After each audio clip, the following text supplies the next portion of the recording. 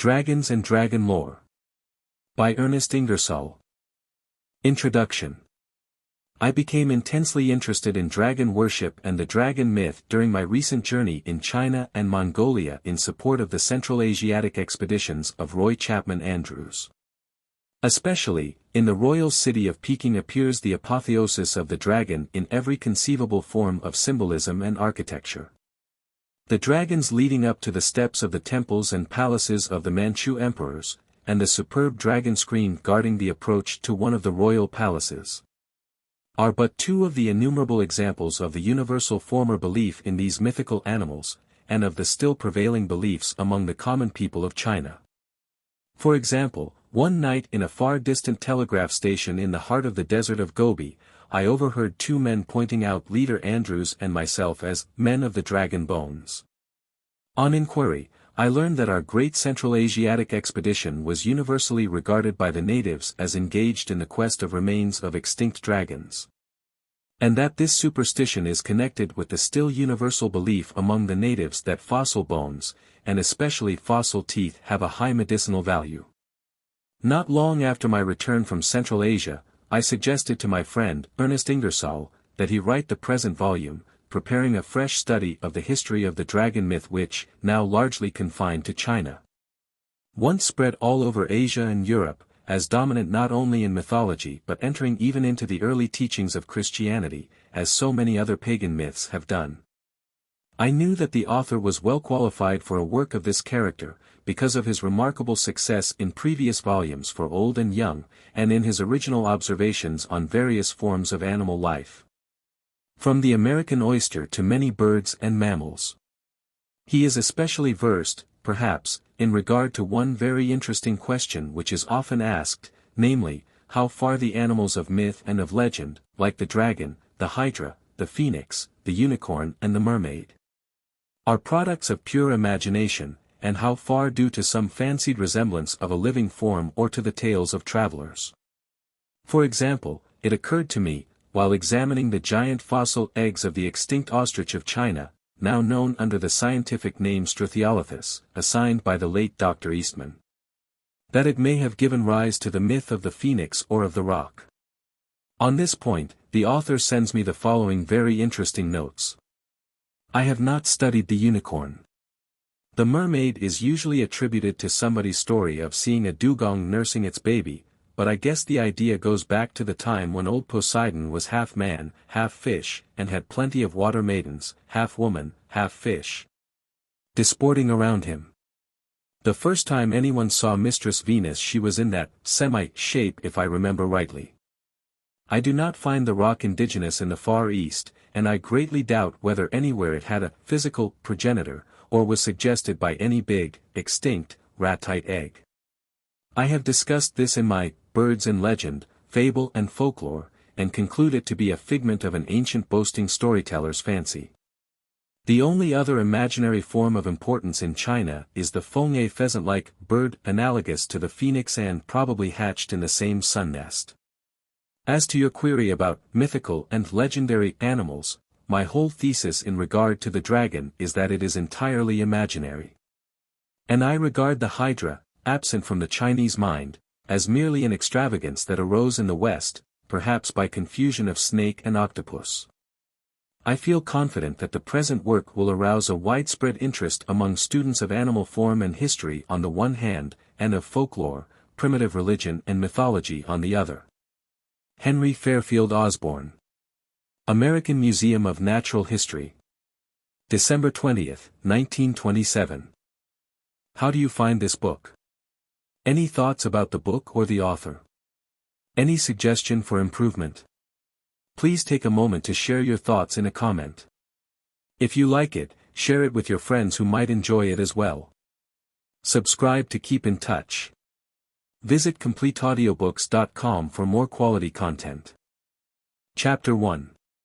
Birth of the Dragon. Today a solar eclipse is slowly darkening my study window, and when I step out of doors to watch it I hear a man say, "The dragon is eating the sun." No dragon exists, none ever did exist. Nevertheless, a belief in its actuality has prevailed since remote antiquity, and has become a fact of historic, social, and artistic interest. Millions of persons today have as firm a faith in its reality as in any fact, or supposed fact, of their intuition or experience. As an element in the ancient Oriental creation myths, it is perhaps the most antique product of human imagination. And it stalks, picturesque and portentous, through medieval legend. The dragon was born in the youth of the East, a creature engendered between inward fear and outward peril, was nurtured among prehistoric wanderers, and has survived in the hinterlands of ignorance and superstition because it embodied the underlying principle of all morality, the eternal contrast and contest between good and evil, typified by the incessant struggle of man with the forces of nature and with his twofold self. In the East, the dragon, like the primitive gods, was by turns deity and demon. Carried westward, it fell almost wholly into the latter estate, or was transformed into a purely allegorical figure. And it has its counterpart, if not its descendants, in the religious faith and rites of every known land and all sorts of peoples. The dragon is as old as the sensitiveness and imagination of mankind, and doubtless had assumed a definite shape in some crude, material expression as long ago as when men first began to paint, or to carve in wood and on stone. Marks and images that were at least symbols of the supposed realities visible to their mental eyes. It is needless to repeat that the phenomena of nature must have appeared to primitive man as an immense, contradictory, insolvable mystery, a mixture of light and darkness, sunshine and storm, things helpful to him contending, as if animated, with things harmful, life alternating with death and decay. This is an old story, but it is plain that, in common with the more intelligent animals, man's predominant sensation was fear of his brutish fellows, dread of the jungle and its beasts and ogres, of the desert and its burning drought, of the wind and the thunderous lightning. Most of all terror of the dark, peopled with spirits good and bad. Against the unknown and therefore frightful shapes and noises of the night, the shrieks of the gale, awe of the ocean, the flickering lights and sickening miasma of the bog, all to his half-awakened mind evidence of animate beings above his reach or understanding. Man knew of but one defense, which was humble propitiation and never-ceasing payment of ransom. Ghosts blackmailed him throughout his terror-stricken life. The only friendly things in nature were sunshine and water, most of all gentle, nourishing rain. What wonder then that the most beneficent spirits and primary deities in all the primitive cults of Europe and Asia, at least, have been those connected with fresh waters. When one attempts to trace to its birth the creature or concept of which we are in search, one is led backward and backward to the very beginning of human philosophy. That origin seems to rest in the earliest discoverable traces of human thought on this earth, when Paleolithic man cowered over woodland campfires or watched by night beside Asiatic rivers, now dry, now mysteriously overflowing, or made magic in some consecrated cave. And when wonder was rising slowly, oh, so slowly in his brain, into the dignity of reasoning. These are really very interesting facts, and they appear to have been true during thousands of bygone years. The strange, half-human figures painted on the wall of a cave in southern France by a Magdalenian artist in the Old Stone Age, and labeled sorcerer by archaeologists, may easily be construed as an attempt to portray an ancestral dragon. Let us try to find the origin of this thing, and to discover not only its meaning, but how or why the dragon came to be of its present form. It is doubtless a long and complicated story, but there is no call to apologize for either its length or its absurdities. We have seen that the notion embodied in the word dragon goes back to the beginning of recorded human thoughts about the mysteries of the thinker and his world. It is connected with the powers and doings of the earliest gods, and like them is vague, changeable and contradictory in its attributes, maintaining from first to last only one definable characteristic: association with and control of water. This points unmistakably to its birth in a land where water is the most important thing in nature to human existence, the essential requisite, indeed, for life and happiness. Such are the conditions in the valleys of the Nile and the Euphrates, precisely the regions in which, first of all, mankind began to establish a settled existence and to lay the foundations of civilization in agriculture. The success of agriculture was made possible by the invention of irrigation, through which man obtained command of the water supply for his fields, and outwitted, so to say, the eccentricities of the rainfall. In timely showers to the right amount, in living streams and their vernal overflows that leave new soil, the rainfall is a blessing, but in the lightning darting storm, in excessive floods, it may, and sometimes does, become a curse. Primitive men, unlearned in the natural laws by which we now account for the weather, imagined its varying moods to be the result of supernatural powers struggling somewhere in space, on one side for good conditions, on the other towards destruction and chaos. And they invented wondrous and complex stories to explain it. Every change in the weather was attributed to the gods. When rains were favorable, good gods got the credit. When prolonged drought or devastating storms assailed the locality, men told one another that malignant spirits were at work. Supreme among the earliest known divinities of Egypt was Re, or Ra. Associated with him was a feminine deity, Hathor, the Great Mother, or source of all earthly life. At enmity with Re was a formless being, Set. As Re grew, aged mankind, created by Hathor, showed signs of rebellion, instigated by Set, and a council of the gods advised that Hathor be sent down to earth to subdue her insurgent progeny.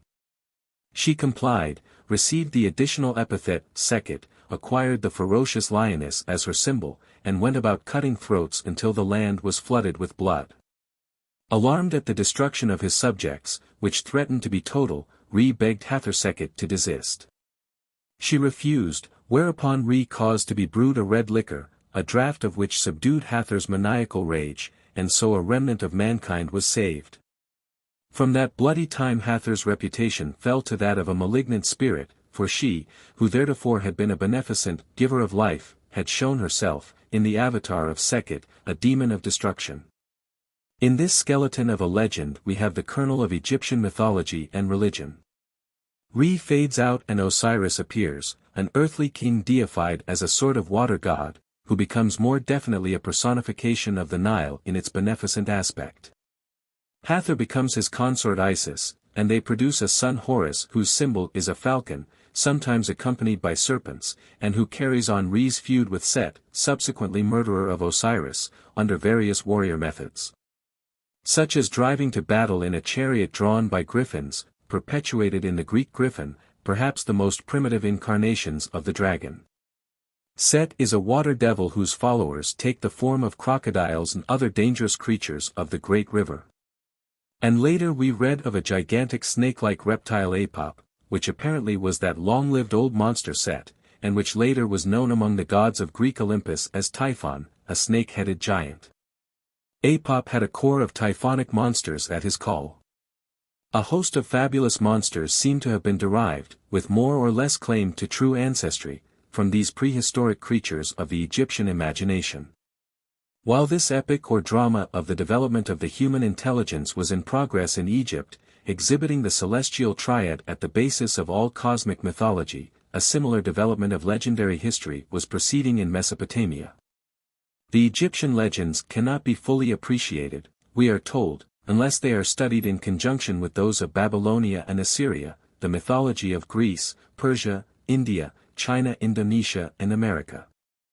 We do not find in the opening chapters of the history of either Egypt or Mesopotamia the characteristic dragons we shall encounter later. But we do discover there the germ and its raison d'etre of what later became the conventional forms and properties of the Chinese lung, the hydras and giants of Greek myth, and the hero stories of medieval St. George. Egyptian literature, Professor G. Elliott Smith assures us, affords a clearer insight into the development of the Great Mother, the water god and the warrior sun god, than we can obtain from any other writings of the origin of this fundamental stratum of deities. And in the three legends, the destruction of mankind, the story of the winged disc, symbol of Horus, and the conflict between Horus and Set, it has preserved the germs of the great dragon saga. Babylonian literature has shown us how this raw material was worked up into the definite and familiar story, as well as how the features of a variety of animals were blended to form the composite monster. India and Greece, as well as more distant parts of Africa, Europe and Asia, and even America, have preserved many details that have been lost in the real home of the monster. Physical conditions were much the same in Mesopotamia as in Egypt. Like the Nile, the Euphrates was a permanent river, flowing from the Armenian mountains through a vast expanse of arid, yet fertile, land to the great marshes, now much reduced, at the head of the Persian Gulf. It rose to full banks, or over them, in early summer, fed by melting snow. And the annual inundations along its course were of the highest benefit and importance to the agriculturists settled at least 6,000 or 7,000 years ago in its lower basin. As population and tillage increased, irrigation, popularly believed to have been introduced by the gods, became more and more a necessity, and this need of abundant and well-regulated water influenced the local religion.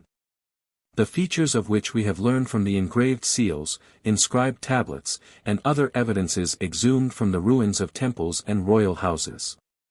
The primitive theory of world creation and the theogony of these pre-Babylonians are similar to those of Egypt.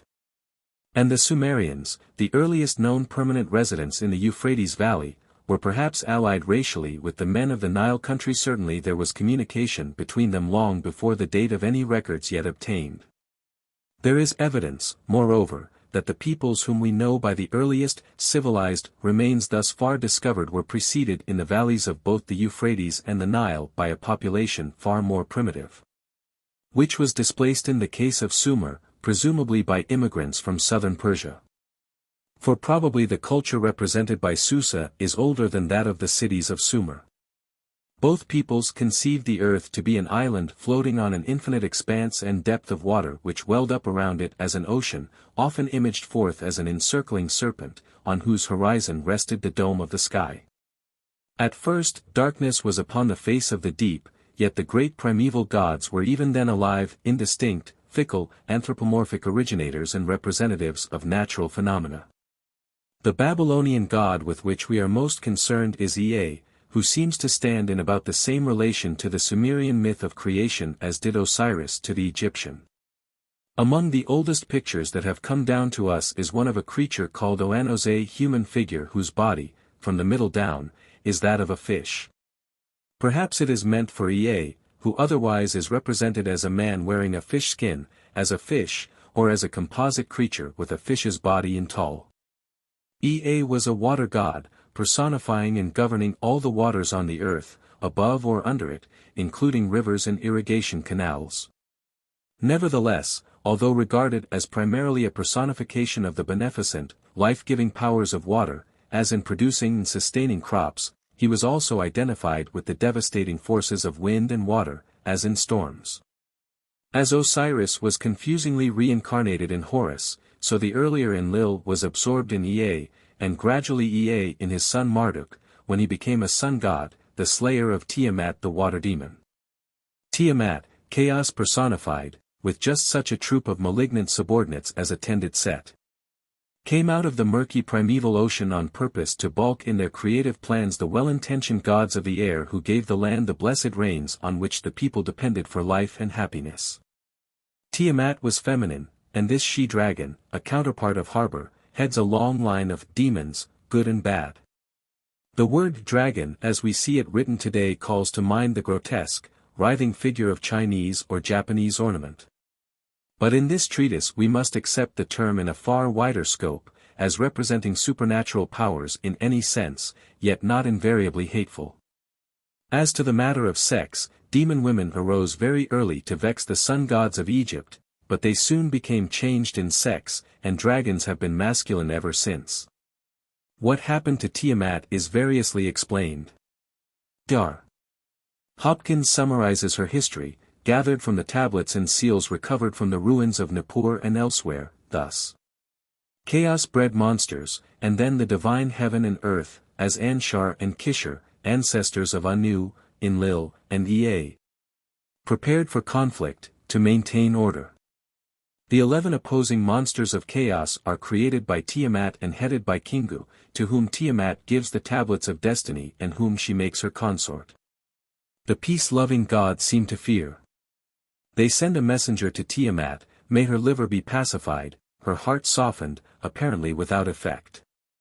At any rate, we next see Bel-Marduk, at the command of his father, going joyfully into battle after preparing for the conflict by making weapons, bow, lance, club, lightning bolt, storm winds and a net wherewith to catch Tiamat. The gods get drunk with joy, anticipating victory and hailing Marduk as already lord of the universe. On Storm, his chariot, he rushes forth, haloed with light, from which Kingu shrinks. Him follow the seven winds. Tiamat, however, fears him not, but when Marduk challenges her, she fights, raging and shaking with fury, yet all in vain. For Marduk stifles her with a poisonous gas, evil wind, and then transfixes her, also taking the tablets from Kingu and netting the other monsters. But Tiamat he cuts in two, making one half of her the sky. What was Tiamat like in the opinion of the people to whom these fanciful accounts of the work and adventures of the gods in bringing order out of chaos were as gospel truth? The most ancient representation of her is an engraving on a cylinder seal in the British Museum, which shows a thick-bodied snake, the forward third of its body upreared and bearing two little arm-like appendages. Its tongue extended and its head crowned with one goat-like horn. If this portrait is really intended for Tiamat, it shows a queer relationship between this sinister sea demon and the fish god Ea, who also appears to have been part antelope, gazelle or goat. As is shown by antique pictures of him as a combination of antelope and fish, whence a sea-goat came to be the vehicle of Marduk. The tradition of Marduk's titanic battle with Tiamat seems to have been preserved in the famous story in the Apocrypha of Bel and the Dragon. In the time of the reign of Nebuchadnezzar at Babylon, after the destruction of Jerusalem and the carrying of Judah into captivity, an unconverted Jew named Daniel had risen, with the cleverness of his race, to be the king's favorite and prime minister. And he was naturally hated by the ecclesiastics of the court, who were justly incensed that a foreigner who persisted in the worship of Yahweh should be so greatly honored.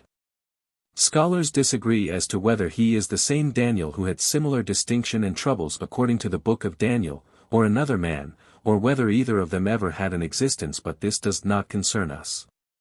Among several circumstances not included in the canonical Bible, but narrated in both the Vulgate and Septuagint versions, the one most pertinent to our theme is that in Babylon a huge dragon was worshipped and fed by the people.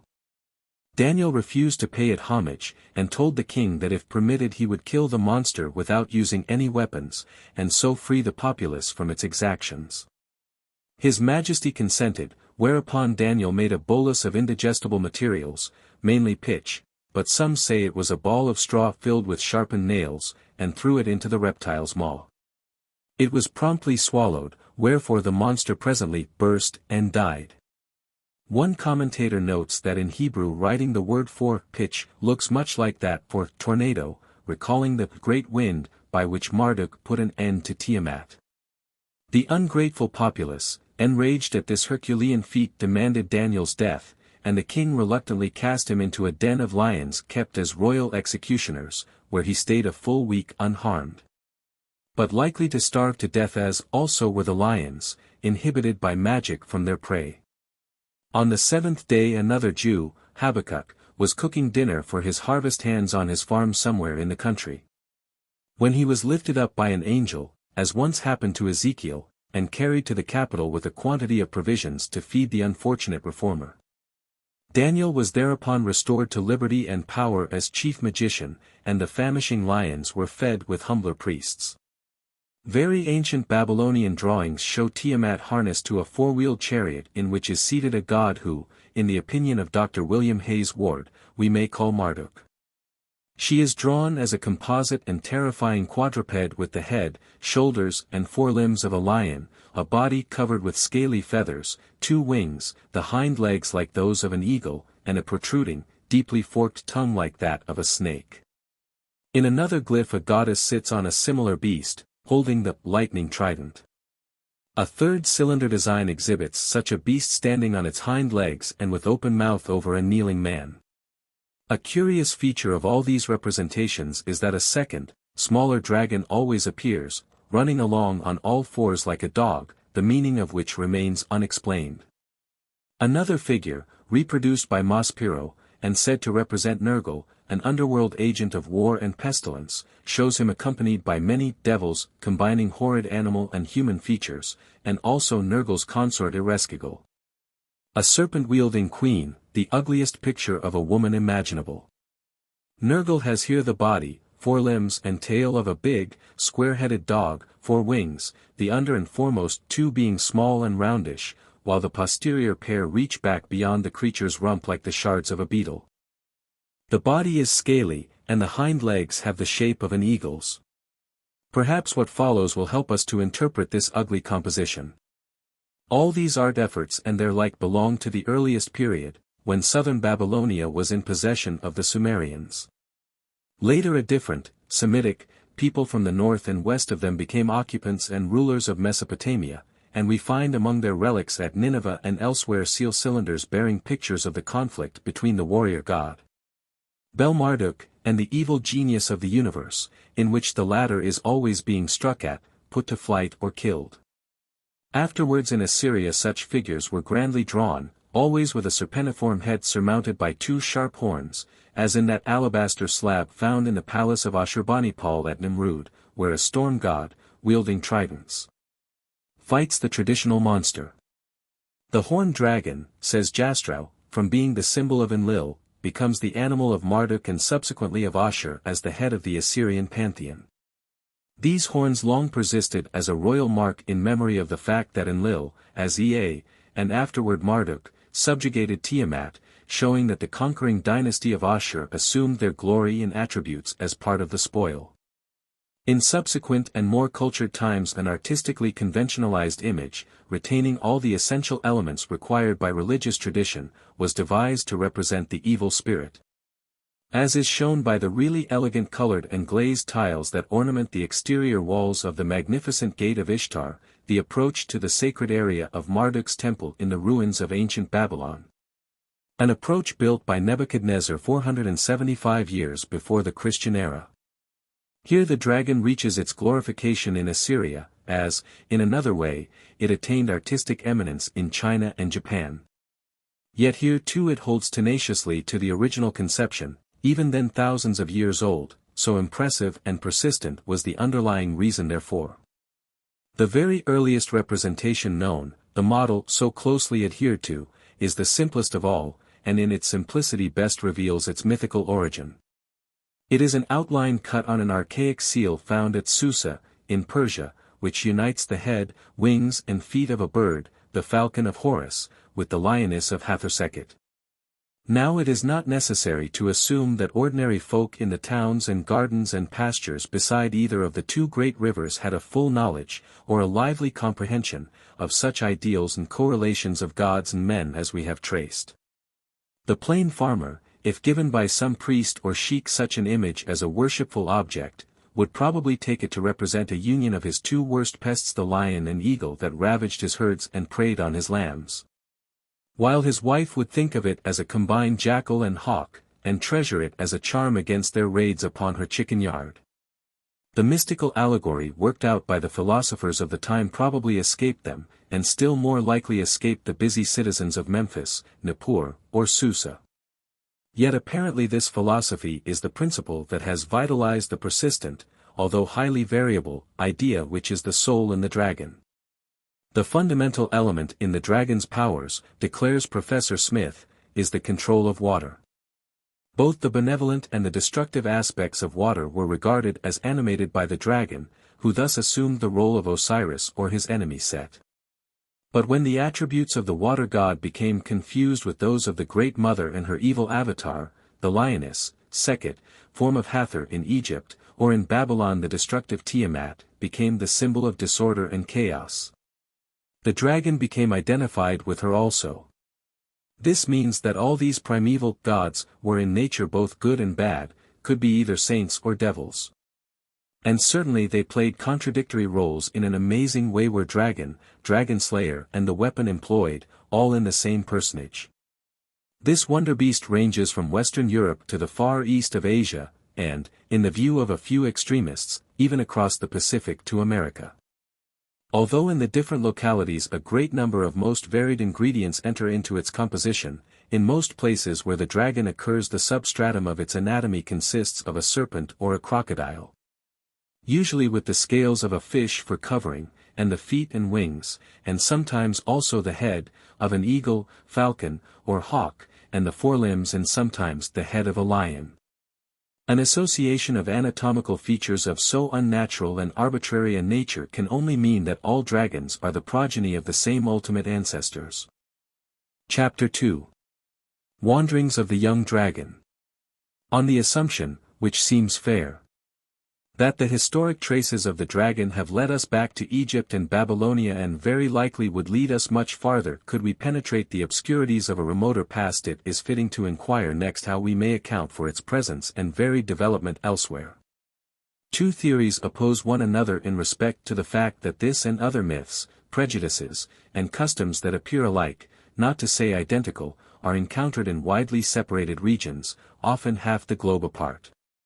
One theory explains it on the principle of the general uniformity of human nature and methods of thought, that is, namely, that peoples not at all in contact but under like mental and physical conditions will arrive independently at much the same conclusions as to the origin and causes of natural phenomena, will interpret mysteries of experience and imagination, and will meet daily problems of life, much as unknown others do.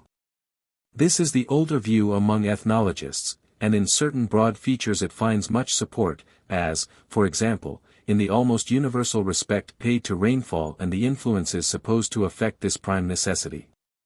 Contrary to this view, most students, possessing broader information than formerly, now believe that such resemblances strikingly numerous are not mere coincidences arising from a postulated unity of human nature, but are the result of a spread of travelers and instruction from centers where new and impressive ideas or useful inventions have arisen. One of the foremost advocates of this theory of the geographical dispersion of myths and culture, as opposed to local independence of origin, is Professor Smith, quoted in the first chapter, whose books have been of much use to me in this connection. The theory does not deny the occasional independent rise of similar notions and practices here and there, but asserts that it alone accounts for all the important cases, particularly the central nature myths, of which this of the dragon is esteemed the most important.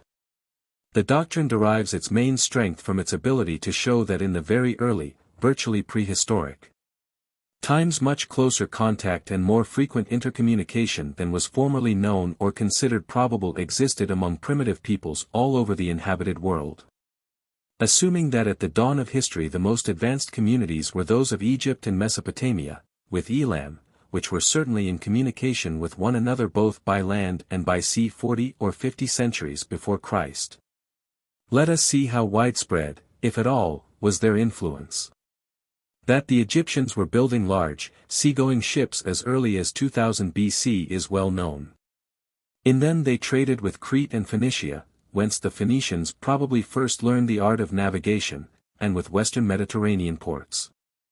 They sailed up and down the Red Sea, exploring Sinai and Yemen, visited Sakata, where grew the dragon blood tree, went far south along the African shore, searched the Arabian coast, gathering frankincense, said to be guarded in its growth by small winged serpents, and made voyages back and forth between the Red Sea and the ports of Babylonia and Elam on the Persian Gulf. What surprise could there be were records available that these Egyptian mariners or those in the ships of the people about the Gulf of Persia sometimes continued on to India. Indeed, Colonel St.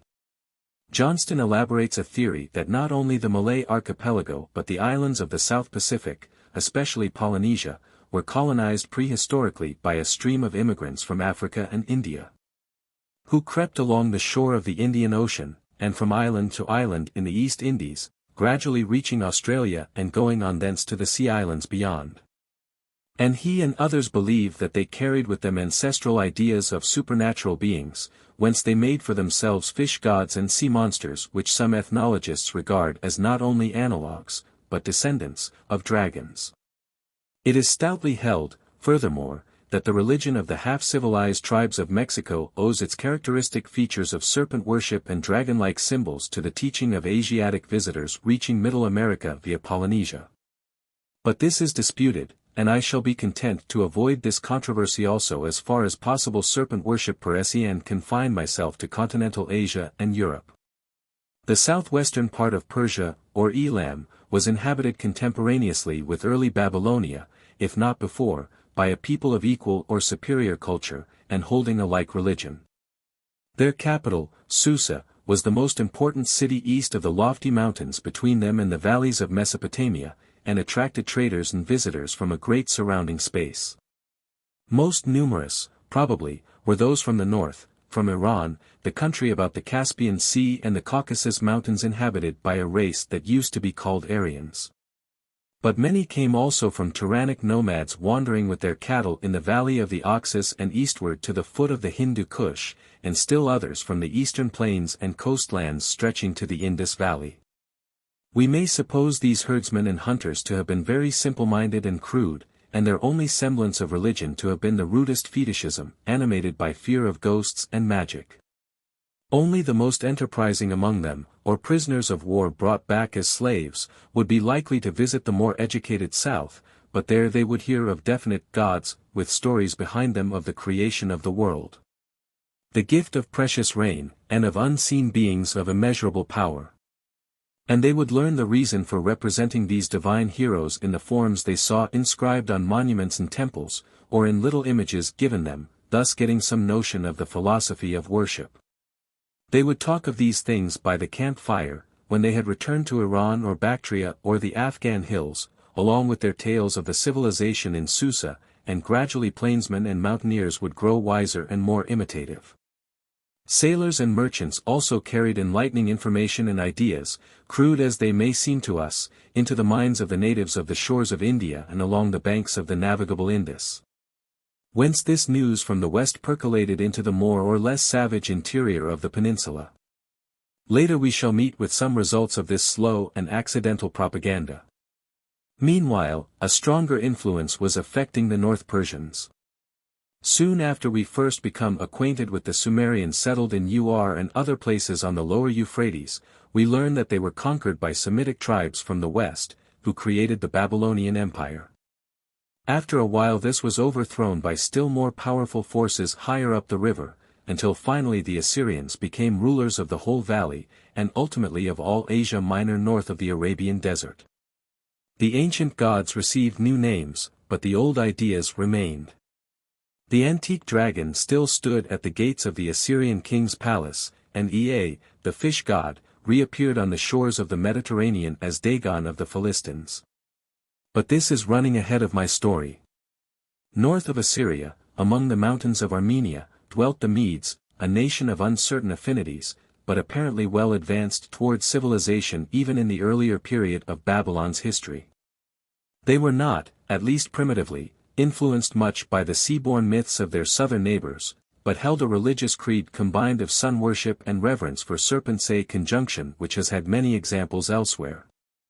There was born among them, according to good authorities, about 1,000 years before Jesus, a man of good family, now called Zoroaster, but others believe he arose in Bactria, and probably at a much older time. He became the founder of a sect holding far higher ideas than those of any of the religious leaders about them. His sect was called fire worshippers, because it kept fires burning perpetually on its altars as a symbol of the pure life believed to be received constantly from the supreme source of life and prosperity, Ormuzd, the All-Wise. It was thus a reform movement rather than a new religion, and inherited a stock of Medic practices and Vedic legends. Its founders and early communicants were evidently in close contact with the people of northern India many centuries before the era of Buddha or Christ, and were trying to elevate religious ideas which were based on faith in the endless conflict between powers classed as helpful to man or injurious to his interests, so that the same gods might be good at one time and bad at another. Zoroaster established a criterion other than usefulness to determine whether a power was good or bad, by making an ethical distinction between the spirits. Thus the old nature gods were still recognized but reclassified on a new spiritual and ethical basis. Yet they shrank into subordinate rank beside the wise spirit Ormuzd, who was in no sense a nature god but spirit only and withal the spirit of truth, purity, and justice. These refined ideas gradually sank, however, into the meaner old religion that underlay them. And in opposition to Ormuzd, the personification of all good, arose a host combined of all the old malicious spirits and influences, demons, led by a supreme personification of evil called by Zoroaster Demon, who afterward becomes the hostile or harmful spirit, Ngramenu, Ahriman, of Persian writings. Among the beings opposed to Ormuzd, a conspicuous place is taken by the dragon, Aji-Dahaka, whose home is in Bapel, Babylon, a Druj, half-human, half-beast, with 3 heads. This dragon creates drought and disease. Here we have recovered the trail of the figure we have been studying, and find him traveling eastward with the mark of Babylon still upon him. The most ancient writings that have come down to us are the Vedas poems, fables, and allegories recorded in ancient Sanskrit perhaps a dozen centuries before the beginning of the Christian era. They picture weather phenomena as a series of battles fought by a god, Indra, armed with lightnings and thunder, against Aji, the evil genius of the universe, who has carried off certain benevolent goddesses described allegorically as milch cows, and who keeps them captive in the folds of the clouds. This fiend was described as a serpent, not because that reptile in life was subtle and crafty, but because he seeks to envelop the goddess of light, the source of the blessed rain, with coils of clouds as with a snake's folds. In the Gathas and Yasnas, or earliest sacred writings of Persia, preceding the Avesta, the Bible of the Zoroastrians, it is asserted that Trita smote Aji before Indra killed the monster that kept back the waters. It is a theory of many primitive peoples that an eclipse of the sun or moon means that a celestial monster is swallowing the luminary. The Sumatrans say it is a big snake. Even at this day in China, ignorant folk at the beginning of an eclipse throw themselves on their knees and beat gongs and drums to frighten away the hungry devil. The moon and rainfall are very closely connected in many mythologies. The forms and characters in which the sky war appears are almost innumerable as one reads the mythologic narratives of India and Persia. Even the summary sketched in his Zoological Mythology, Chapter 5, by Angelo de Gubernatis, is bewildering in its changes of persons and scenes and methods. Involving an exuberance of imagery in which may be discerned the roots of many an attribute characterizing the dragon stories of long subsequent times, such as their guarding of treasure, or kidnapping of women, or the grotesque horror of their appearance. And it was all a matter of weather and of the preciousness of rain in a thirsty land. Superstition went so far as to imagine that human beings of malignant temper might adopt the character and functions of these celestial mischief-makers. It is related in the book Siyuki, written by Huiyuan Sang, the famous Chinese traveler of the 7th century AD, Beale's translation, that in the old days, a certain shepherd provided the king with milk and cream. Having on one occasion failed to do so, and having received a reprimand, he proceeded, with the prayer that he might become a destructive dragon. His prayer was answered affirmatively, and he betook himself to a cavern whence he intended to ravish the country. Then Tathagata, moved by pity, came from a long distance, persuaded the dragon to behave well, and himself took up his abode in the cavern. Having interpolated this incident, it may be pardonable to give another, extracted from the Buddhist records, illustrating how Buddhist influences tended to modify the fierceness in Brahmanic teachings when they had penetrated the minds of Hindus dwelling in the valley of the Indus, where, probably, the doctrines of the gentle saint began first to get a foothold in India. The lower valley of that river was visited in 400 AD, by the Chinese traveler F.A. Huan, who reported that he found at one place a vast colony of male and female disciples. A white-eared dragon is the patron of this body of priests. He causes fertilizing and seasonable showers of rain to fall within this country, and preserves it from plagues and calamities, and so causes the priesthood to dwell in security. The priests in gratitude for these favors have erected a dragon chapel, and within it placed a resting place for his accommodation, and provide the dragon with food. At the end of each season of rain the dragon suddenly assumes the form of a little serpent, both of whose ears are edged with white. The body of priests, recognizing him, place in the midst of his lair a copper vessel full of cream, and then walk past him in procession as if to pay him greeting. He then suddenly disappears. He makes his appearance once every year. Let us now return to our proper path from this Indian excursion. The Persian Aji, or Ashi-Dahaka, is described in Yasti 9 as a fiendish snake, 3-jawed and triple-headed, 6-eyed, of 1,000 powers and of mighty strength, a lie demon of the Devas, evil for our settlements, and wicked, whom the evil spirit Ingramania made. Dharmastiter asserts that the original seat of the Aji myth was on the southern shore of the Caspian Sea. He says that Aji was the snake of the storm cloud, and is the counterpart of the Vedic Ahi or Vritra. He appears still in that character in Yasti 19 Sikh, where he is described struggling against Adar, fire, in the sea Varukasha. His contest with Yima Kshita bore at first the same mythological character, the shining Yima being originally, like the Vedic Yima, a solar hero. When Yima was turned into an earthly king, Aji underwent the same fate. He became then the symbol of the enemies of Iran, first the hated Chaldeans and later the Arabs who persecuted the Zoroastrians. A well-known poem of Ferdowsi relates the legend of how Ahriman in disguise kisses the shoulders of Zohak, a knight who is Aji in human form, from which kiss sprang venomous serpents. These are replaced as fast as destroyed, and must be fed on the brains of men. In the end Zohak is seized and chained to a rock, where he perishes beneath the rays of the sun. Fire is everywhere the deadly foe of these fiendish serpents, which are water spirits. They are ever powerless against the sun, as was Aji, lacking wit, against Ormuzd. Such were the notions and faiths regarding dragons as expressed in the earliest written records we possess of philosophy and imagery among Aryan folk. And they floated down the stream of time, remembered and trusted as generation after generation of these simple-minded, poetic people succeeded one another and gradually wandered away from their northern homes to become conquerors and colonists in Iran and India. Let us note certain stories in modern Persian history and literature exhibiting this survival of the ancient ideas.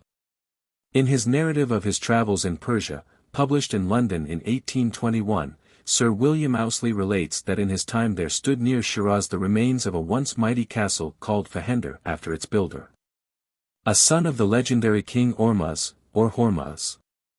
This prince rebelled against his brother on the throne and took possession of Fars, with help from the Sasanian family, long before the founding of Shiraz in the 7th century AD. The castle was repeatedly ruined and repaired as the centuries progressed, and local wiseacres maintain that in it are buried royal arms, treasures, and jewels hidden by the ancient kings, and these are guarded by a talisman. Tradition adds another guardian to the precious deposit, a dragon or winged serpent. This sits forever brooding over the treasures which it cannot enjoy, greedy of gold, like those famous griffins that contended with the ancient Arimaspians. This term Arimaspian seems to have been a name among the more settled people of Persia for the more or less nomadic tribes of the plains and mountains west of them, who in subsequent times, nearer the beginning of our era, are seen following one another in great waves of conquering migration from the steadily drying pastures of what we now call Kurdistan westward to the steppes of southern Russia.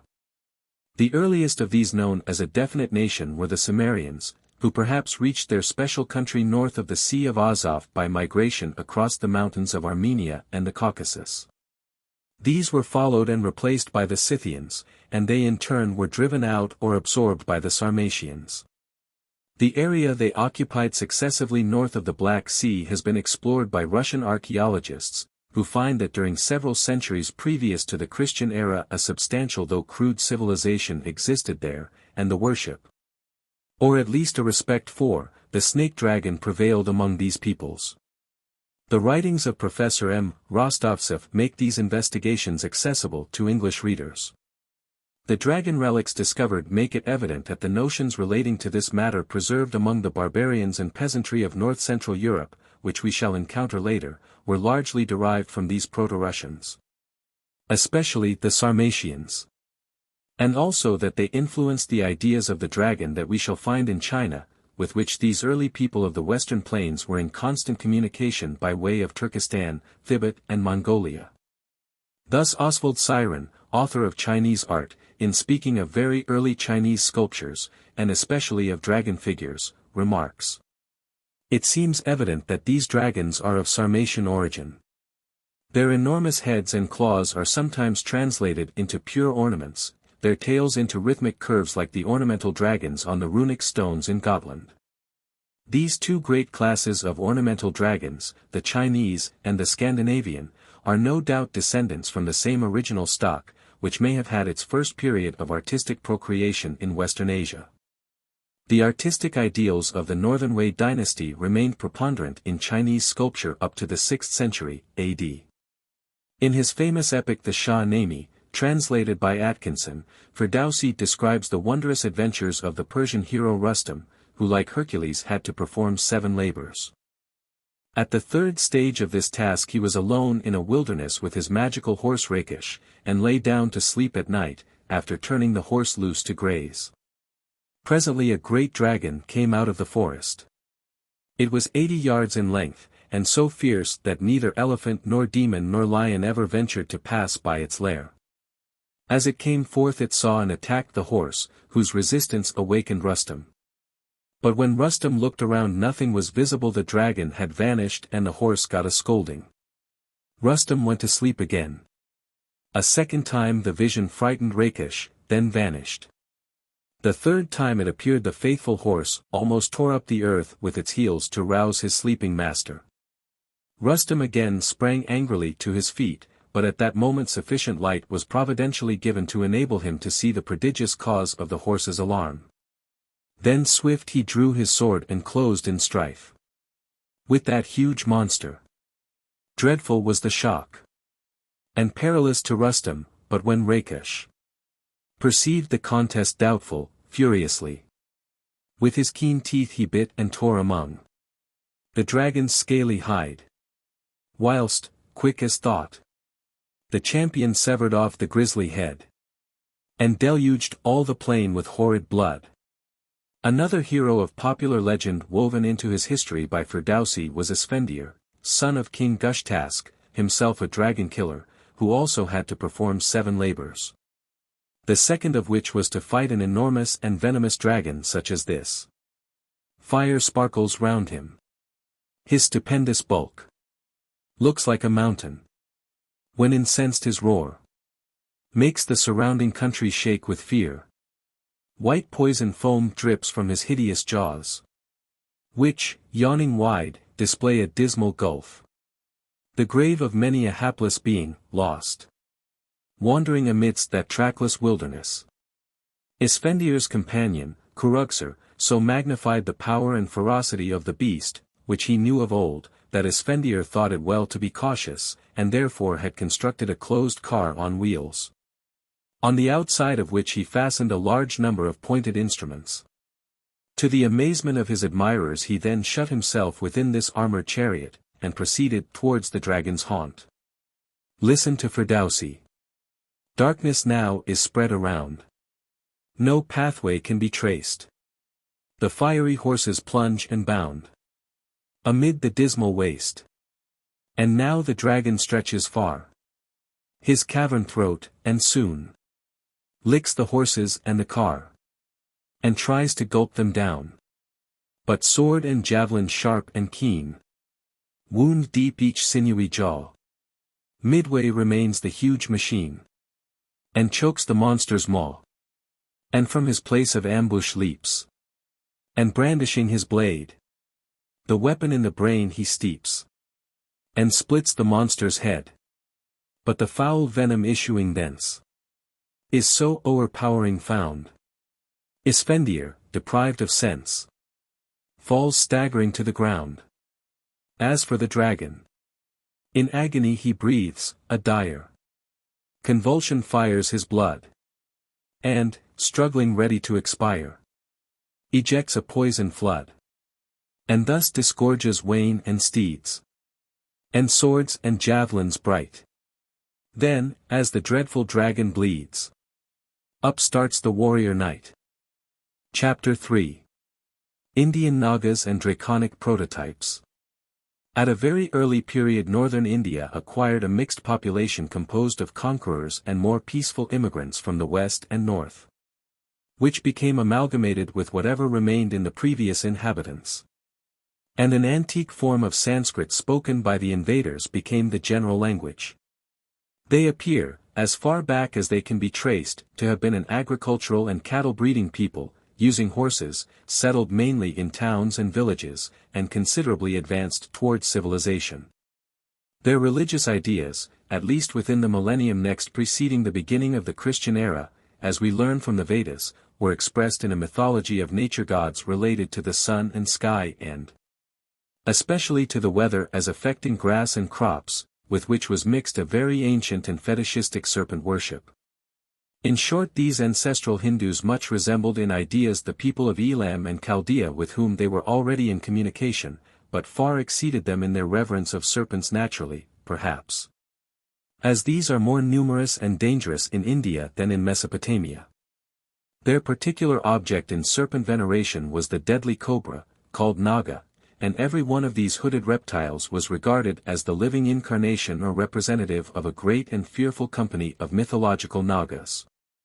These were demigods in various serpentine forms, uncertain of temper and fearful in possibilities of harm, whose kings lived in luxury in magnificent palaces in the depths of the sea or at the bottom of inland lakes.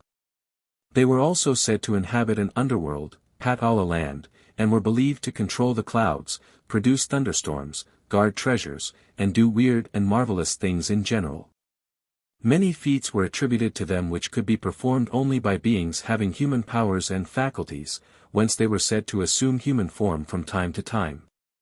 And stories are told in the writings of Naga people appearing mysteriously and then escaping to the depths of the ocean, probably developed from incidents in which wild strangers had raided the coast and when discovered had fled over the horizon in their boats. The ruder tribes, which were most addicted to cobra worship, and were despised by the Brahmanic class, were known as Naga men or simply Nagas. This cult persists in remote districts to this day, and is especially vigorous in the rough country of northern Burma and Siam, where temples of snake worship are yet maintained. Doubtless it formerly prevailed beyond India all over the Malay Peninsula and among the unknown aborigines of China. It must be remembered in connection with these facts that the semi-civilized inhabitants of the northwest were largely a maritime people. Living along the great Indus River, they early took to the sea and became daring navigators, voyaging far eastward on both plundering and trading expeditions. The civilization of both Burma and Indochina, according to Oldham's investigations, is shown by history as well as legend to be owing to invaders from India, who introduced there not only ideas of a settled life and trade, but taught the notions of Naga worship, and later Buddhistic doctrines and practices throughout southern China, Java, Sumatra and Celebes. Buddha himself refers to such voyages, in which no doubt religious missionaries sometimes participated. Mingled with this was direct reaching from Babylon and Egypt, as has already been mentioned. Within 20 years of the introduction of the Phoenician navy into the Persian Gulf by Sennacherib, traders from the Red Sea arrived in the Gulf of Kiao and soon established colonies there. This was in the middle of the 6th century BC. They came on ships bearing bird or animal heads and 2 big eyes on the bow, and 2 large steering oars at the stern, distinctly Egyptian methods of shipbuilding. Into the Vedic civilization of northern India was introduced, about the 7th century BC, the more spiritual and unselfish cult of Buddhism.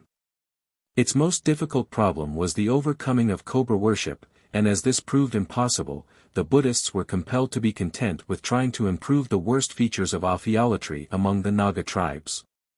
But this conciliatory attitude seems to have led to a weakening and corruption of the gospel preached by Buddha and his first apostles. Legends, though conflicting, indicate this. It is related, for example, that a Naga king foretold the attainment of Gautama to Buddhahood. And the Cobra King who lived in Lake Musalinda sheltered Lord Buddha for 7 days from wind and rain by his coils and spreading hoods, as is represented in many antique pictures and sculptures. At any rate, a schism developed over this matter, resulting in the southern Buddhists teaching less strict doctrine with reference to the old beliefs, which became known as the Manhayana school.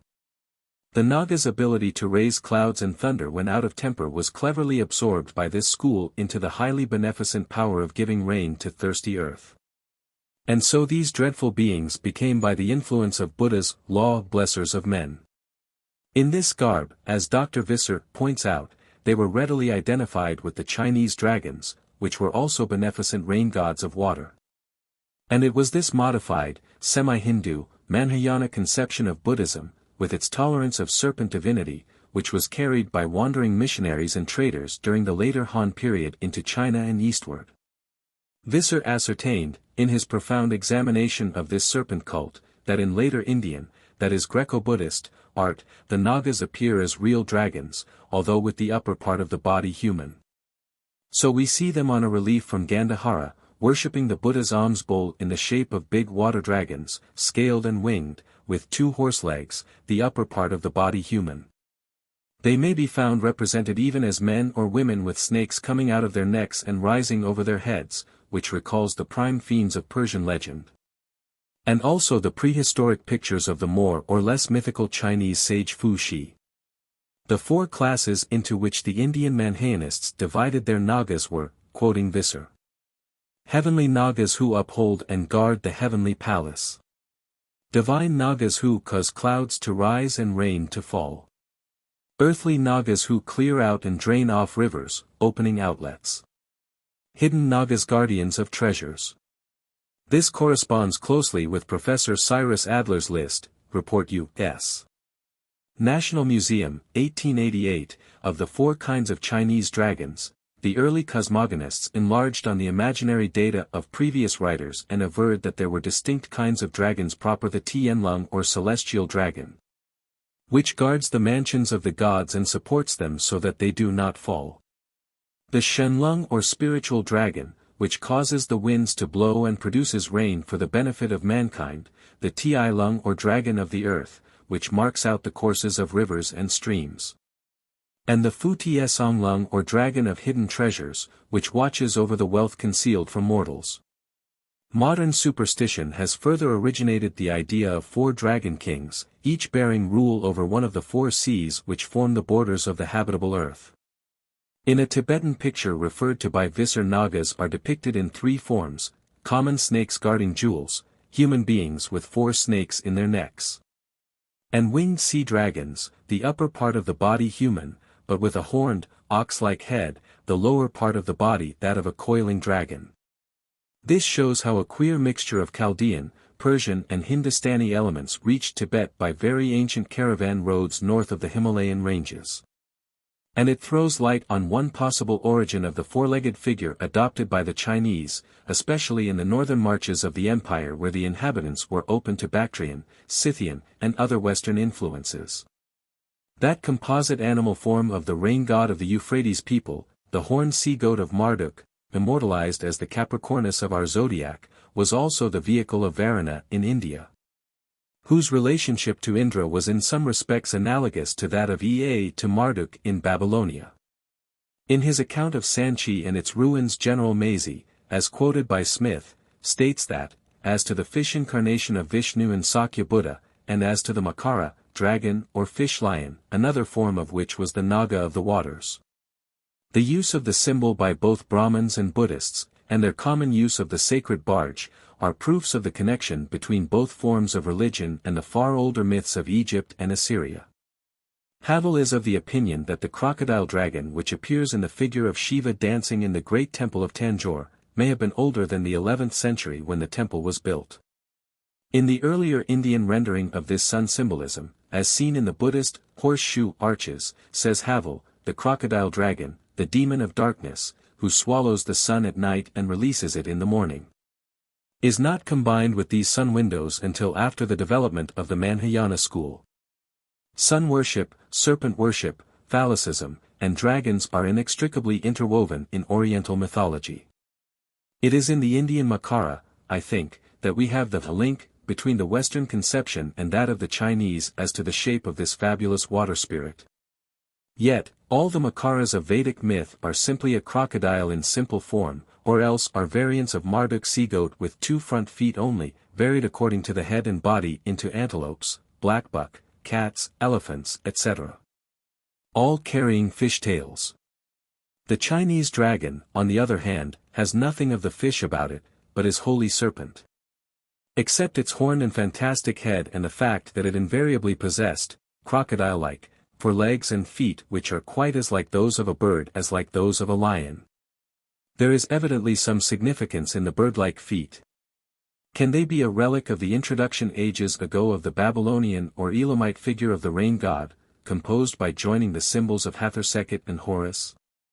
That is to say, do they possibly represent the long-forgotten falcon of the bright son of Osiris? In Chinese Buddhism, Dr. Anderson informs us in his celebrated catalogue, the dragon plays an important part either as a fierce auxiliary to the law or as a malevolent creature to be converted or quelled. Its usual character, however, is that of a guardian of the faith under the direction of Buddha, bodhisattvas, or arhats. As a dragon king it officiates at the baptism of the Sakyamuni, or bewails his entrance into nirvana. As an attribute of saintly or divine personages it appears at the feet of the Arhat Panthaka, emerging from the sea to salute the goddess Kuan Yin, or as an attendant upon or alternative form of Sarasvati, the Japanese Benten. As an enemy of mankind it meets its Perseus and Saint George in the Chinese monarch Cao Tzu, of the Han dynasty, and the Shinto god Susanoo no Mikoto. When this religion made its way into China, where the hooded snake was unknown, the emblems shown in the Indian pictures and graven images lost their force of suggestion, and hence became replaced by a mythical but more familiar emblem of power. It was mainly but not altogether, as we shall see from Indian sources, that the now familiar four-footed dragon of China became conventionalized through its applications in the several arts of decoration and devotion. And it seems a fair inference that the aggressive Buddhist influence of the early centuries of that sect led Chinese artists to change the smooth, well-proportioned chih lung of their forefathers, chin-bearded like the ancient sages, into a sort of jungle python with the horrifying head and face characteristic of the countenances of antique Buddhistic images of their demons. To understand how inhumanly terrible these caricatures of malignant beings in the guise of humanity may be, one need only glance at drawings of the temple images exhumed by Sir Aurel Stern from the sand-buried Indo-Chinese cities of Turkestan, which flourished about the time of which I am speaking. Buddhist artists, at first probably aliens, would be likely to depict the dragon head and face in their attempts to portray the chief demon, as they mistakenly regarded the friendly Chinese divinity, after the same horrifying fashion. Then, to impress the people of the north, who saw few dangerous snakes, but who did know and fear tigers and leopards, the artists equipped their frightful headed serpent with cat-like legs, birds' feet, such tufts of hair as decorate and would suggest a lion, and a novel ridge of iguana-like spines along its backbone. The fully realized dragon, then, as we see it in bronzes or sprawled across a silken screen, is an invention of decorative artists striving, during the last 2,000 years, to embody a traditional but essentially foreign idea. Chapter 4. The Divine Spirit of the Waters. Today, when one hears the word dragon, one's mind almost inevitably pictures the fantastic figure embroidered in red and gold thread on some gorgeous Chinese garment, or winding its clouded way about the lustrous curves of a Japanese vase. To Western eyes it is hardly more than a quaint conventionalized ornament, but to Orientals, let me repeat, it is an embodiment of all the significance of national history and ancient philosophy, the natural and supreme symbol of their race and culture. Again, the Western man looks on the dragon as something as mythical as the man in the moon, but the great mass of the people in China, Tibet, and Korea, at least, believe in the lung, its ancient name, as now alive. Active and numerous believe in it with as firm and simple a faith as our infants put in the existence of Santa Claus, or the Ojibwe in his Thunderbird, or you and I in the law of gravitation. The legends of Buddhism abound with it. Taoist tales contain circumstantial accounts of its doings, the whole countryside is filled with stories of its hidden abodes, its terrific appearances. Its portrait appears in houses and temples, and serves even more than the grotesque lion as an ornament in architecture, art designs and fabrics. So testifies one who knew. It is generally agreed that the original Chinese came in from the plateaus west and north of the Yellow River by following its sources down to the plains. This river takes its name, Hongho, from the hue of its soil-laden current, and that may account, in connection with the golden tint of the venerated sun's light, for the supremacy of yellow in Chinese mythology and political history. It is the national as it was the imperial color until the yellow dragon flag of the senile empire fell beneath the stripes of the young republic. Everywhere the dragon, when first heard of, is associated with the genesis of the arts of civilization in China. Myths relating to it go back to the 33rd century before Christ, and to the sage Fu Shi who then, or, as some say, between 2853 and 2738 BC. Dwelt in the province of Honan, and from whom dates the legendary as distinguished from a mythical period before him. One day Fu Shi saw a yellow dragon horse, a horsehead water beast of some sort, rise from the Low River, a tributary of the Hong Ho. Marked on its back with an arrangement of curling hairs expressing somehow those mysterious trigrams that have survived for the puzzlement of scholars, but are generally considered as the formula or apparatus of a system of prehistoric divination based on mathematics, the theory of the symbolic quality of numbers so widespread and influential in the ancient East. The trigrams are expounded in that book of unknown antiquity, the I Ching, which is the Bible of the Taoists, and seem to form an attempt at graphic demonstration of the mystical principle at the heart of Chinese philosophy expressed in the terms yang, and its antithesis yin. We shall meet these contrasted terms wherever our search may lead us, and shall learn that the sages have found in them, as de Groot, the foremost expositor of Chinese theology, expresses it, a clue to the mysteries of nature and an unfathomable lake of metaphysical wisdom. Be this as it may, the dragon horse is a strange feature of the history of our subject, and one still among the possibilities of vision to the eyes of the faithful. A native commentary on one of the classics, written in the 2nd century BC, and consulted by Dr. Visser, informs its readers that a dragon horse is the vital spirit of heaven and earth fused together. Its shape consists of a horse's body, yet it has dragon scales. Its height is 8 cH, 5 tsun. A true dragon horse has wings at its sides and walks upon the water without sinking. If a holy man is on the throne, it comes out of the midst of the Ming River carrying a map, i.e., the trigrams, on its back. Wang Fu, another author of early Han times, says, the people paint the dragon's shape with a horse's head and a snake's tail. Further, there are such expressions as 3 joints and 9 resemblances, to wit, from head to shoulder, from shoulder to breast, from breast to tail. The 9 resemblances referred to seem to indicate 9 kinds of animals, parts of which are combined in this imaginary beast. Another description mentions particularly a tail like that of a huge serpent, and Wang Kia asserts in his book, written a.d. 557, that Emperor Ma, of the Chou dynasty, once drove around the world in a carriage drawn by 8 winged dragon horses. Some kings saddled and rode these prototypes of the classic Pegasus.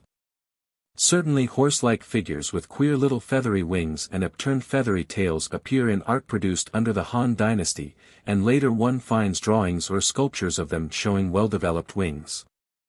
Visser quotes a reference, as late as 741 AD, to the appearance, somewhere in China, of a living blue and red example that was heard neighing like a flute. The dragon horse is known in Japanese folklore also. It seems to me very natural and interesting that these earliest recoverable notions of the aspect of the dragon should have conceived of it as having an equine form, reminiscent of the primitive home and habits of the ancestors of these adventurers in the Hong Ho Valley, in whose nomadic life horses had borne so essential a part. And it is further interesting to observe that in Tibet representations of the dragon, with little resemblance otherwise to the conventional Chinese model, have the legs and hoofs of the horse instead of those of the lion or the eagle.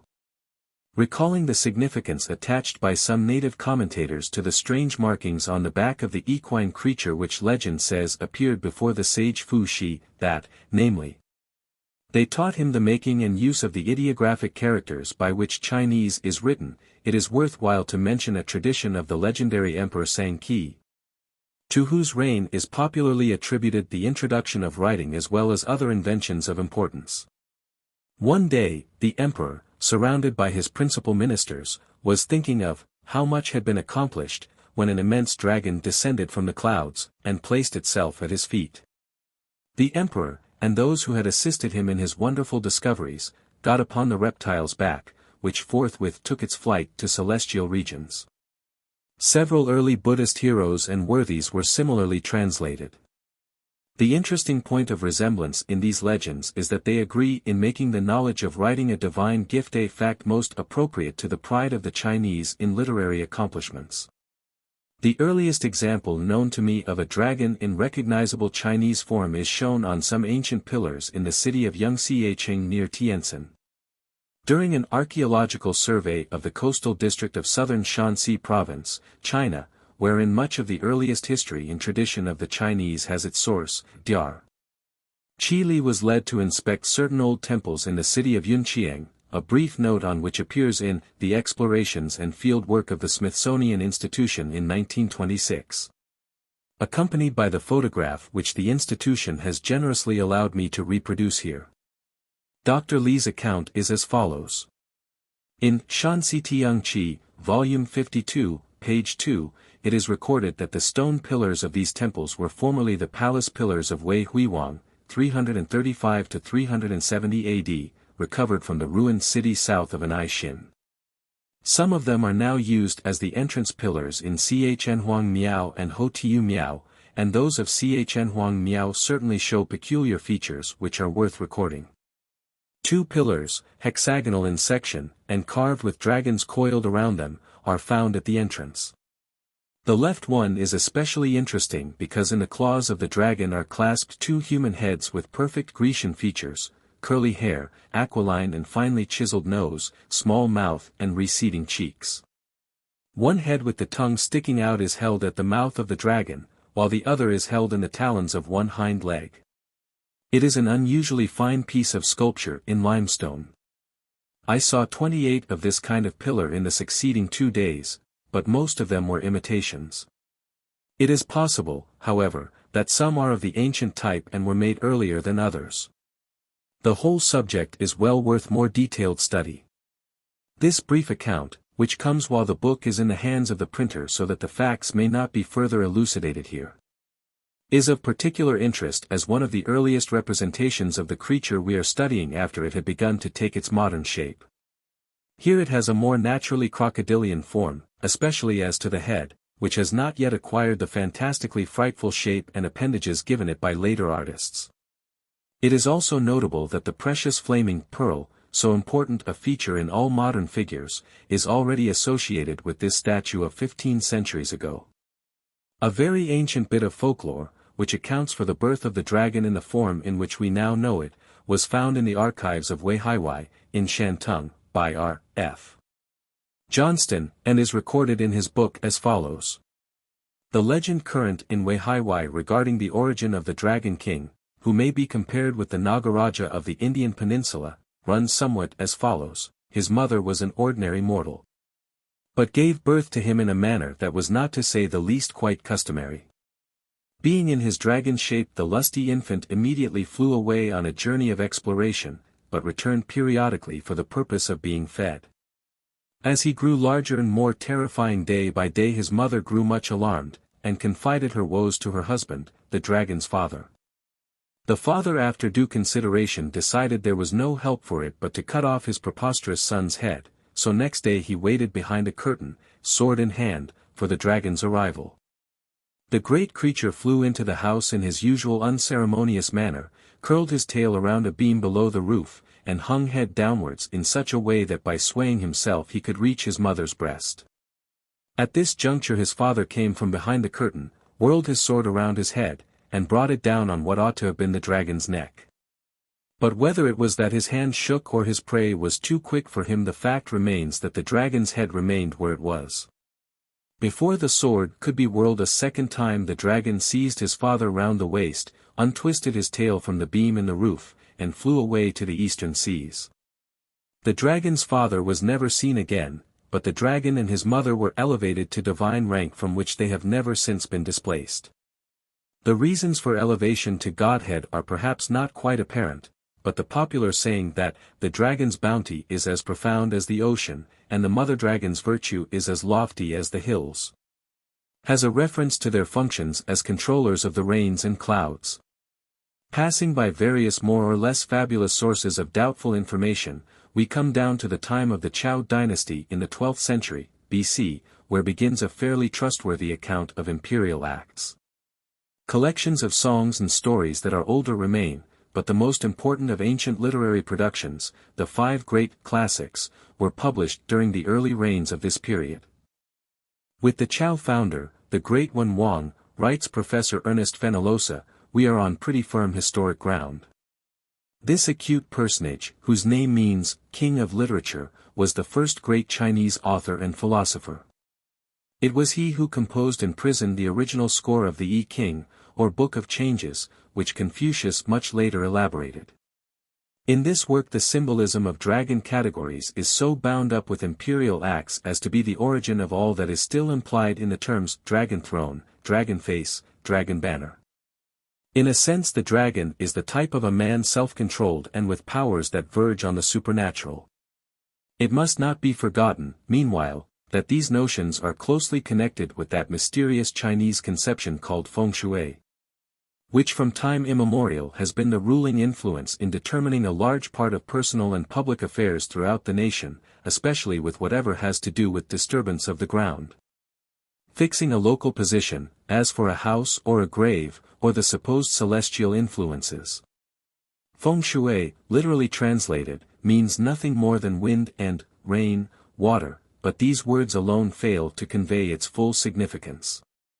It originated, de Groot explains, in ancient ages from the then prevailing conceptions that the inhabitants of this world all live under the sway of the influences of heaven and earth, and that every one desirous of securing his own felicity must live in perfect harmony with those influences.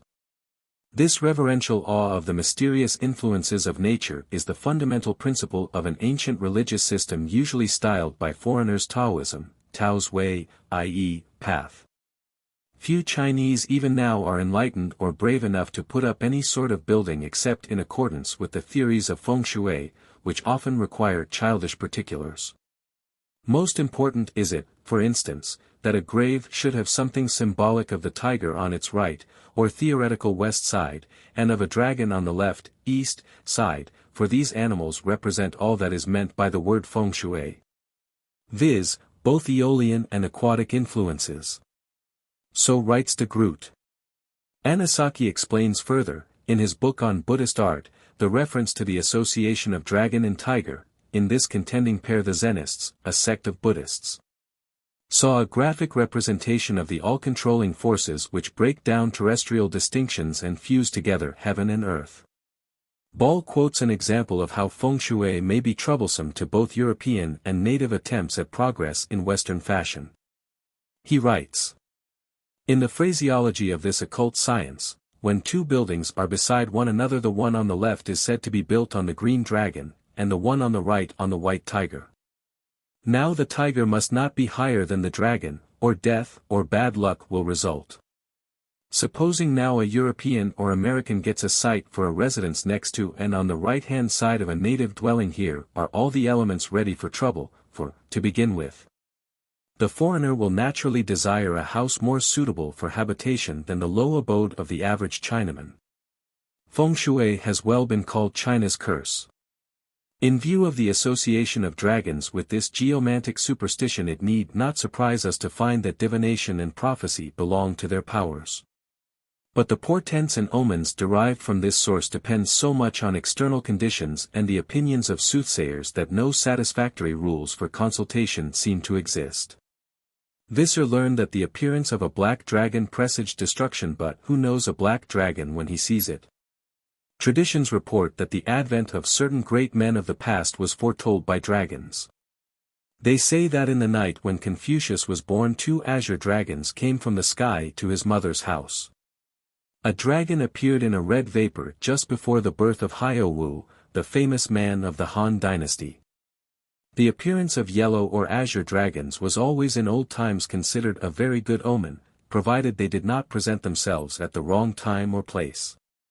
Lu Kuang, who lived in the 4th century BC, saw one night a black horned dragon. Its eyes illuminated the whole vicinity, so that the huge monster was visible until it was enveloped by the clouds which gathered from all sides. Next morning traces of its scales were to be seen over a distance of 5 miles, but soon were wiped out by heavy rains. Other ancients have seen similar night monsters, such as that which shone upon the palace of Shunshu, who became emperor in AD 25. This introduces the pseudoscience, geomancy, which is founded on the almost divine doctrine of feng shui, and in which the dragon plays a most important part. Because it represents the watershed slopes and foothills as well as the streams that wind their way among them in any locality toward the general outlet. In short, to quote again from de Groot, geomancy comprises the high grounds in general, hence many geographical names, such, for example, as Nine Dragons, Kowloon, given to the range of hills opposite Hong Kong known to the English as Kowloon. The apparent contradiction here seems to be adjusted by considering the hills as the source of the watercourses. This identification with water, an all-important element in feng shui, classifies dragons with the spring, the season of fertilizing rains, and in southern China March is called Dragon Month. The relations and symbolism of the seasons and the four quarters of the earth, etc., are as tabulated below. Spring. East. Blue. Azure dragon. Summer. South. Red. Phoenix, Feng. Autumn. West. White. Tiger. Winter. North. Black. Tortoise. Here the dragon heads the list. Of the four celestial or intelligent animals that existed in and made possible the Golden Age. I find in Dr. Lawrence Binyon's delightful little book The Flight of the Dragon, a comment illuminating this association of things and ideas. In Chinese popular tradition there are 5 colors. These are blue, yellow, red, white, and black. Each of these are linked by tradition with certain associations. Thus blue is associated with the east, red with the south, white with the west, black with the north and yellow with the earth. Blue appears originally not to have been distinguished from green, at least the same word was used for both, and it was associated with the east because of the coming of spring with its green. That black should be associated with the cold north seems more intelligible, and that to the black north would be opposed the red of the fiery south.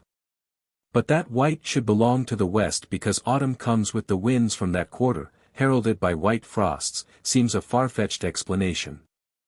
And when we pursue the ulterior significance of the colors into still wider regions. When we find blue associated with wood, red with fire, white with metal, black with water. Still more when we are told that the 5 colors have each correspondences with the emotions, white with mourning, for instance, and black with worry, and not only with these but with musical notes, with the senses and with flavors. I fear the august common sense of the Occident becomes affronted and impatient. Preeminent in all this plexus of faiths and fancies is the cardinal fact that the Oriental dragon stands for water. If one represents water without representing dragons, there is nothing to show the divinity of its phenomena, declared an ancient writer cited by Dr. Visser. Another antique script describes a divine being in the waters of the earth akin to the snake, which sleeps in pools during the winter, whence in spring it ascends to the sky. These mysticisms evidently refer to fresh waters alone. The salt seas are in another class, just as in Ea, the god of the rain clouds, and of the streams and lakes they fed, was regarded as quite distinct from oceanic deities. And such reverential ideas must, it would seem, have had their genesis in the minds of people of an arid region whose thoughts were continually on their water supply. But in the softer circumstances which resulted from their finding homes in the fertile valleys of China, they felt the apprehension of drought less severely, and began to ponder on the reasonableness of their ancient fears and present veneration. Water, declared Lao Tzu, is the weakest and softest of things, yet overcomes the strongest and the hardest. It penetrates everywhere subtly, without noise, without effort. So it becomes typical of the spirit, which is able to pass out into all other existences of the world and resume its own form in man, and, associated with the power of fluidity, the dragon becomes the symbol of the infinite. Water worship, indeed, is a widespread and very ancient cult, the central idea being that water is the source and means of fertility and also of purification in its higher senses. Hence great rivers have been invested with a sacred character, notably the Nile and the Ganges. Even the Yangtze and Hong rivers have inspired similar sentiments. Plutarch says that Nile water, which fecundated the earth, was carried in processions in honor of Isis as representing the seed of Osiris. The stark necessity of water in the plan of creation and the scheme of life seems to have impressed the primitive man of and Central Asia with amazing force. A Chinese author of the 3rd century B.C. assures his readers that mankind cannot see dragons rise, but that wind and rain assist them to attain a great height. Another asserts that the dragon does not ascend if there is no wind. Whirlwinds that carry heavy objects aloft, and at sea cause waterspouts, have always been looked upon as dragons winging their way to the upper regions of the air. And smoking holes in the ground connected with volcanic action are said to be holes whence they emerge for their flights. In the beginning of summer, as we are informed by one commentator, the dragons of the world are divided, so that each has a separate territory whose limits he does not pass. This is the reason why in summer it may rain very much at one place and not at all at another not far away. The dragon is also god of thunder, appearing in the sky as clouds, said by some to be formed of his breath, and in the rice fields as rain, whence he is worthy of veneration as the power that produces good crops. Sometimes cloud birds, or bird clouds, are seen helping him. Since early times high floods, tempests and ordinary thunderstorms have been attributed by rural Chinese to dragons fighting in the air or in rivers. This is not a blessing to humanity, such as they bestow by peacefully shedding rain on the planted fields, and therefore the threatening herds of dragons advancing to combat were looked at with fright. An account of a dragon fight in a pool in northern Liang, in 503 BC, relates that vicious creatures squirted fog over a distance of some miles. The only way to stop such dreadful duels is by the use of fire, which no water spirit can endure.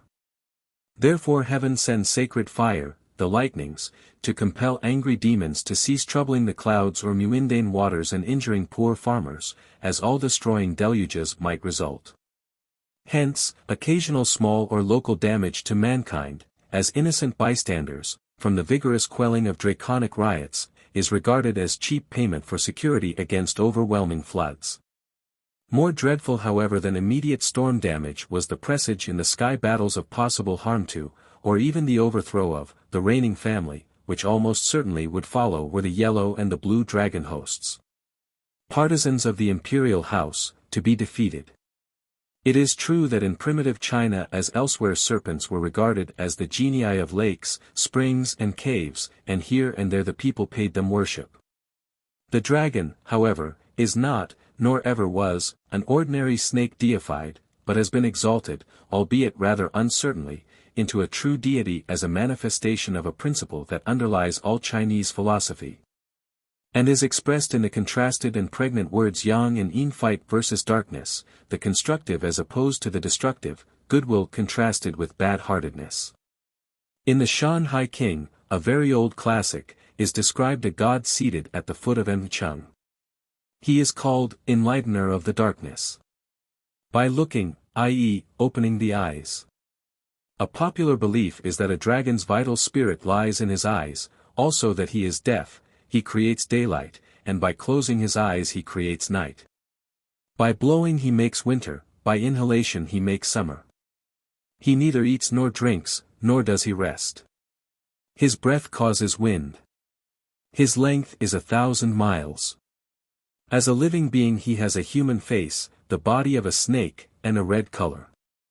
The author assures us that this god is the dragon, that he is full of yang, heavenly virtue, and that it is logical that he should diffuse light, overcoming the 9 yin.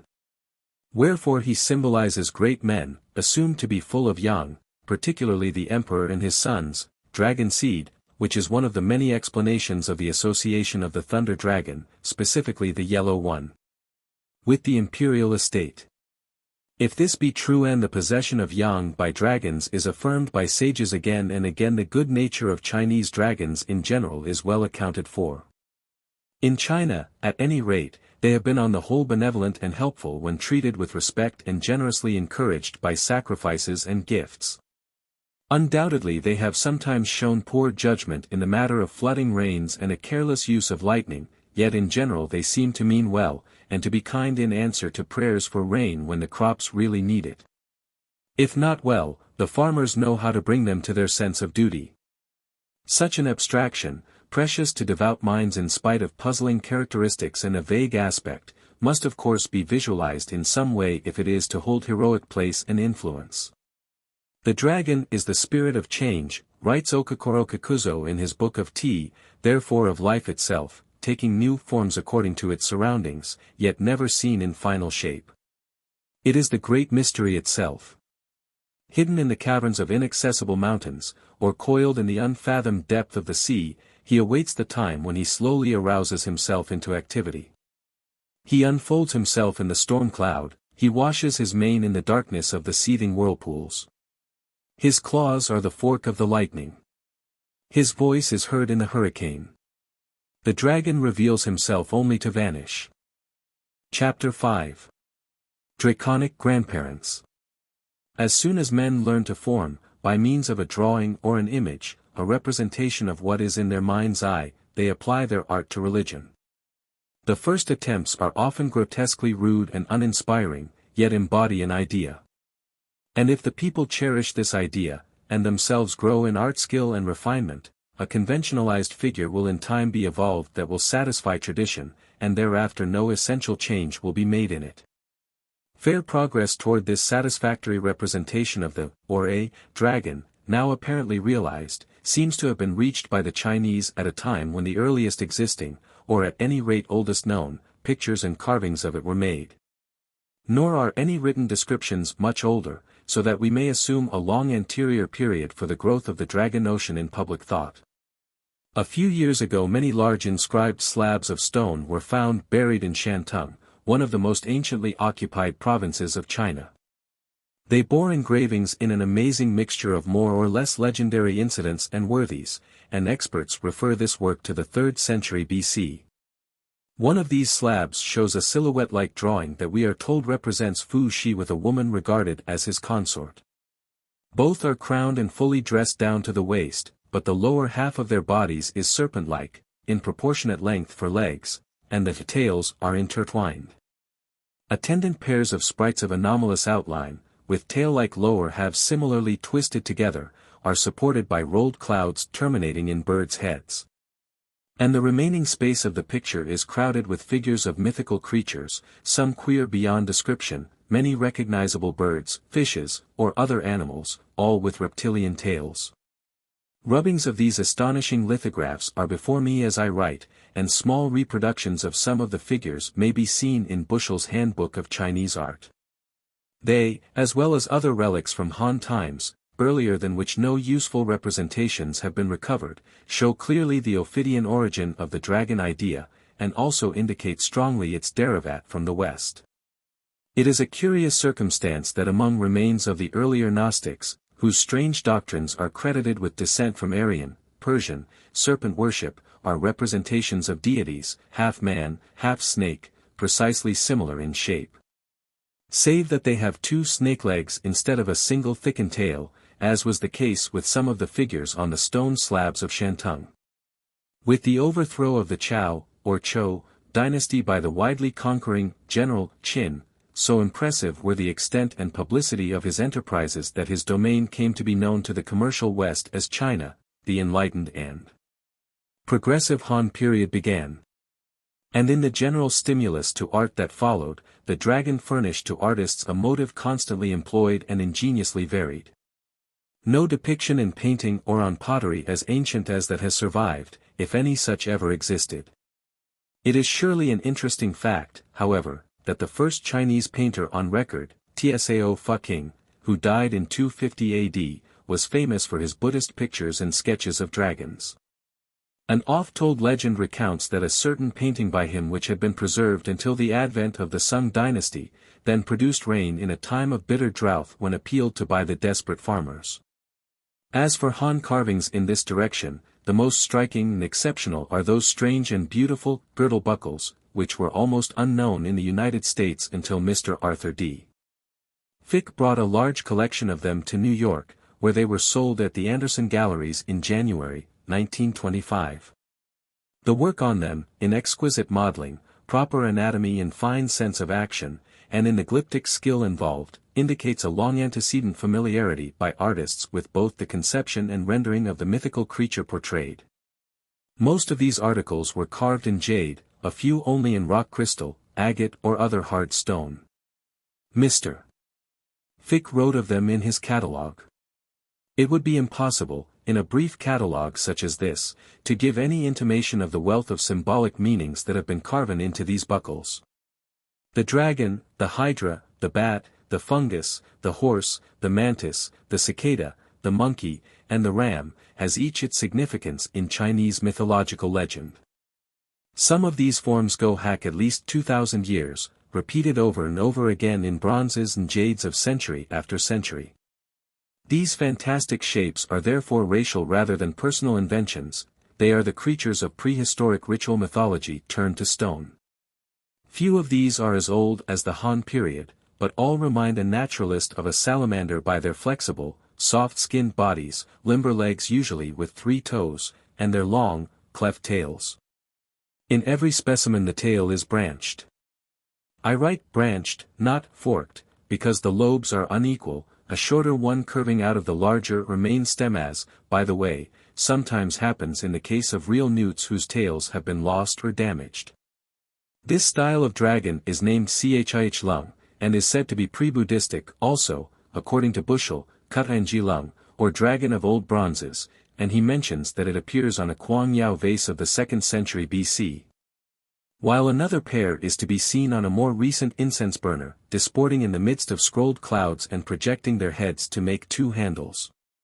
It is very interesting to note that although many of the jade girdles are of comparatively recent manufacture, and vary in ornamental details, the newt-like character of the body and branched tail persists. It seems to me, indeed, that the Chih Lung represents, as nearly as we can reach it, the primitive dragon notion that prevailed, at least in northern China, before the Buddhistic invasion from India became widespread and influential in the country. And that it came overland from the northwest. Dar. Berthold Laufer describes an antique jade girdle ornament which had the figure of a phoenix standing on clouds and looking toward the slender-bodied hydra, Chih, which has the bearded head of a bird with a pointed beak. Very similar to that of the phoenix. The left hind foot of the monster terminates in a bird's head, presumably symbolizing a cloud. It is rearing the left forepaw in the direction of the bird, supporting the right on the clouds below. Dar. Laufer supposes that this design, which is very like those of the Shantung slabs mentioned above, signifies that the dragon is assisted by birds in moving clouds and in sending down rain. And he mentions that when rain is to be expected dragons scream. The dragon, Dr. Laufer continues, in intimate connection with the growth of vegetation, appears as a deity, invoked in times of drought with prayers for rain. The dictionary Shoa Wen, referring to a certain jade carving named Lung, placed on an altar as a prayer for rain, has the form and voice of a dragon. These Han jades were ring-shaped, but were soon superseded by engraved pearl tablets. The Son of Heaven wore a robe embroidered with royal dragons when he sacrificed in the ancestral temple. His own memorial altar will have the dragon tablet when he has ascended upon the dragon to be a guest on high. The dragon possesses the power of self-transformation, may make itself dark or luminous, or render itself invisible. A Chinese informed Mr. Ball that it becomes it will reduce to the size of a silkworm, or swollen till it fills the space of heaven and earth. When its breath escapes it forms clouds, sometimes changing into rain at other times into fire. And its voice is like the jingling of copper coins. Formerly, glass was thought to be its solidified breath. The creature may descend into the depths of the ocean, and rest in palaces of pearl. In early days, if ancient books are trustworthy, there were tame dragons. They dragged the chariots of legendary kings. And Visser found a tradition of a family making it their business to breed them for the emperors, hence their family name Huanlong, dragon rearer. Later it became the custom to ornament the prows of pleasure junks with dragon heads, and certain kinds of long, slender boats are known as dragon boats to this day. A popular story relates the adventures of a sort of celestial Robin Hood, Fonga Fuchao, who stole from the rich and gave to the poor. He rode about the country on a winged, fire-breathing dragon, precursor of the automobile. Righted wrongs and appropriated treasure, until at last he perpetrated a theft of such magnificence that he left it to be the crown of his career, and settled down to remain a law-abiding citizen until his tame dragon bore him to the heaven of the repentant rich. The popular understanding is that dragons were supernaturally created but are of different sexes, and are able to reproduce their kind, and according to Visser the book Paya supports the general opinion that they are born from eggs. When these are about to hatch, the sound made by a male embryo makes the wind rise, whereas the cry of a female chick causes the wind to abate and change its direction. One account of how the sexes differ explains that the male dragon's horn is undulating, concave and steep. It is strong on the top but very thin below. The female has a straight snout, a round mane, thin scales and a stout tall. Dragons' eggs are the beautiful pebbles picked up beside mountain brooks, and they are preserved by nature until they split in a thunderstorm, releasing a young dragon which immediately goes up to the sky. An old woman who found such eggs had various adventures with them that children like to hear about. A dragon's egg much bigger than a hen's egg, light and apparently hollow, was found, history says, in the Great River in the 10th century. And to it, in the opinion of the local people, was due subsequent calamitous floods. Another egg found was very heavy, and when shaken rattled as if it contained water. Perhaps it was a geode, at any rate it became an object of worship. An interesting legend is appropriate here. The uppermost and worst cataract in the Yangtze Gorges, known as the New or Glorious Rapid, was formed in 1896 by a landslip that filled 3/4 of the channel. The rivermen account for this mishap thus, as related by Dingle, the ova of a dragon being deposited in the bowels of the earth at this particular spot in due course of time hatched out. The baby dragon grew and grew, but remained in a dormant state until quite full grown, when, as the habit of the dragon is, it became active, and at the first awakening shook down the hillside by a mighty effort, freed itself from the bowels of the earth, and made its way down to the sea. A ford in the upper Hong Ho is called Dragon Gate. Fishes that pass above it become dragons, those that fail remain simple fishes. Rapids and waterfalls in various parts of the country, and in Japan, have the same name and frequently a similar story. Chapter 6. The Dragon as a Rain God. I have been speaking thus far of the Oriental dragon in a generic sense, trying to show the nature of a mythical, half-animal, semi-divine, wholly imaginary being, vague and intangible. Swayed by human motives and emotions yet endowed with a demonic combination of ability and instability, a Chinese abstraction derived from a prehistorically antique awe of the serpent and clothed in the mystery of such a lineage. And most appropriate is it that such a quasi-deity should be worshipped at ancestral altars, for doubtless it is a relic of tribal, perhaps totemic, idolatry, an elaborate product of a long-forgotten animism. It is in China, wrote John Leland a few years ago, Magazine of Art, Volume 14, that the dragon reaches its highest pinnacle as an object of reverence, for it is markedly an object of propitiation, and festivals are held in its honor. Yet its connection with the root ideas of the Hindus is never lost, for it is a monster of mists and waters, and is painted issuing from clouds. There is evidence also of human sacrifice to the monster, for Hyun Sang relates that one Wat Yuan, on the failure of a river, immolated himself in propitiation of the dragon. And at the dragon boat festivals it is now believed that the boats intimidate the monster. Such ideas were probably carried to China and Japan with Buddhism, for Buddha himself was a dragon slayer, a destroyer of savage demonism and cruel magic. The dragon of recent art, say since the time of the Mings, has lost, however, in the process of conventionalization, some of the characteristics that are needful to its complete composition. According to what may be designated as an official formula for making a perfect image of it. This is given by Joly as follows. The Chinese call the dragon lung because it is deaf. It is the largest of scaly animals, and it has 9 characteristics. Its head is like a camel's, its horns like a deer's, its eyes like a hare's, its ears like a bull's, its neck like an iguana's, its scales like those of a carp, its paws like a tiger's, and its claws like an eagle's. It has 9 times 9 scales, it being the extreme of a lucky number. On each side of its mouth are whiskers, under its chin a bright pearl, on the top of its head the po shan, or foot rule, without which it cannot ascend to heaven. The scales of its throat are reversed. Its breath changes into clouds from which come either fire or rain. The dragon is fond of the flesh of sparrows and swallows, it dreads the centipede and silk dyed of 5 colors. It is also afraid of iron. In front of its horns it carries a pearl of bluish color striated with more or less symbolical lines. Most of these features have been discussed elsewhere. The horns in many existing figures show plainly as 2 straight, smooth, level spikes from the back of the head, usually with 1 or more short, deer-like prongs, and have no resemblance to the unbranched, curved, rugose horns of an antelope or goat.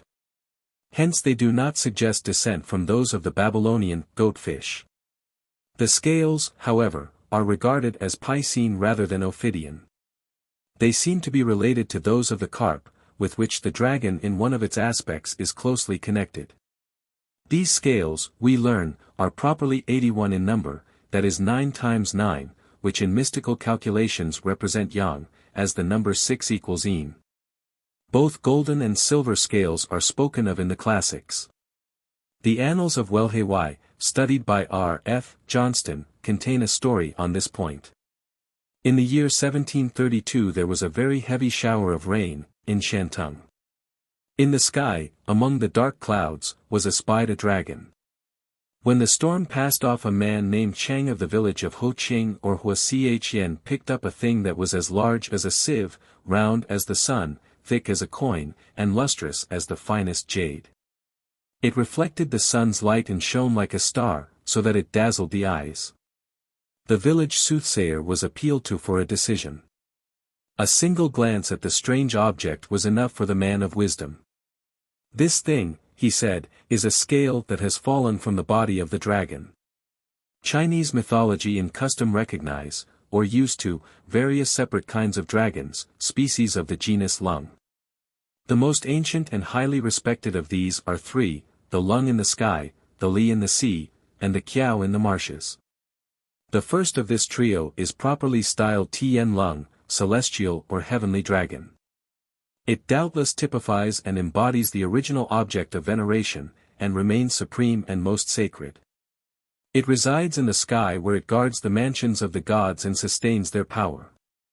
As these powers are represented on earth by the sovereignty of the realm in the person of the emperor, it alone has the right to be attached to him and his affairs, and in that relation is designated imperial dragon. Hence it has long been recognized as the emblem of the Chinese Empire, and was borne on its triangular flag and other appurtenances of government until the establishment of the present republic. And it has well been remarked that nothing could express more forcibly the change of mind that has come over official China than the abandonment of this antique and venerated symbol. The dragon in relation to the social constitution of the Chinese state falls into several classes or ranks, distinguished by the number of its claws. Thus representations of the imperial dragons proper, restricted to the emperor himself, should alone have 5 claws, while princes and nobles of lesser rank must be content with a less number. This sumptuary rule seems not to have been observed uniformly. We are told that on early coins and standards 4-clawed dragons appeared as driven by prehistoric emperors. Chester Holcomb states in his catalogue that the imperial badge used during the Sung, 10th century AD, and previous dynasties was represented with 3 claws only, during the subsequent Ming period by 4. And only during the most recent, Qing, period by 5 claws. Mr. Ripley insists, on the contrary, that the 5-clawed form was introduced by the Ming rulers, as he thinks is proved by the carving on tombs of the early Ming emperors at Mukden. J. F. Blacker gives the rule and practice in recent times thus: the imperial dragon is armed with 5 claws on each of its 4 members, and is used as an emblem by the emperor's family and by princes of the highest 2 ranks. The 4-clawed dragon is used by princes of the 3rd or 4th class. Mandarins and princes of the 5th rank have as an emblem the 4-clawed serpent. The 3-clawed dragon, the imperial dragon of Japan, is in China the one commonly used for decoration. According to Albert J. Jacquemart, the Mandarin 4-clawed dragon became the conventionalized figure called Mang. Yet, despite their inferior rank, mangs adorn many very superior articles of pottery and porcelain. It appears, however, that it was not until the advent of the powerful and progressive Han dynasty began its enlightening and stimulating rule that dragons in various forms began to serve decorators. At first they seem to have been applied almost exclusively to royal robes and furnishings, but their use gradually broadened. Here first appeared winged dragons, the bird-like wings drawn indicating that the creature was to be regarded as a spring animal. Since that time, however, winged dragons have almost disappeared from both Chinese and Japanese art, as old-fashioned. In medieval Europe they were common, but the wings were more like those of bats. The second of the three great dragons is the Shenlong, or spiritual, species, which may be called that of the common people, for it is the one that wafts the rain cloud and sprinkles the farmer's fields. Hence its image decorates household altars and is worshipped, especially when prolonged drought threatens loss of expected crops. It is in this matter of prayers for rain that the people of China nowadays regard the dragon as divine. It is beyond all else a rain god. In his philosophical treatise Quan Tse, one of the early classics, Quan Chung declares a dragon to be a god, Shen, because in the water he covers himself with 5 colors, that is, with the cardinal virtues, and can change his shape to go where he pleases under or above the earth. He whose transformations are not limited by days, and whose ascending and descending are not limited by time, is called a god, Shen. Another ancient sage asserts the yellow dragon to be the quintessence of Shen as it exerts the most power and is of the highest rank, therefore it is called imperial. Laufer considers the dragon the embodiment of the fertilizing power of water and a veritable deity when invoked for rain. And he thinks that if we look on it as a deity, we shall arrive at a better understanding of the various conceptions of the dragon in religion and art. The manifold types and variations of dragons met with in ancient Chinese art are representations of different forces of nature. Or are, in other words, different deities. I was long puzzled to account for the close connection that seems to exist between the doctrines and practice of worshipping ancestors and that directed toward the dragon as the controller of rainfall and of its often destructive concomitant, the lightning. Why were these religious notions so closely interrelated? The totemic theory is unsatisfactory, and I will confess that my cogitations were unproductive until I read a remarkable paper on serpent worship by C.S. Wake, from which I will cite a paragraph that seems to give an enlightening explanation of the connection referred to.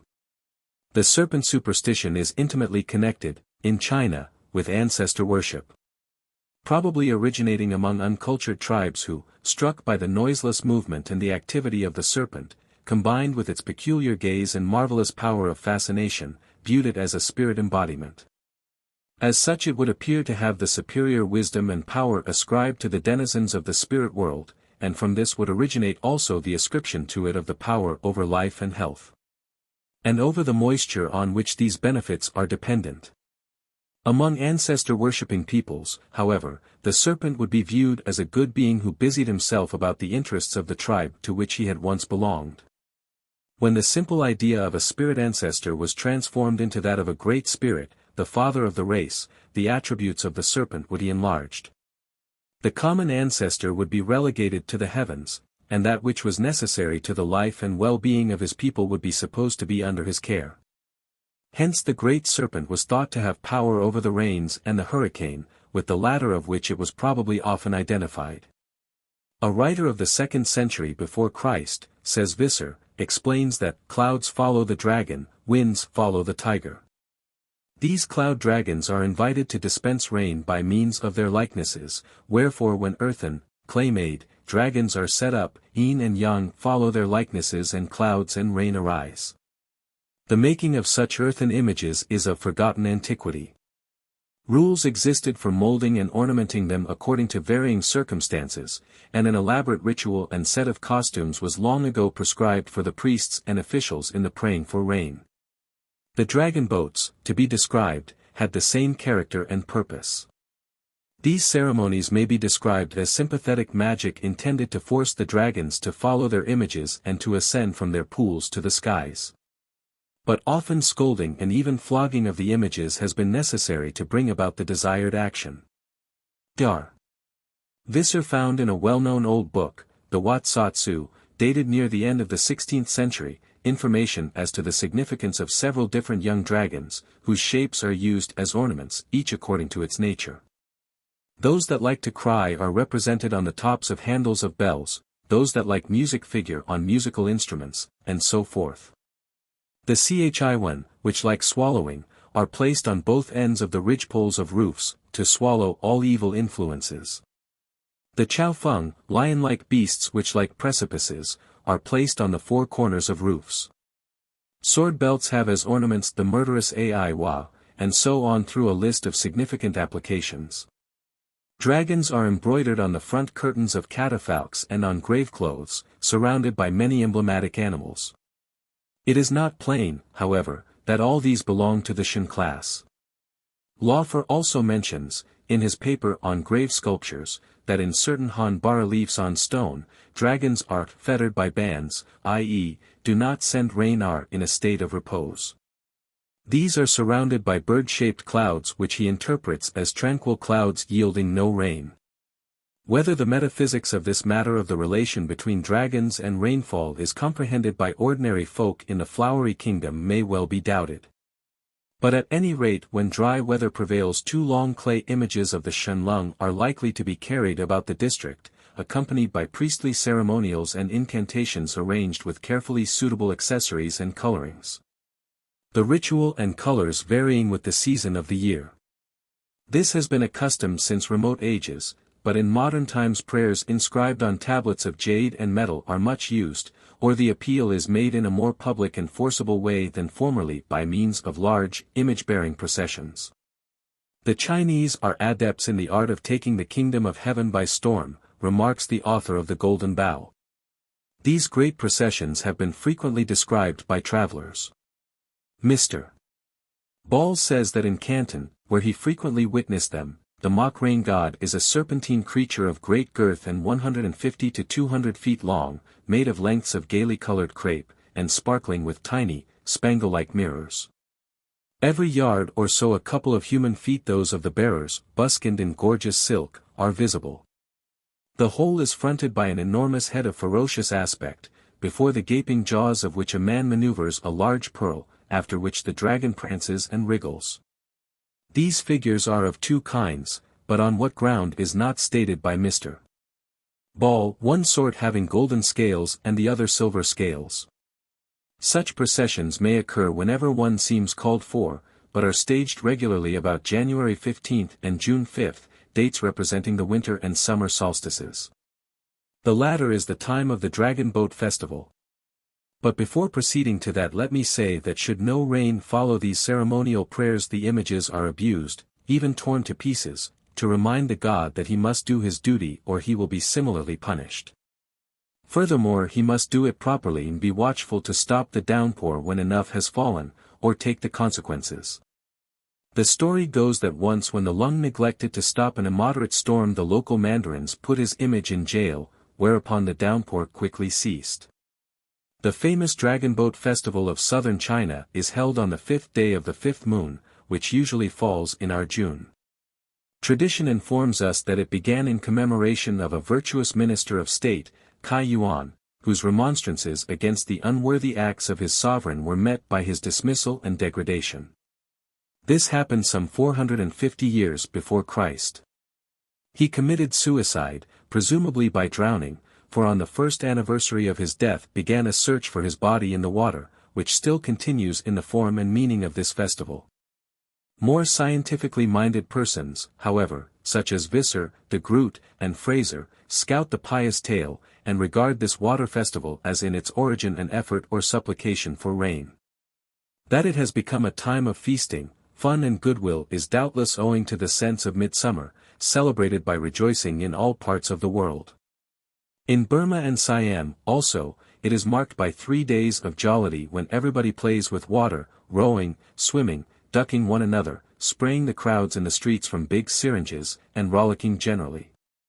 The principal feature in southern China is a great number of boats and boat races on the Rearest River, with every gay and amusing accessory that can be devised. The boats used are built for the purpose, and are from 50 to 100 feet long, but only just wide enough for two men to sit abreast, that is, as near like water snakes as is feasible. They are propelled as rapidly as possible, a traditional requirement, and the rowers try to keep time with the drums and gongs with which each one is provided. Impromptu races are challenged, often resulting in accidents, as the boats are slight and dangerous when paddled by perhaps 100 Chinamen wild with enthusiasm and unsteady with liquor.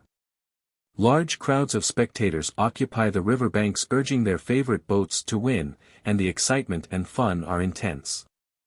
The third member of the first class of dragons is Li Lung, to whom belongs the earth and its waters, who marks out the courses of rivers and who is the ruler of the ocean. When a waterspout is seen, the people view it reverently, saying, "Li is going up to heaven." This dragon is described as yellow, and as having a lion's body with a human-faced, hornless, dragon's head. The monster's quadrupedal form and close relation to sea and inland waters indicate perhaps that it was introduced to the people of the southern and eastern coasts by early voyagers from the west, bringing stories of Babylonian Ea and Marduk and their sea-goat. So that it may really be a different species of partly separate origin from those of the western and northern interior. As the earth dragon, Li is supposed to exist beneath the surface, and to cause earthquakes by uneasy movements of its gigantic frame. And in one case, as has been noted, these movements, the boatmen say, caused a great landslide, which partly dammed the Yangtze and formed the dread rapids in the gorge above Ichang, called the Dragon's Gate. The fossil bones of huge reptiles, of which I shall have more to say presently, occasionally exhumed in various parts of China, are thought by the people to be its bones, attesting to its prodigious size. And these bones are naturally endowed with magically curative qualities, as we shall see. This subterranean dragon is reputed to guard heaps of gold and silver and gems, and it is the protector of the veins of precious minerals in the underlying rocks. It should be needless for me to say that no real animal of the more or less distant past was the ancestor or originator of the object of our study, yet I find these beliefs still held, vaguely, by even the most intelligent among my neighbors. Every fossil that has come to light, and formerly misled ignorant or unthinking men into supposing it a relic of a real ancestor, was buried and petrified millions of years before any human eyes to see, or minds to consider, it were in existence. The dragon is a pure figment of the human imagination. As an oceanic divinity, Li is believed to possess a great treasury under the sea in which he stores the wealth that comes to him from wrecked junks. Among his most precious possessions are the eyes of certain large fish, believed to be priceless gems. That is the reason, say the fisher folk of Shantung, why big dead fish cast on the beaches are always eyeless. Lung Wang has added them to his hoard. So says St.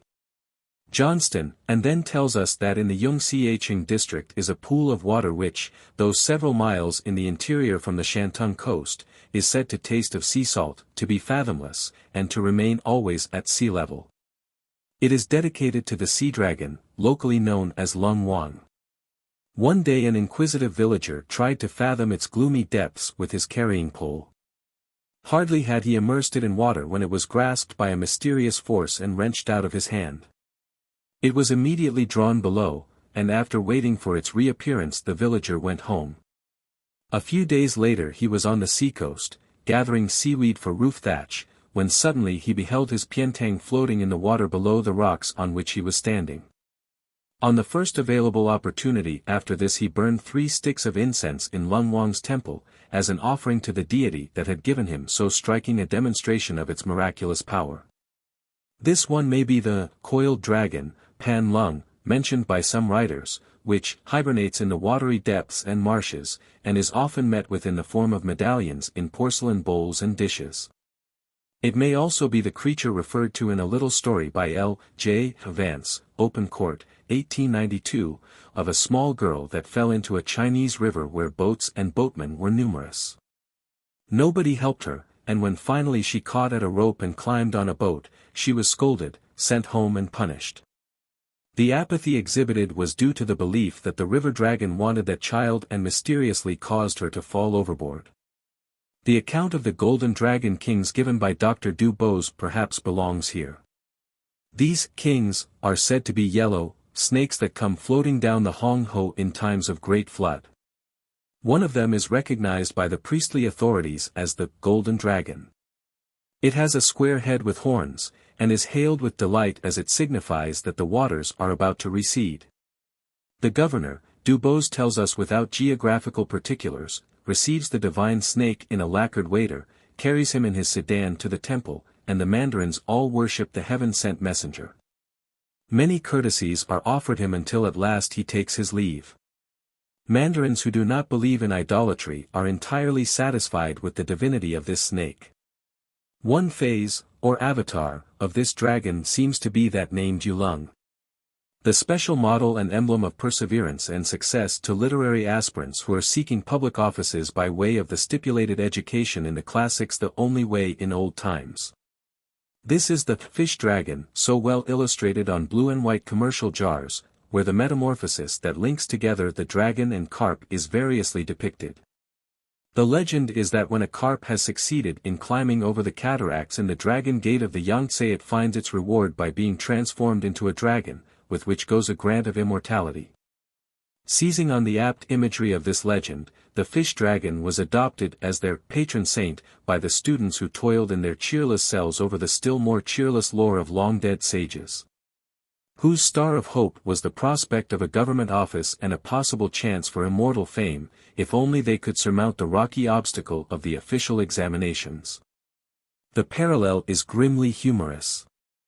But cells, and classics, and students are gone, and perhaps their patron saint must go too. Chapter 7. Korean Water and Mountain Spirits. Korea came very early in Oriental history under the influence, if not under the domination, of China, and a cult of the dragon has existed there since antiquity. Dr. William E. Griffiths, in his valuable book Korea, the Hermit Nation, has this to say of its presence there under the local name Ryong, and some absurdly extravagant legends might be quoted. The Ryong, Li Lung, Dar. Griffiths writes, is one of the four supernatural or spiritually endowed creatures. He is an embodiment of all the forces of motion, change, and power for offense and defense in animal life, with the mysterious attributes of the serpent. There are many varieties of the genus dragon. In the spring it ascends to the sights, and in the autumn buries itself in the watery depths. It is this terrific manifestation of movement and power which the Korean artist loves to depict, always in connection with waters, clouds, or the sacred jewel of which it is the guardian. There is also a terrestrial dragon, which presides over mines and gems. And the intense regard for it is perhaps the chief reason why mines have been so little worked and chosen. The people superstitiously fearing that disasters may follow disturbance of the metals which they believe are peculiarly the treasure of this jealous earth spirit. All mountains are personified in Korea, we are told by Angus Hamilton, and are usually associated with dragons. In lakes there are dragons and lesser monsters. The serpent is almost synonymous with the dragon. Certain fish in time become fish dragons, snakes become elevated to the dignity and imbued with the ferocity of dragons when they have spent 1,000 years in the captivity of the mountains and 1,000 years in the water. All these apparitions may be propitiated with sacrifices and prayers. The most important of Korean heights are the Diamond Mountains, where the mines of the country are most extensively worked. To the trepidation of the populace who anticipate that someday a dreadful retribution will fall on the impious foreign exploiters of their mineral veins. One dizzy height is named Yellow Dragon, a second the Flying Phoenix, and a third, the Hidden Dragon, as reference to a demon who has not yet risen from the earth upon his ascent to the clouds. Mr. Hamilton gives a description of the temples of Yucom SA in the Diamond Mountains. Of one of them he says, the altar of this temple is adorned by a singular piece of wood carving. Upon the roots of an upturned tree sit or stand 53 diminutive figures of Buddha. The monks tell an old-world legend of this strange structure. Many centuries ago 53 priests, who had journeyed from far India to Korea to introduce the precepts of Buddha into this ancient land, sat down by a well beneath a spreading tree. 3 dragons presently emerged from the depths of the well and attacked the 53, calling to their aid the wind dragon, who thereupon uprooted the tree. As the fight proceeded, the priests managed to place an image of Buddha on each root of the tree, converting the whole into an altar, under whose influence the dragons were forced back into their cavernous depths. When huge rocks were piled into the well to shut them up. The monks then founded the monastery, building the main temple above the remains of the vanquished dragons. Apart from any historical suggestions which this interesting story may contain, one notes that the exorcism of the threatening demons was accomplished in just the same way as Christian monks did, by a show of the cross. As we shall see when we come to consider the dragon lore of medieval Europe. Whatever is most excellent the Koreans compare to the divinely virtuous dragon. A dragon child is one that is a paragon of propriety, a dragon horse, one having great speed, and so on to indicate the superlative. A common proverb, when the fish has been transformed into the dragon, means that a happy change has taken place. This embodiment of good nature and good luck is, of course, simply the Chinese lung, friendly and worthy of respect and worship. It appears, however, that Buddhistic travelers and missionaries from cobra-worshipping India, corrupted this gentle faith long ago by the introduction of the Hindu doctrines and practice of Naga worship. Inculcating a system of diabolism that filled the land with fear and defensive magic, the cheerful old dragons of the past became horrid snakes, lurking in every pool, and filling the seas with terror. A Korean book describes an exorcist of Nagas who went with his pitcher full of water to the pond inhabited by a Naga, and by his magic formulae surrounded the reptile with a ring of fire. As the water in the pitcher was its only refuge, the Naga turned himself into a small snake and crept into the pitcher. Whether the exorcist then killed him the story does not reveal. But in the tale Visser finds evidence of the Nagas, not only as rain gods, but also as beings wholly dependent on the presence of water and much afraid of fire, just like the dragons in Chinese and Japanese legends. Hulbert, author of The Passing of Korea, describes things and ideas as they were before the modernization of the country by the Japanese. He informs us that every Korean river and stream, as well as the surrounding oceans, was formerly believed to be the abode of a dragon, and every village on the banks of a stream used to make periodic adoration to this power. The importance of paying so much formal respect to it lay in the fact that this aquatic dragon had control of the rainfall, and had to be kept in good humor lest the crops be endangered by insufficient showers. Furthermore, it was able to make great trouble for boatmen and deep-sea sailors unless properly appeased. Hence not only the villagers and farmers, but the owners and masters of ships desiring favorable weather for their voyaging, made propitiatory sacrifices, not alone the important war junks, but the freight boats, fishermen, ferry boats, etc. Each conducting its own kind of ceremony to ensure safety. In all cases it was addressed as tribute to a water spirit. The ceremony, at least when held on land, was performed by a mudang, a professional female exorcist, in a boat, accompanied by as many of the leading persons of the village as were able to crowd in with her. Her fee is about $40. The most interesting part of the ceremony is the mudang's dance, which is performed on the edge of a knife blade laid across the mouth of a jar that is filled to the brim with water. Even more elaborately nonsensical was the ceremony on a ferryboat, a great institution in a land without bridges, as Korea used to be. Mr. Hulbert says that not until the beginning of the reign of the present dynasty was the horrible custom of throwing a young virgin into the sea at Pyeongryang, as a propitiatory offering to the demon of the ocean world, discontinued. At that place the mudang held an annual seance in order to propitiate the sea dragon and secure plenteous rains for the rice crop and successful voyages for the mariners. With the change of the royal house, a new prefect was appointed to the district, who had no faith or sympathy with either the theory or its frightful demands. He attended the next seance, where he found 3 mudangs dragging a screaming girl towards the seashore. Stopping them, he asked whether it was really necessary that a human being be sacrificed. They answered that it was. "Very well," he said. "You will do as an offering." Signing to 2 policemen, they tied and hurled one of the mudangs into the waves. The dragon gave no sign of displeasure, and a second, and after her the third, were sacrificed, without any visible response from the demon the people had been taught to fear.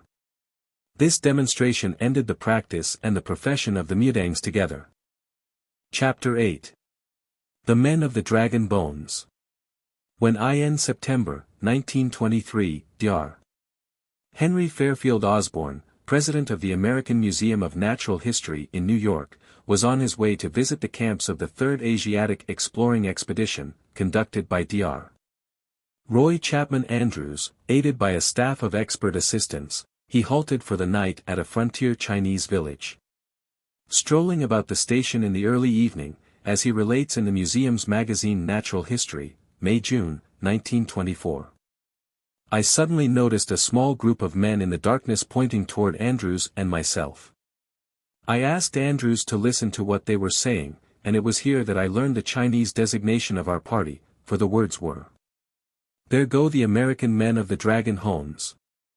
I was delighted with this Chinese christening, because it seemed to me both a tribute to the valor of our men and a wonderfully apt designation of the main objective of the Third Asiatic Expedition as it impressed itself upon the Chinese.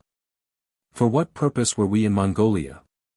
Obviously enough to the Chinese mind to collect the bones of dragons, the dragons which for ages past had ruled the sky, the air, the earth, the waters of the earth, and which even today are believed in implicitly by the Chinese. Of course we should find small bones corresponding to small dragons, large bones corresponding to remains of large dragons, also of vast dragons, some of which, according to Chinese myth, leave their tails in the eastern part of the desert of Gobi while their heads rest on the slopes of the Altai Mountains, 400 miles distant. Here is the sum of the paleontology and zoology of the native Chinese: the dragon and the phoenix. The dragon bones were the fossilized remains of prehistoric animals for which the men of science were searching the deserts of Mongolia, the discovery of which, then and since, have added vastly to the sum of paleontology and increased the world's knowledge of and interest in China and Central Asia, and in their inhabitants and history. Incidentally, these explorations have illuminated certain obscurities in the broad and antique myth now engaging the reader's attention. Fossil bones have long been known to the Chinese, although almost nobody, even the wisest, had any just notion of the sort of creatures they represented.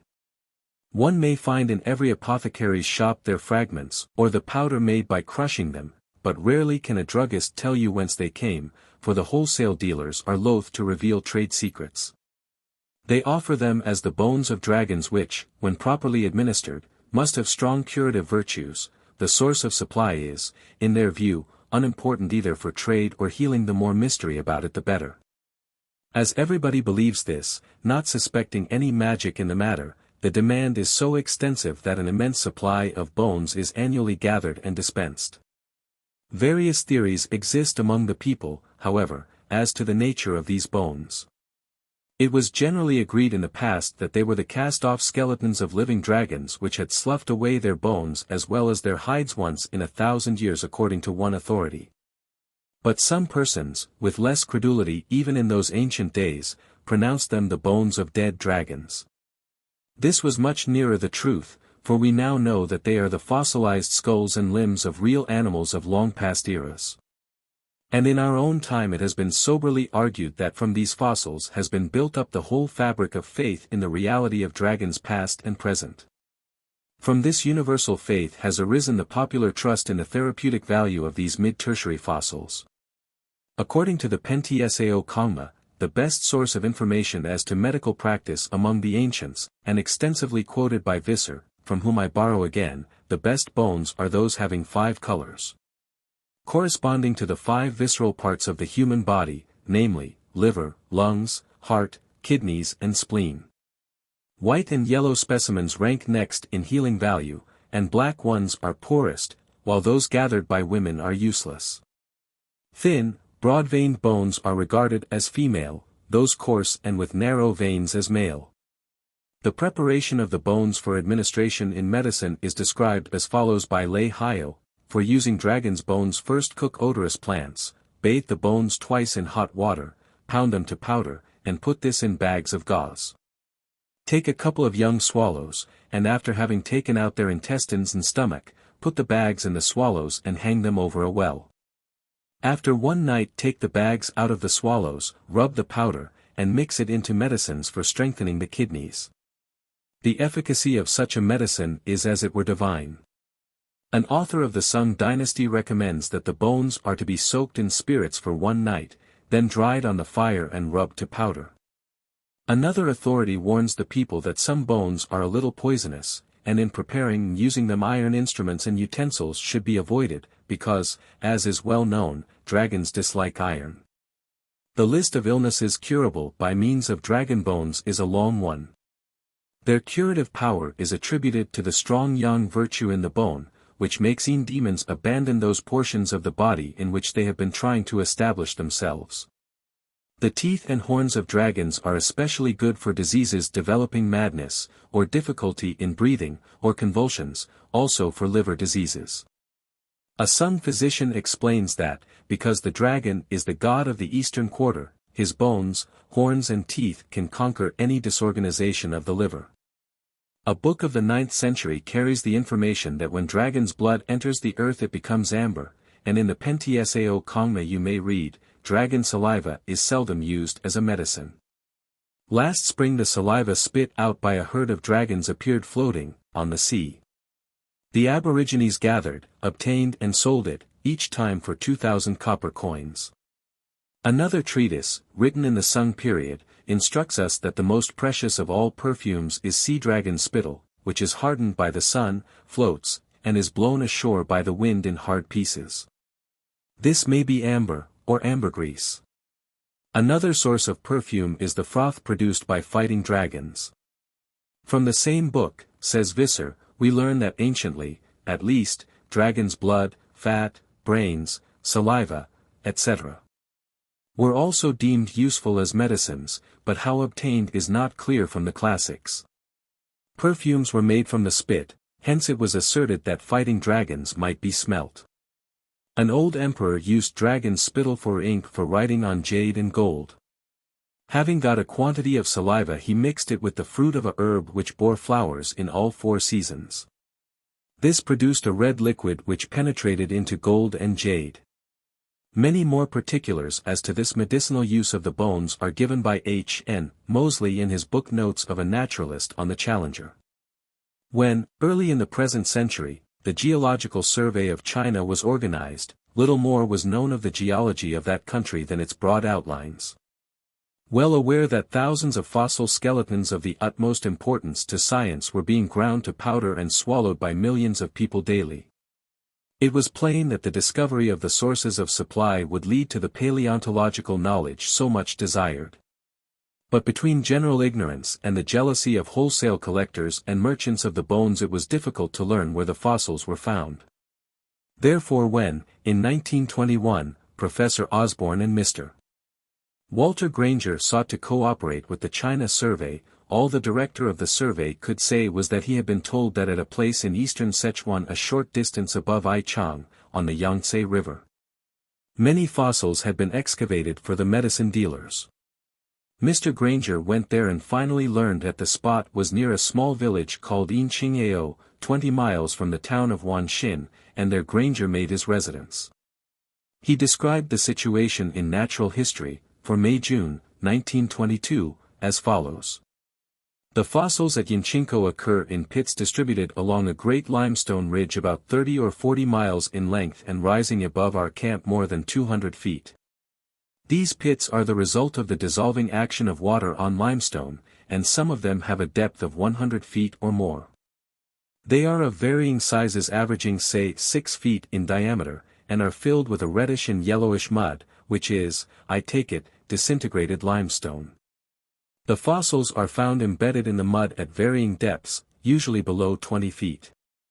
A crude windlass is rigged up over the pit, and the mud is dug out and hauled to the surface in scoop-shaped baskets. At 50 feet it is dark in the pit, and the work is done by the light of a tiny oil wick. The excavation has been going on for a long time, possibly for several generations. Digging is done only in the winter months. The excavation of the pits is opening up just now on a large scale, and in the coming month will probably give us about all we can take care of.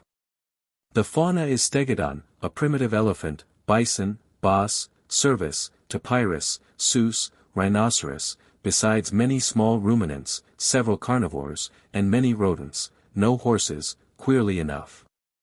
The natives in taking out the bones used no care to preserve them whole, they knew they were destined to be pulverized for medicinal purpose, so why be careful? Each day's catch was brought down to the village and piled up in a corner of the digger's house to await the coming of the buyers, who from time to time visited the village and collected the stock, paying about $20 a pickle, 133 pounds. One can imagine the heartsick emotions of a paleontologist exploring an unknown fauna, as he viewed these local heaps of fragments of skulls and skeletons. Or the many tons of them heaped in the warehouses at Ai Chang, how he would pick out teeth and recognizable pieces and attempt to interpret them. By careful watching, instruction and rewards to the diggers, however, many skulls and other parts were procured uninjured, and so on this and subsequent visits a valuable collection was gradually accumulated, and divided between the museums in Peking and New York. As the report of such operations rapidly spread, it is not surprising that the wondering Chinese dubbed the American scientific staff Men of the Dragon Bones. Chapter 9. The Dragon in Japanese Art. Have you seen the dragon? Asks Mr. Okakura in The Awakening of Japan. Approach him cautiously, for no mortal can survive the sight of his entire body. The Eastern dragon is not the gruesome monster of medieval imagination, but the genius of strength and goodness. He is the spirit of change, therefore of life itself. Hidden in the caverns of inaccessible mountains, or coiled in the unfathomed depths of the sea, he awaits the time when he slowly arouses himself into activity. He unfolds himself in the storm clouds. He washes his mane in the blackness of the seething whirlpools. His claws are in the fork of the lightning, his scales begin to glisten in the bark of rain-swept pine trees. His voice is heard in the hurricane, which, scattering the withered leaves of the forest, quickens a new spring. The dragon reveals himself only to vanish. Joly continues these impressions thus: the dragon is full of remarkable powers, and seeing its body in its entirety means instant death. The monster never strikes without provocation, as, for instance, when its throat is touched. The Chinese Emperor Yao was said to be the son of a dragon, and several of the other Chinese rulers were metamorphically called dragon-faced. The Emperor of Japan was described in the same way, and as such, in old times was hidden by means of bamboo curtains from the gaze of persons to whom he granted audiences to save them from a terrible fate. Let me insert here two remarkable paragraphs from Dr. William E. Griffiths's standard work on Old Japan, say previous to 50 years ago. Chief among ideal creatures in Japan is the dragon. The word dragon stands for a genus of which there are several species and varieties. To describe them in full, and to recount minutely the ideas held by the Japanese rustics concerning them would be to compile an octavo work on dragonology. In the carvings on tombs, temples, dwellings and shops, on the government documents printed on the old and the new paper money, and stamped on the new coins, in pictures and books, on musical instruments, in high relief on bronzes, and cut in stone, metal and wood, the dragon, Teisu, everywhere swinges the scaly horror of his folded tail, whisks his long mustaches, or glares with his terrible eyes. The dragon is the only animal in modern Japan that wears hairy ornaments on the upper lip. There are many kinds of dragons, such as the violet, the yellow, the green, the red, the white, the black and the flying dragon. When the white dragon breathes, the breath of its lungs goes into the earth and turns to gold. When the violet dragon spits, the spittle becomes balls of pure crystal, of which gems and caskets are made. One kind of dragon has 9 colors on its body, and another can see everything within 100 ri, another has immense treasures of every sort, another delights to kill human beings. The water dragon causes floods of rain. When it is sick, the rain has a fishy smell. The fire dragon is only 7 feet long, but its body is of flame. The dragons are all very lustful, and approach beasts of every sort. The fruit of a union of one of these monsters with a cow is the kirin, with a swine, an elephant, and with a mare a steed of the finest breed. The female dragon produces at every parturition 9 young. The first young dragon sings, and likes all harmonious sounds, hence the tops of Japanese bells are cast in the form of this dragon. The second delights in the sound of musical instruments, hence the koto or horizontal harp, and suzumi, a girl's drum, struck by the fingers, are ornamented with the figure of this dragon. The third is fond of drinking, and likes all stimulating liquors, therefore goblets, and drinking cups are adorned with representations of this creature. The fourth likes steep and dangerous places, hence gables, towers, and projecting beams of temples and pagodas have carved images of this dragon upon them. The fifth is a great destroyer of living things, fond of killing and bloodshed, therefore swords are decorated with golden figures of this dragon. The sixth loves learning, and delights in literature, hence on the covers and titles of books and literary works are pictures of this creature. The seventh is renowned for its power of hearing. The eighth enjoys sitting, hence the easy chairs are carved in its images. The ninth loves to bear weight, therefore the feet of tables and hibachi are shaped like this creature's feet. Marcus Hewish gives a description of the figure that has become conventionalized among the artists of Japan in the following terms, which show that it differs markedly from the Chinese convention: a composite monster with scowling head, long straight hums, a scaly, serpentine body, a bristling row of dorsal spines, for limbs armed with claws, and curious flame-like appendages on its shoulders and hips. The claws are usually 3 on each foot, but are sometimes 4 or even 5. A famous print by Ichiyusai Hiroshige shows a dragon in a cloud about Fuji, which has 3 bird-like toes and claws on every foot. I have underscored the item of the row of spines along the ridge of the back, for that is a special characteristic, sometimes a double row, as in those turned about the bronze drum at Nara, and significant in relation to its history. And in general its figure is more distinctly that of a serpent than is the typical dragon of China. Its name in Japanese is Tatsu, the equivalent of the Chinese lung. And in both countries it serves as one of the signs of the zodiac in the place occupied by Leo in the European symbols of the sun stations in its apparent annual circuit of the heavens. It also represents the 4 seas which, as in the Chinese cosmogony, limit the habitable earth, and are ruled by 4 dragon kings. The snake, says G. E. Smith, takes a more obtrusive part in the Japanese than in the Chinese dragon, and it frequently manifests itself as a god of the sea. The old Japanese sea gods were often female water snakes. The cultural influences which reached Japan from the south by way of Indonesia many centuries before the coming of Buddhism naturally emphasized the serpent form of the dragon and its connection with the ocean. But the river gods, or water fathers, were real 4-footed dragons identified with the dragon kings of Chinese myth, but at the same time were strictly homologous with the Nagarajas or cobra kings of India. Joly describes the 4 dragon kings recognized in Japan as follows. Sui Ryue rain dragon, which when in pain causes reddish rain, colored by its blood. Hanryu striped with 9 different colors, 40 feet long. Can never reach heaven. Ka-ryu scarlet, fiery, only 7 feet long. Ri-ryu has wonderful sight, can see more than 100 miles. The dragon queen is occasionally shown in art dressed in shells, corals, and other marine attributes. The Chinese winged dragon Ing Lung, rare in decorations, is the high ryu of the Japanese, and is shown with feathered wings, a bird's claws and tail, and a dragon's head. It is also called Tobi Tatsu and Sachi Hoko. Children are told of a dragon with a fish's body clothed in large scales. It is called Makitsugo, and may be a nursery version of the Chinese Karpan dragon story. The dragon of good luck is Fuku Ryu, contrasted with which is one of bad luck.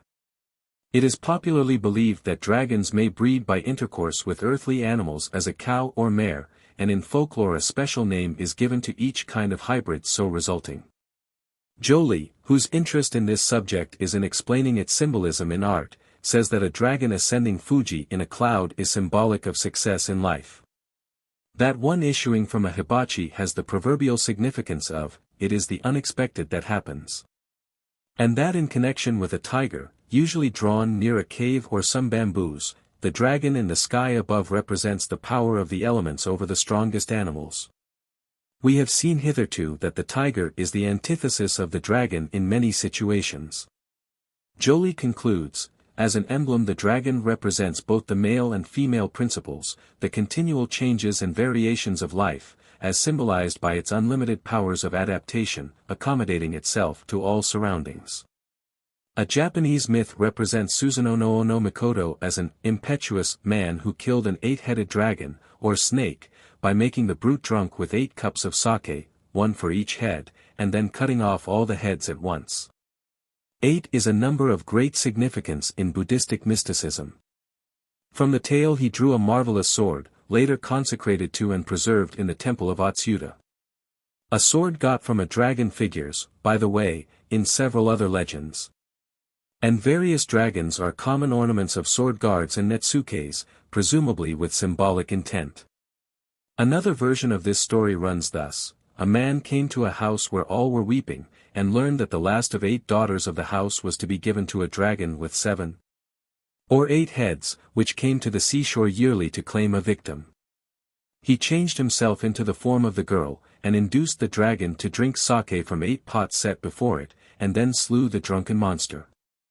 From the end of its tail he took out a sword which is supposed to be the Mikado's state sword.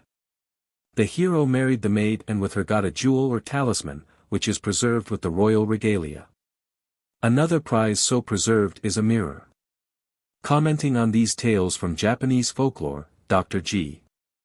Elliott Smith expresses the opinion that the appearance in them of a 7-headed monster adds to the probability of their importation from the West, and regards it as a reminiscence of the Egyptian Seven Hathors myth.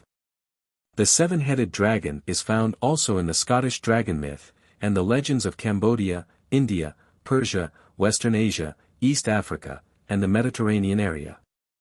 In southern India the Dravidian people seem to have borrowed the Egyptian idea of the 7 Hathors.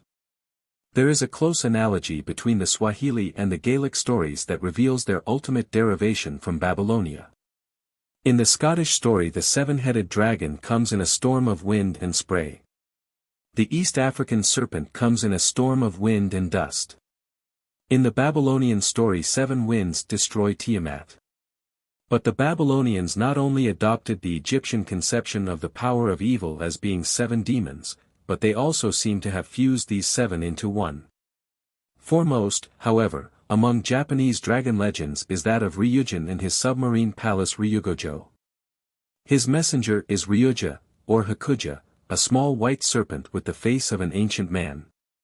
To the anger of this dragon king of the sea we owe the boisterous waves. Joly instructs us that he is usually represented by artists as a very old, long-bearded man with a dragon coiled on his head or back. Some say that a man named Huri once visited the sea god's palace and got a wife whom he brought ashore and married in earthly fashion, but as soon as the first baby came the wife became a dragon again and sank under the surface of the sea.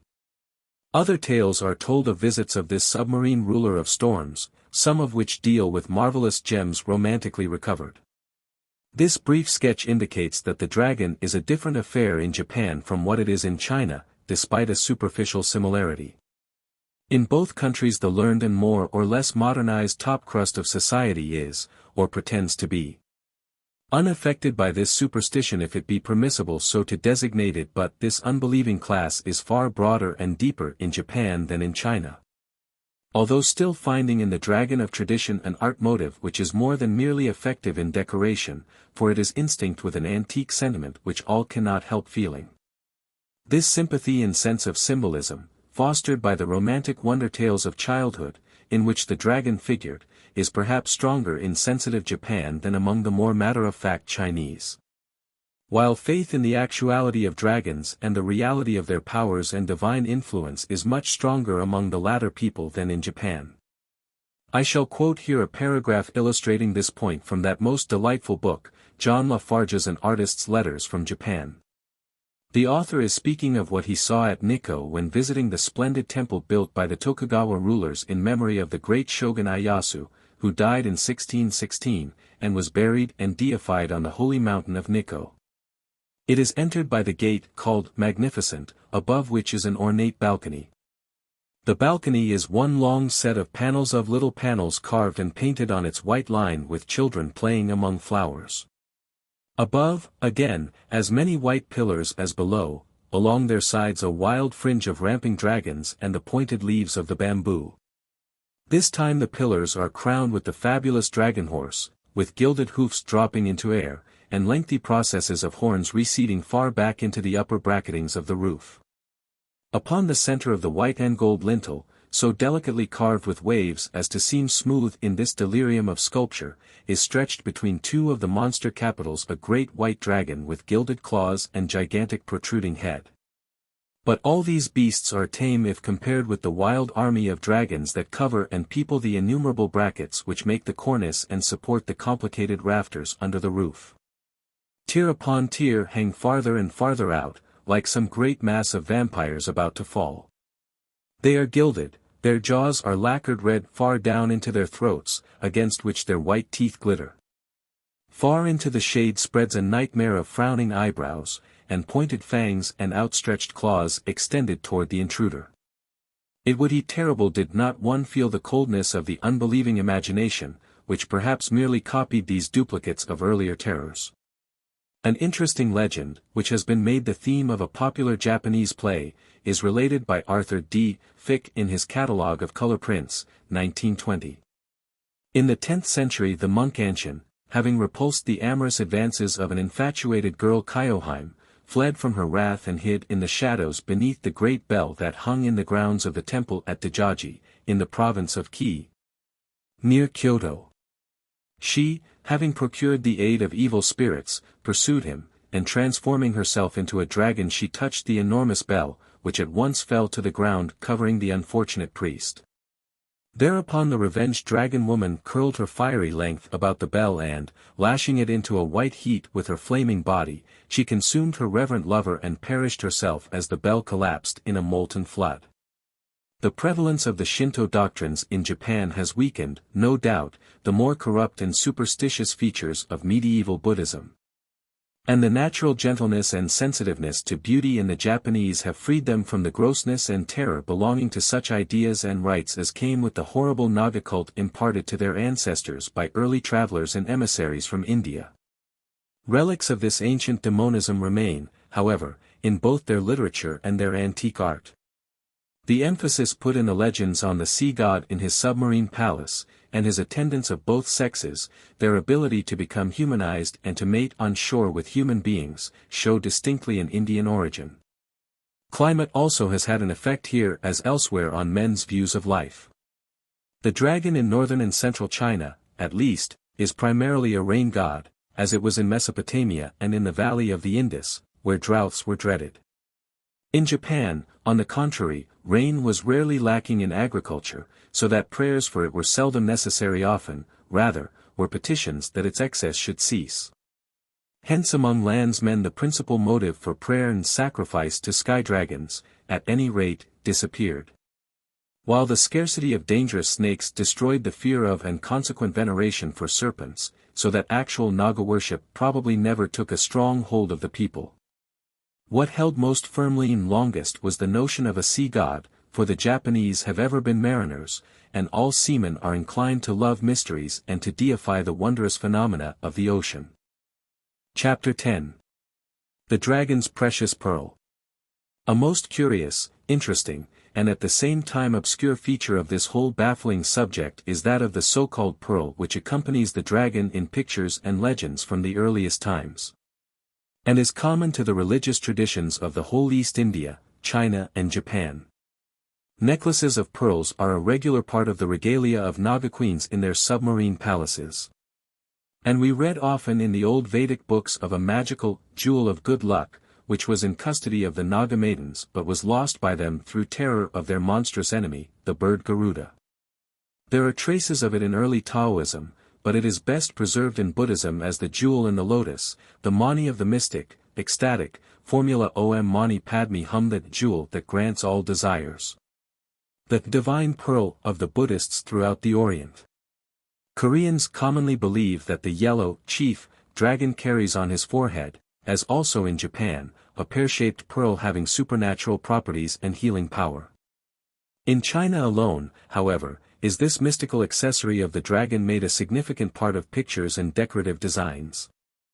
Some say that originally every proper dragon carried a pearl under his chin. Others that it was a special mark of imperial rank. A 6th century writer asserts that such pearls are spit out of dragons like snake pearls out of snakes, and have enormous value. This extraordinary gem is represented as a spherical object, or ball, half as big, or quite as large, as the head of the dragon with which it is associated, for it is never depicted quite by itself.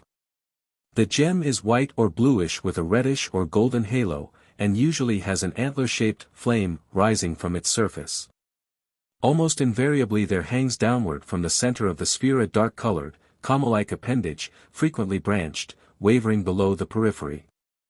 A biologist might easily at first glance conclude that the whole affair represented the entry of a spermatozoon into an ovum.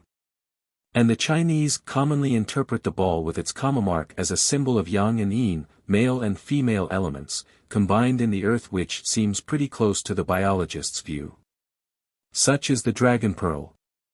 In purely decorative work, where the figure of a dragon is writhing in clouds or adapting its lithe body under an artist's hand to the shape or purpose of a piece of porcelain, a bronze article, or a silken garment, the pearl may be drawn close to the dragon, or wherever convenient. When, however, it is desirable to express the significance of this sacred adjunct of dragonhood, it is treated with strict attention to reverence and tradition. Then are pictured celestial dragons ascending and descending through the upper air, tearing a path, perhaps, through swirling mists and shadows, in pursuit of effulgent jewels or orbs that appear to be whirling in space. And that were supposed to be of magic efficiency, granting every wish. A passion for gems is a well-known characteristic of these beings, and that it has always been so is shown by a fable recorded by Joly. Tan Tai Miaming, a disciple of Confucius, was attacked, at the instigation of the god of the Yellow River, by 2 dragons seeking to rob him of a valuable gem. But Tan Tai slew the dragons and then, to show his contempt for worldly goods, threw the treasure into the river. Twice it leaped back into his boat, but at last he broke it in pieces and scattered the fragments. Can these be the 2 dragons so often depicted facing one another in the air, and apparently rushing, as if in eager play, toward a pearl floating like an iridescent bubble between them? Nothing in the decorative art of China has occasioned more guessing and controversy than this. An 18th century vase described by Chait is decorated with 9 dragons, a mystic number, whirling through scrolled clouds enveloping parts of their serpentine bodies in pursuit of jewels of omnipotence, which appear in the midst of clouds as revolving discs emitting branched rays of effulgence. Ball points out that in books issued under imperial auspices, 2 dragons encircle the title, striving for a pearl. Japanese designers like to form the handles of bells, whether big temple bells or tiny ones, of 2 dragons of fronts, with the tama between them. One Japanese carving represents a snake-like dragon coiled tightly around a ball, marked with spiral lines, illustrating devotion to the tama. A great ball of gilded glass, writes Visser, is said to hang from the center of the roof of the Great Hall of the Buddhist temple Fa-Huz, or Temple of the Reign of Law, while 8 dragons, curved around the hanging pillars, eagerly stretch their claws towards the pearl of perfection. Dragons trying to seize a fiery pearl, which is hanging in a gate, are represented twice in the same temple. We may be sure that the Chinese Buddhists, identifying the dragon with the Naga, also identified the ball with their Sintamani or precious pearl which grants all desires. In these and many similar examples we, as outsiders, may grasp little of the significance or symbolism in this conspicuous ball or pearl, but we may approach an understanding of it through Dr. de Groot's investigation of Chinese religion. He describes the ceremonial dress of the whist priests as having a broad border of blue silk around the neck stitched with 2 ascending dragons which are belching out a ball probably representing thunder. De Groot explains further that the ball between 2 dragons is often delineated as a spiral, and adds that in an ancient charm a spiral denotes the rolling of thunder from which issues a flash of lightning. In Japanese prints a dragon is frequently accompanied by a huge spiral indicating a thunderstorm caused by him. Are the antler-shaped appendages rising above the ball intended to represent lightning flames? Dar. Visser discusses this hypothesis at length, pointing out that the whole attitude of the two dragons in such art productions displays great eagerness to catch and swallow the gleaming sphere. This attitude and avidity become clear, Visser thinks, when one sees a Chinese picture like that in Blacker's Chats on Oriental China, of two dragons rushing at a fiery spiral ball above the legend, two dragons facing the moon. Sometimes two dragons confront each other, each having a flaming pearl floating just in front of their faces. There is nothing absurd about this suggestion of swallowing the moon. Celestial dragons are, in reality, personifications of clouds. And among the most primitive and widespread impressions respecting lunar eclipses is the notion that a monster is devouring the moon. Dark and writhing clouds advancing as if alive, and finally extinguishing its light, might easily suggest a similar thought. And it was a matter of early experience that after these hungry cloud dragons had completed their feast, fertilizing rain usually blessed the thirsty fields and pastures, so that the dragons got the credit. Hence artists like to represent these public benefactors playfully contending for the opportunity to devour the Queen of Night and so produce a crop-saving fall of showers for which they, the dragons, would enjoy grateful appreciation. Incidentally, artists note that a pair of their graceful figures make a well-balanced composition. The moon and water are closely connected in all mythologies, hence the moon is closely linked with fertilizing agencies in general. Faith in the moon's influence on the weather lingers strongly in the mind of rural communities even in these progressive United States of America. And it is easy to believe that the dragon-thanking agriculturists and shepherds of China felt assured that the rain-giving will and power of their celestial friends were refreshed by frequently absorbing this bright and stimulating object in the sky. That these reflections are not all moonshine is shown by evidence in the writings of the old philosophers of the East, who assure us that the actual mundane pearl taken from the oyster in whose shell it is formed beneath the salt waters is the concrete essence of the moon, distilled through the system of the molluscan emanation from the moon goddess herself. The pearls found in the oyster, as one student interprets it, were supposed to be little moons, drops of the moon substance, or dew, which fell from the sky into the gaping oyster. Hence pearls acquired the reputation of shining by night, like to the moon from which they were believed to have come. All this tends to demonstrate that the theory that the moon is the Mani, the pearl of great price, the divine essence of the gods, is not unreasonable. And its probability is reinforced by the stated fact that in both Chinese and Japanese dictionaries an ideograph combined of elements meaning respectively jewel and moon is defined as moonpearl. I am inclined to regard this as a better explanation of the puzzling object so constantly associated with dragons in Chinese decorative art than is the thunder hypothesis. At the same time it is to be noted that the spiral character of the pearl, and of the tag that springs from its center, is the widely recognized symbol for thunder, while the antler-like appendages indicate accompanying lightnings. Therefore the identification of the pearl with the moon need not preclude its co-association with thunderstorms, for the dragon is a rain controller, and in a fair sense is the deity heard and seen in thunder and lightning, who is in particular the storm god of sailor men. In Japan, whose dragon mythology has been strongly tinctured with Indian notions, as we have seen, the pearl appears mainly in connection with mythical tales of the ocean, a very natural connection. In the Nihongi, an ancient Japanese historical work, it is related that in the second year of the Emperor Chouyi's reign, A.D. 193, the Empress Jingo Kogo found in the sea a jewel which grants all desires, apparently the same lost by the frightened Naga maidens. She also obtained from the submarine palace of the Dragon King the ebb jewel, Kanja, and the flood jewel, Manja, by which she was able, on at least one important occasion, to control the tides. They are described in the Nihongi as about 5 sun long, the former white and the latter blue, the color of the east, whence rain comes, and the moon is controller of the oceanic tides. Japanese legends relating to this matter, as briefly given by Joly, in his elaborate work on the legendary art of Japan, are connected with the mythical character Ryujin, the ruler of the waters of the globe, whose home is beneath the sea, or in deep lakes, and who is represented as a very old man bearing a coiled dragon on his head or back. Ryujin carries the divine jewel Tama, esteemed as a symbol of purity and usually shown in Japan on the forehead of the dragon, also the jewels of the flowing and the retreating tides, which he gave to Jingokogo, Hykohadermi, and others.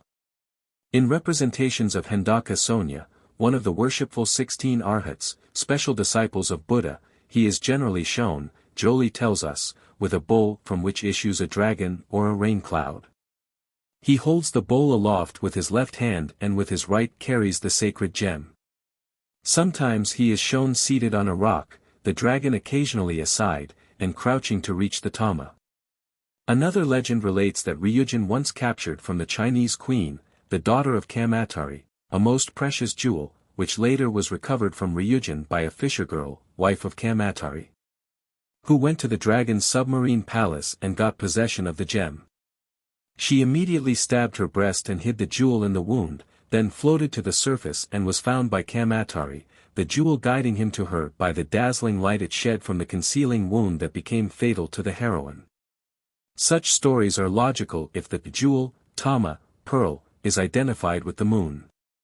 Now it may well be asked, how is it that, granting the fondness of dragons for gems and the identity of the several gems and jewels mentioned in myths and ceremonies, they all trace back in significance to the pearl?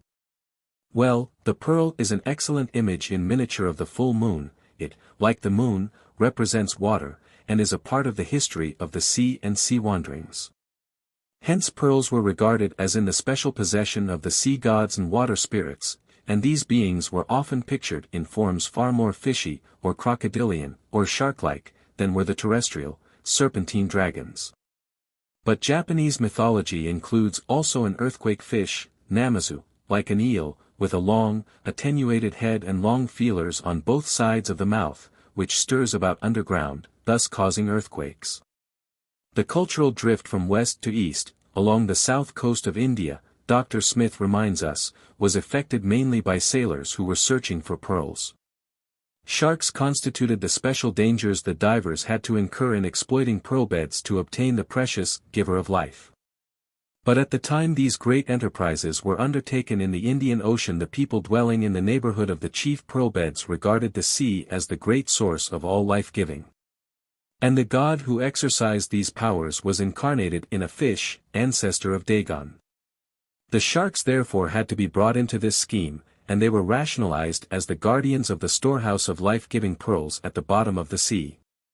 Out of these crude materials the imaginations of the early pearl fishers created the picture of wonderful submarine palaces of Naga kings in which vast wealth, not merely of pearls but also of gold, precious stones, and beautiful maidens, were placed under the protection of shark dragons.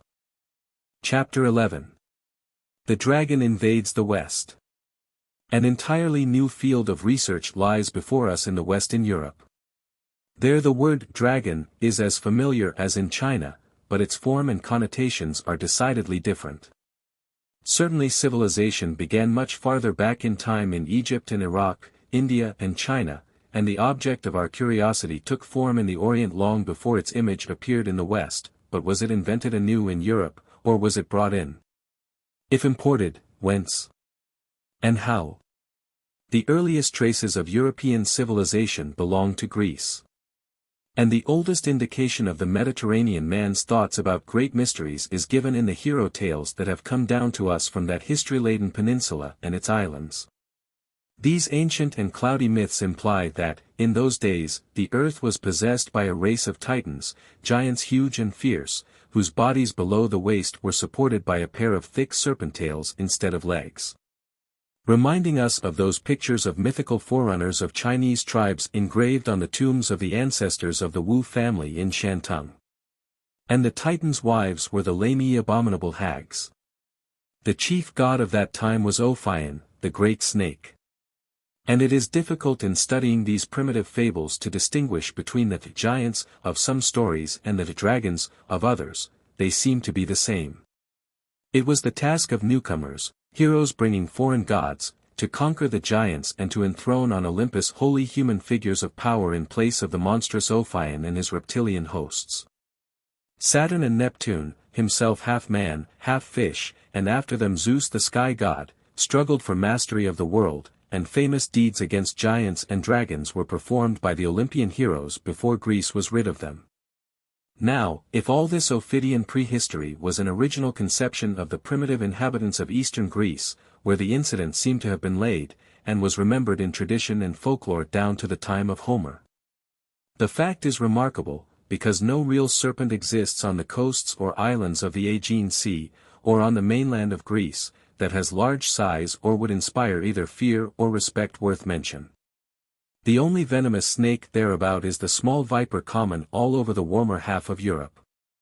Are we not, rather, considering dim, distorted recollections of serpent-worshipping aborigines, for whom, if needed, there had been no lack of teachers during unnumbered previous centuries? Long before the days of Homer and Hesiod, or of the annalists and singers of Palestine, Egyptian and Syrian navigators were sailing about the Aegean Sea and between India and Egypt. They brought ideas from the east as well as goods. Nomadic Aryan tribes were migrating with their flocks back and forth, as the seasons and pasturage changed, all over the plains between Thessaly and the highlands of Scythia and far Bactria. When they met other migrants and related tales of scenes and adventures in far countries, they told of strange gods and demons, half-human serpents often gigantic and terrible. With the dramatic sense strong in all primitive storytellers, they garnished their reports with marvels undreamed of by their listeners, and to be effectively enlarged when retold by the shepherds and fishermen of Macedonia, or among the Attic hills, or in the Isles of Greece. From such narratives, probably all made out of the carver's brain, were developed the queer and often horrid conceptions that took shape in the mythology of almost prehistoric Greece. And afterward these were seized upon as material in symbolic art and epic poetry. The oldest definite traces of the dragon in Europe are in the Greek legend, preserved by Homer and Hesiod, of Cadmus and his band of adventurers, probably some long-remembered incursion of raiders from the eastward. And, judging by his fancied presentment on a vase exhumed at Palermo, he was a wholly human warrior, and not at all like Cecrops, the mythical founder of Athens, a being whose body terminated in the shape of a fat and scaly serpent. As Seifert condenses the legend, Cadmus, having been led by a magic cow to a spot in Boeotia where he was thus impelled to plant his intended colony, proposed to dedicate the site at once by the sacrifice of or perhaps the cow, a distinctly Aryan proceeding. Therefore he sent his companions for the necessary pure water to a nearby spring, where all were immediately slain by a huge serpent, the dragon guard of the fountain. This incident is quite in accord with Asiatic ideas of the time regarding dragon serpents' functions. As soon as Cadmus learned of the slaughter of his comrades, he rushed to the spring and killed the dragon. Then, at the command of an invisible voice, some say of Athene, he drew out its teeth and sowed them over the adjacent ground. A host of armed men immediately sprang up, each from one of the broadcast teeth, who instantly began to fight and slay one another until only 5 remained alive. These survivors then quieted their fury and helped Cadmus build a stronghold, which finally developed into the city of Thebes. The 5 naturally became the ancestors of the Theban aristocracy, and one of them, Echion, called the Serpent's son, married Cadmus's daughter Agave. After many troubles King Cadmus retired to Illyria, where at last he and his wife Harmonia were changed into snakes, died, and were carried by the gods to the place of the blessed. This denouement is very inconsistent, but it shows how the trail of the serpent lies over every incident and fancy in that fantastic infancy story of Hellas. One cannot gather from the writings of the early poets and chroniclers any distinct idea of the traditional or supposed appearance of the monsters with which the sun gods were incessantly battling, except that whenever a chance glimpse is permitted one sees the serpent likeness. Such was Python, half man, half snake, as some say, which haunted the caves on empty Parnassus, particularly that cleft in the rocks, originally called Pytho, where afterward was established the Delphic oracle. Apollo seized the place just after his birth, slaying Python with the first arrows from his infant bow. And in later times a festival was held there every year at which the whole story was represented in pageantry, the prototype of similar historic festivals celebrated during the Middle Ages in Europe and not yet quite obsolete. Python was one of the offspring of Typhoeus and Echidna, themselves apparently son and daughter of Tartarus, underworld, and Gaea, earth. Echidna was part woman and part snake, and her brother husband is identified with the Typhon of Egyptian mythology, otherwise Apop, one of the forms of wicked Set and a sort of duplicate of the Persian Ajizohak, since he also is a gigantic demon, and has snakes sprouting from his shoulders. This diabolical pair further afflicted the world by engendering, in addition to Python, the three-headed dogs Orthos and Cerberus, the lion of Namaea, the Lernaean Hydra, the guardians of the orchards of Hesperus and of the golden fleece in Colchis, and perhaps other monsters of fable. The most notable, perhaps, of this horrid brood was Hydra, a water fiend that infested the region about Lake Lerna, near Argos, where it devastated the country of cattle and sheep, and whose breath even was a deadly poison. All accounts agree that it was an enormous water snake with many heads. 100 according to Diodorus, 50 says Eumenides, but the accepted opinion is that its heads numbered 9, one of which was believed to be immortal. To destroy this dreadful creature was thought worthy to be one of a dozen or so labors assigned to Heracles, as tests of manhood, by the Delphic oracle. And it was the only feat of the lot that he could not accomplish without help, because whenever one of the Hydra's heads had been amputated 2 new ones would sprout in its place unless the wound were scarified by fire. Having scared the Hydra out of its lair among the reeds by shooting at it fiery arrows, Heracles hewed at its heads, and as fast as he cut them off his nephew and charioteer, Iolaus, seared the bleeding stumps with a burning iron. The Hydra having at last been totally decapitated, the heroes piled a huge stone on its immortal head and so prevented resuscitation of the evil. A later and lesser sort of Hydra was the Chimera, of which we may read in the Iliad, and which appears on the monuments, with the body of a serpent terminating in a head, and having 2 other heads as well, one a lion's in the usual place, the other a goat's rising out of the center of the body. No one could overcome the Chimera, and it caused the death of many men by the fire it exhaled, until at last Bellerophon slew it. The Hydra seems to me a mere extravagance of the serpent cult, not at all different from the Hindus' many-headed Nagas, and probably akin to them in history. Again, is the Chimera anything but a caricature of Marduk's sea-goat? The inference seems irresistible that the religious notions of the aborigines of Macedonia and prehistoric Greece were derived from India, by way of the wandering Aryans of Thrace and the northern plains, tinctured with somewhat of the mythology of Egypt and Chaldea. It has been said that the Hydra was copied from the poulp, or octopus, which infests the rocky shores and shallows of the eastern Mediterranean, but this seems to me improbable. However much the octopus may be recognized in certain other aspects of the myths and conventional designs characteristic of the Mediterranean region, more logically this repulsive cephalopod might well be regarded as the parent of the marine monster Scylla, finally exterminated by Heracles. She is described by Homer as dwelling on a tall rock in the sea where the lower half of her body is concealed in a cavern, whence she reaches out 6 long necks, each bearing a horrid head with 3 rows of teeth closely set, like the suckers of the cuttle, by which she catches fishes and other marine creatures, and snatches men off passing ships. In later times she personified one of the 2 great perils in the navigation of the Strait of Messina.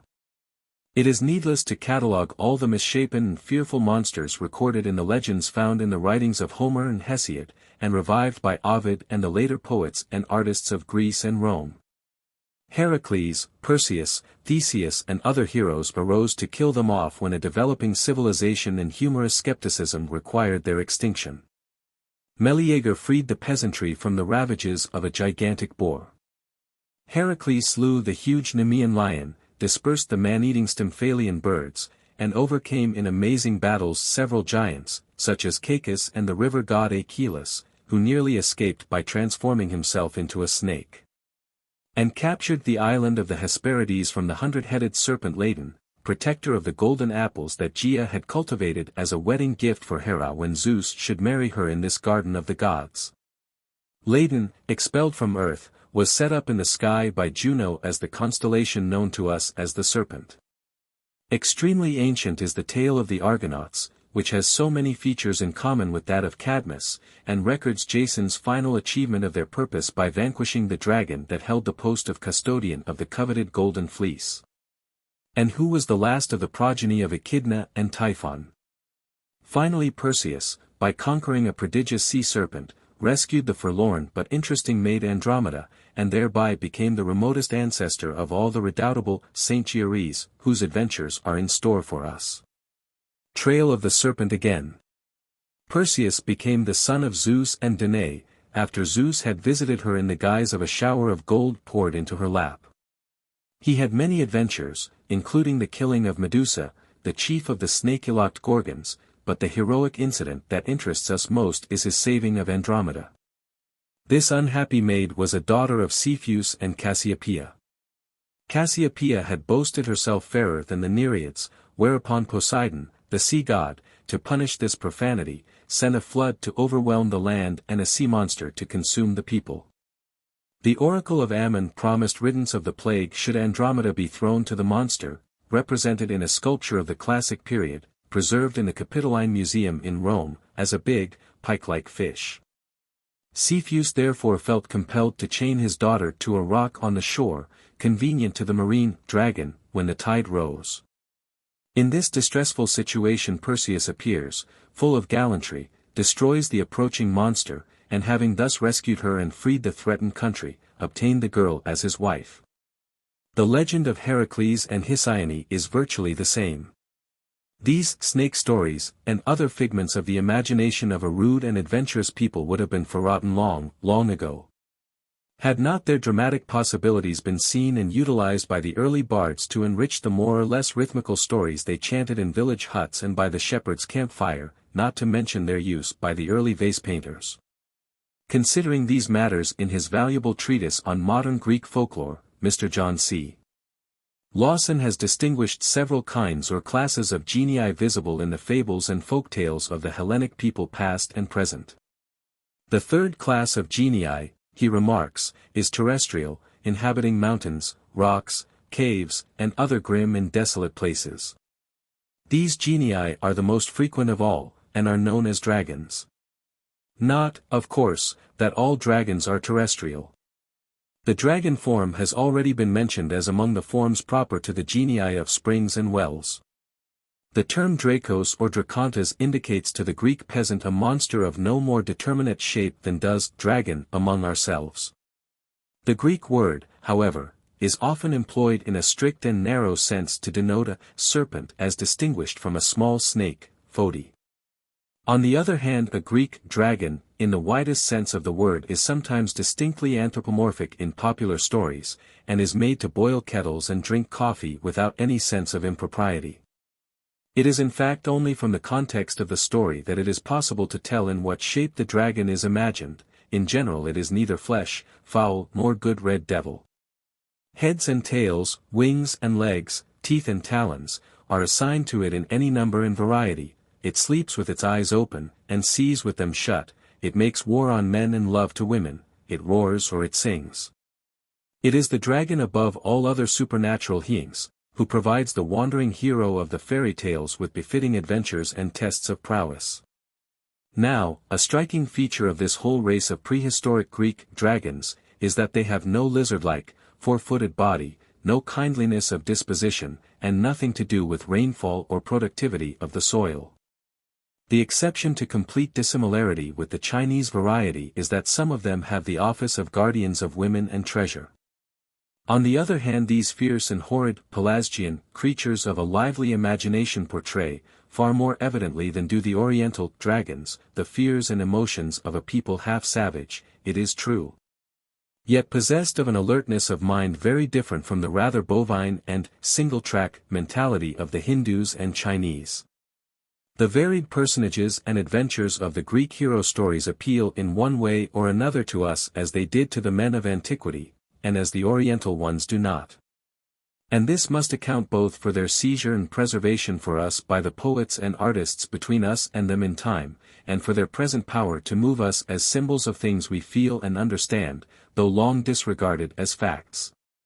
A similar quality of dramatic reality belongs to much of the Persian mythology, and this strengthens the theory that Greece derived these notions from the prehistoric men of Central Asia overland, rather than from Asia Minor by way of the Aegean Islands, or to any great extent from Egypt by way of Crete, the latter in later times the channel of an invigorating influence. Yet one cannot be sure that the Egyptian demonology did not tincture the superstition of the earliest Greeks, for prehistoric sculptures exhumed in Crete show water demons of queerly changed crocodilian aspect with strange mammalian heads. And distinctly four-legged, which might have served as prototypes of the forms later developed in Western Europe. The Hittites and Phoenicians do not appear to have had in their history or religion any proper dragons, for their fiendish Moloch was certainly not of that Chaldean race. Hence nothing of the sort has been revealed in Carthage or in the remains of other Phoenician settlements on the shores of the Mediterranean. All the foregoing matter is mythical or legendary. We get upon fairly firm ground of fact about 15 centuries before the Christian era, when invaders from the north penetrated the Epirus, expelled or subdued the barbarous Pelasgians, and established themselves as settlers and rulers. These conquerors, known henceforth as Achaeans, were Nordic tribes of somewhat superior physique and culture, speaking an Aryan dialect out of which the Greek language developed. With their advent the history of the country begins, and the aboriginal stories of dragons, giants, and incredible heroes fade rapidly into folklore and become merely literary and artistic materials. Camps and caves are replaced by substantial buildings, and these become improved into the splendid edifices of the golden age of Greek art. It is noteworthy at this point to remark that from the very beginning in megalithic or Mycenaean structures the ornamentation of neither temples, official buildings, nor private houses had any suggestion of the ancient serpent cult. Unlike what has happened in China and Japan, where images of dragons and snakes meet the eye in every city and village and keep alive their sacred and symbolic significance.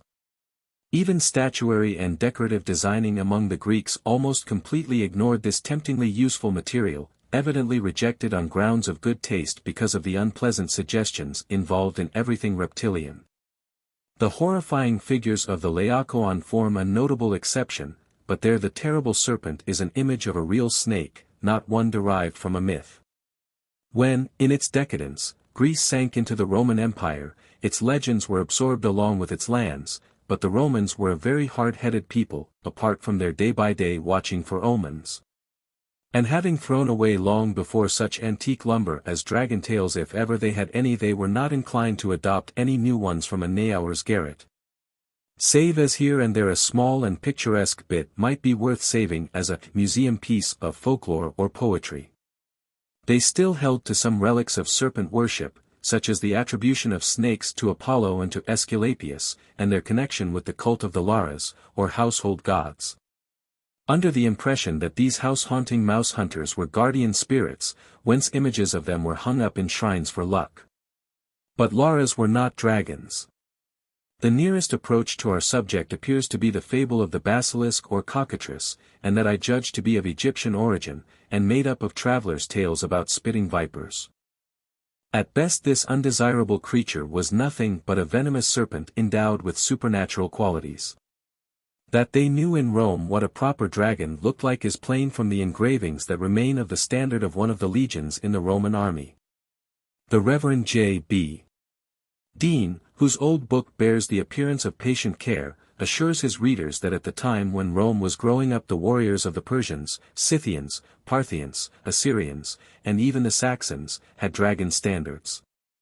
He explains also, quoting Latin writers of the age of the Caesars, that in the army of Marcus Aurelius, and afterward, flag-like images woven into the shape of a traditional dragon were carried by each of the 10 companies, cohorts, in a regiment, legion, whose regimental standard represented an eagle. Later, the dragon emblem was taken from the regular army and, in its Parthian form, was adopted as the general standard for the auxiliary corps. Thus in time it became the ensign of the emperors of the West whose troops were holy auxiliaries.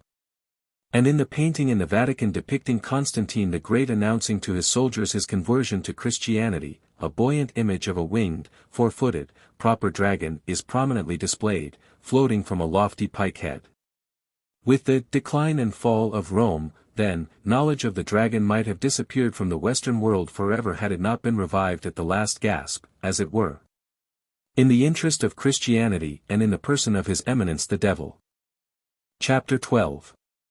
The Bold Serpent and His Progeny. It is difficult to determine whether the Hebrews, as we know them in the Bible, believed in the actual existence of what we call a dragon, at least as resident in Palestine. Hebrew theology, Geiger concludes, had no demonology or Satan until after the residence at Babylon. The account of the Garden of Eden dates from a time subsequent to the captivity. And this eminent expositor assumes that Satan came from the Zoroastrian conception of Ahriman, the evil serpent bearing death. The features of the original Sumerian, of pre-Sumerian, myth of the struggle of Marduk with Tiamat had become considerably modified by that time even in Babylonia. Dar. Ward mentions a cylinder on which Bel Marduk is depicted as chasing and killing the evil one, an unmistakable serpent. This, Dar. Ward thought, is convincing proof that in the region where it was made the spirit of evil was conceived as a serpent, as it is in Genesis, and also in Job 26 verse 13 and Isaiah 27 verse 1. Job calls it a crooked serpent, and Isaiah declares that in due time the Lord of Israel shall punish the Leviathan, that crooked serpent, and he shall slay the Leviathan that is in the sea. Most of the allusions in the Old Testament appear to be allegorical or poetic, dragon merely serving with the owl, raven, and other creatures of the Syrian wilderness as an expression for desert desolation. The prophets and bards, addressing a people fond of figurative speech, were no doubt confident their allusions and metaphors would be understood, even when a devouring, malignant, and unearthly agent of evil was meant. As in the frightful visions limned by the excited author of the Book of Revelations. Take, for example, John's vision in Patinos of dragon horses, Revelation 9 verse 17, whose heads were as the heads of lions, and out of their mouths issued fire and smoke and brimstone.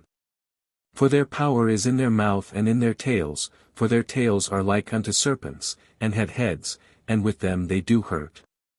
Then there is that powerful modern picture in enduring phrases, there was war in heaven, Michael and his angels fought against the dragon, and the dragon fought and his angels, and prevailed not, neither was their place found any more in heaven. And the great dragon was cast out, that old serpent called the devil and Satan, which deceiveth the whole world, he was cast out and his angels were cast with him. Milton, in next describing Satan's return to pandemonium, changed to a dragon, finally distinguishes this hellish monster from the snaky tribe out of which it has grown. In these verses from Paradise Lost, 10:519. For now we're all transformed. Alike, to serpents all, as accessories. To his bold riot. Dreadful was the din. Of hissing through the hall, thick swarming now. With complicated monsters head and tail. Scorpion, and asp, and Emphysema dire. Cerastes horned, Hydrus and Elaps drear. And Dipsas, not so thick swarmed once the soil. Bedropped with blood of Gorgon, or the isle. Ophiusa. But still greatest he the midst. Now dragon grown, larger than whom the sun.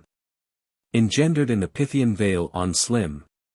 Huge Python, and his power no less he seemed. Above the rest still to retain. The figures of metaphor chosen by St. John show that he knew the traditionary characteristics, largely derived from India, of these reptilian ogres, and counted on the public's familiarity with them.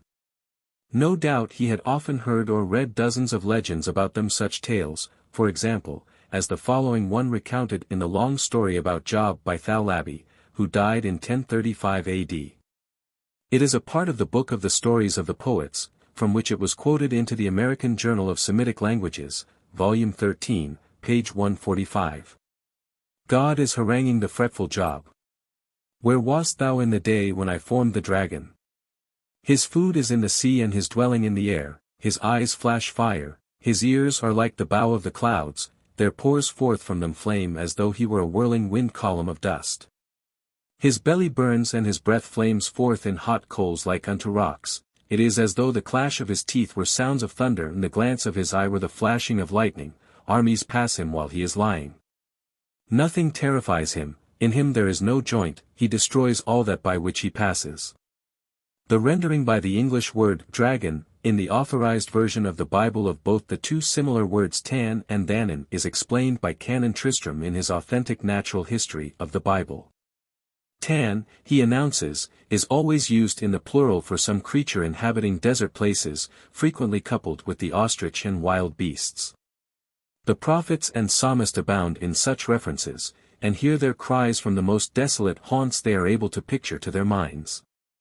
I will make a wailing like the dragons, and mourning as the ostriches, exclaims Micah, remembering nocturnal voices that had echoed in the desert from ghostly ruins and perilous wastes, voices of real animals such as jackals, whose mournful howlings disturb the nervous and superstitious, or owls, always troublesome to timorous souls. The writer of the article, Dragon, in the Jewish Cyclopedia informs us that in the Septuagint version the word signifies a dangerous monster whose bite is poisonous. This accords with the Hindu definition of a Naga, which designates a venomous snake alone, a cobra. Such monsters must be imagined, says this Hebrew commentator, as of composite but snake-like form, and always as at home in water, even in the waves of the sea, Psalms 48 verse 7, where they were created by God with the fishes. In the beginning of things YHWH overpowered them in creating the world. It is clear that this story, which is found only in fragments in the Zero T, was originally a myth representing God's victory over the seas. The hot and arid country of the Holy Land was particularly favorable to serpent life.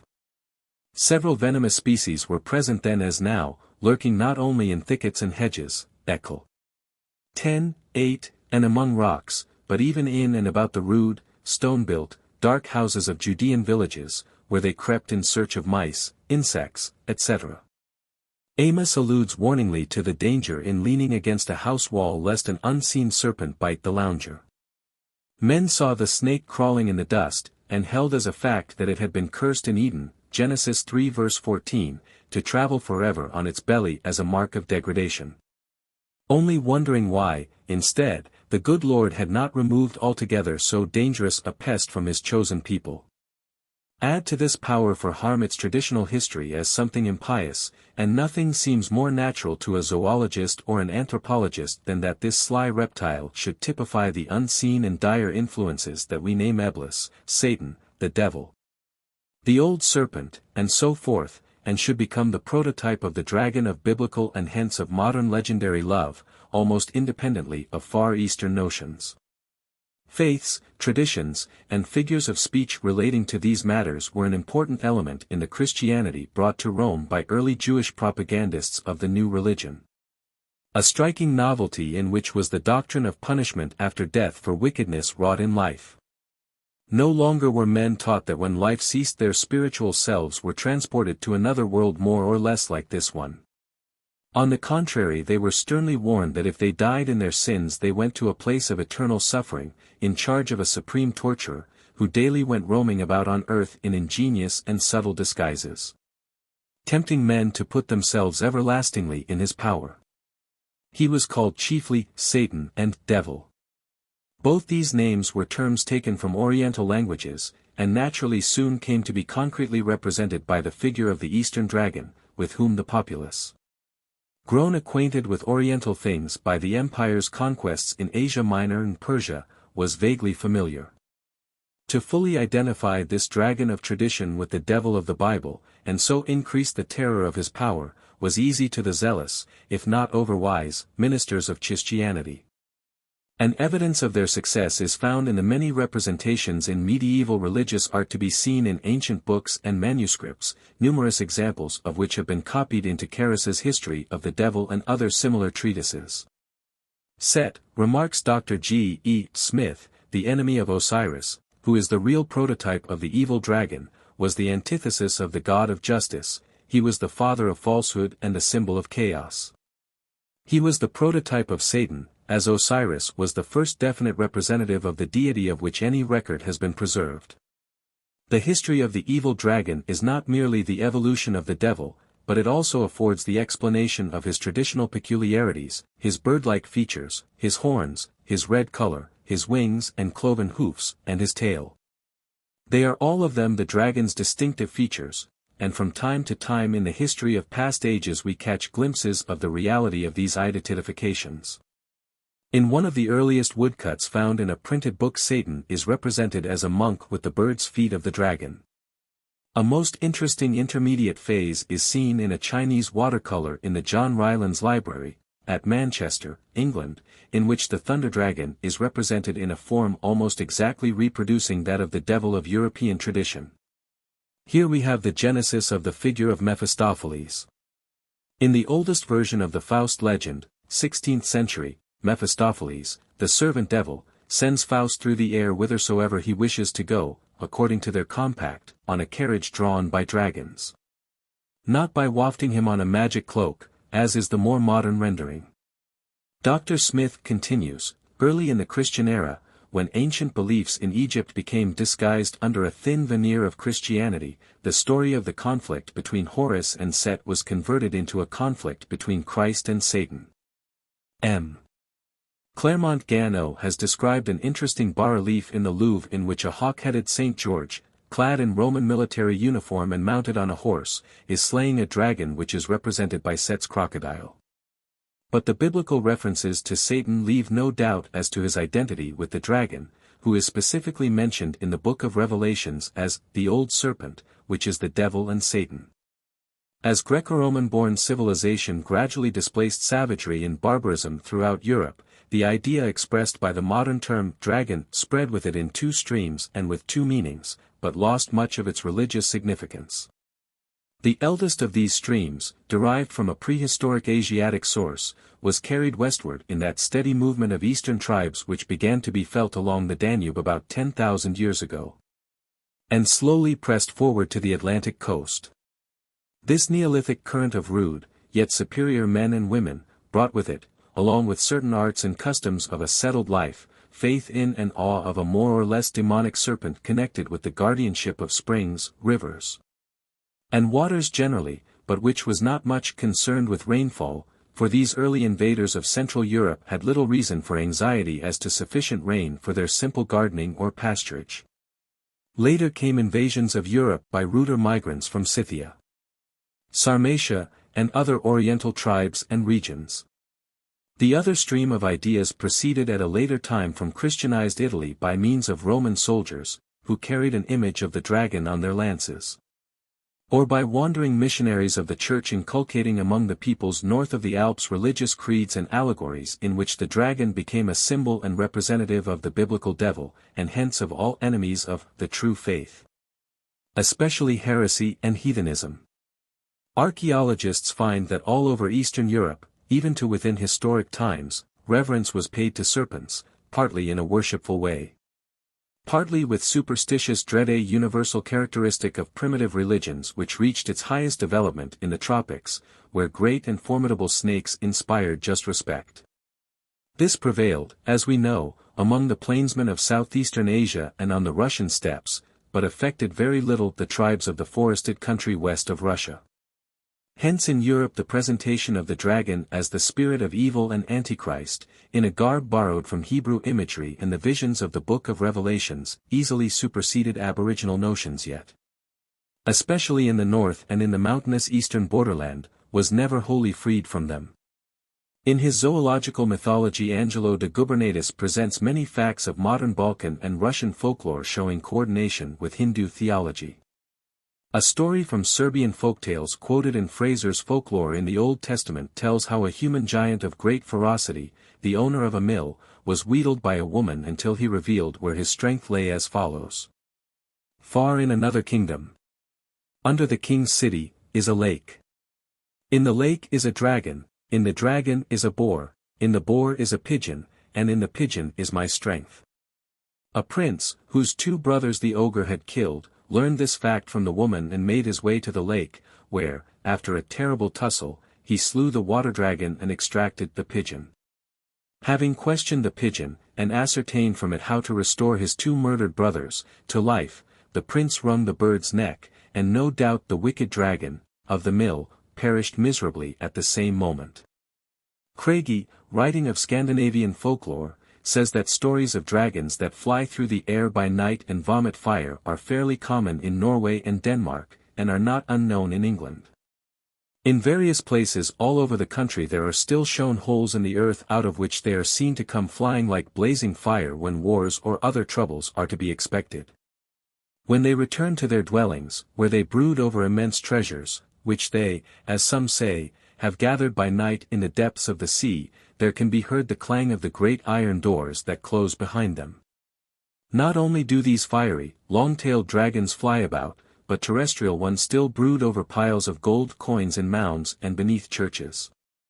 When they appear, as they sometimes do, various recipes exist for forcing them to reveal or even to shower down their gold, but the conditions accompanying these instructions are usually impossible to fulfill. The lindorms and king vipers mentioned by Craigie are said to be serpents, usually of great size, that do various sorts of mischief, one kind having ghoulish habits.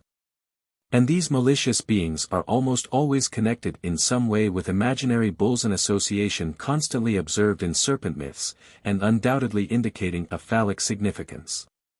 Fraser quotes Balder, Volume 1, a medieval writer who recorded that in some parts of Europe on midsummer night it was the custom to burn bones and filth to make a foul smudge, because this smoke drove away certain noxious dragons which at this time, excited by the summer heat, copulated in the air and poisoned the wells and rivers by dropping their seed into them. Grimm adds such items of Teutonic lore as follow. The dragon lives 90 years in the ground, 90 in the lime tree, and 90 more in the desert, sunning his gold in fine weather. Haimo finds a dragon in the Alps of Carnola, kills it and cuts out its tongue, and with the tongue in hand finds a rich hoard. The swords of Sigurd and of Alexander, the Great, were tempered in dragon's blood, which when eaten confers a knowledge of the language of birds, which are messengers of the gods. Dragons are hated. But it is a German saying that a venom-spitting dragon can blow its poison through 7 church walls but not through knitted stockings. Such are dozens of living northern stories and fancies, traceable back into an almost forgotten antiquity. Very old and primitive is the Teutonic tale of the dragons of the underworld which come flying toward the shades of the dead, trying to obstruct their advance when on their way to the realm of a blissful eternity. There were also dragons on earth as well as beneath it, and one of these has survived to serve on the operatic stage wherever Wagner's Nibelungen series is produced. This is the story as recited in the Saga of Volsung, a German epic of unknown authorship produced about the end of the 12th century. The great god Wotan, or Odin, is possessed of a vast treasure which is committed by the gods into the keeping of 2 giants. One of them, Fafnir, kills his brother in order to get possession of all the wealth, and then transforms himself into a dragon to guard it. Wotan wants to recover his treasure. A knight, Siegfried, Norse, Sigurd, forges a magical sword out of the pieces of his father's sword, Nothing. Wotan and his brother Alberich come to where the dragon Fafnir is watching over the stolen money and jewels, including a magic ring belonging to Alberich to which a curse is attached. Siegfried approaches the horrid lair, whereupon Fafnir comes out, and in the fight that ensues Siegfried slays the beast by aid of his magic sword. The king tells the hero about the ring, and Siegfried goes and gets it, but its possession ensures him constant trouble and unhappiness.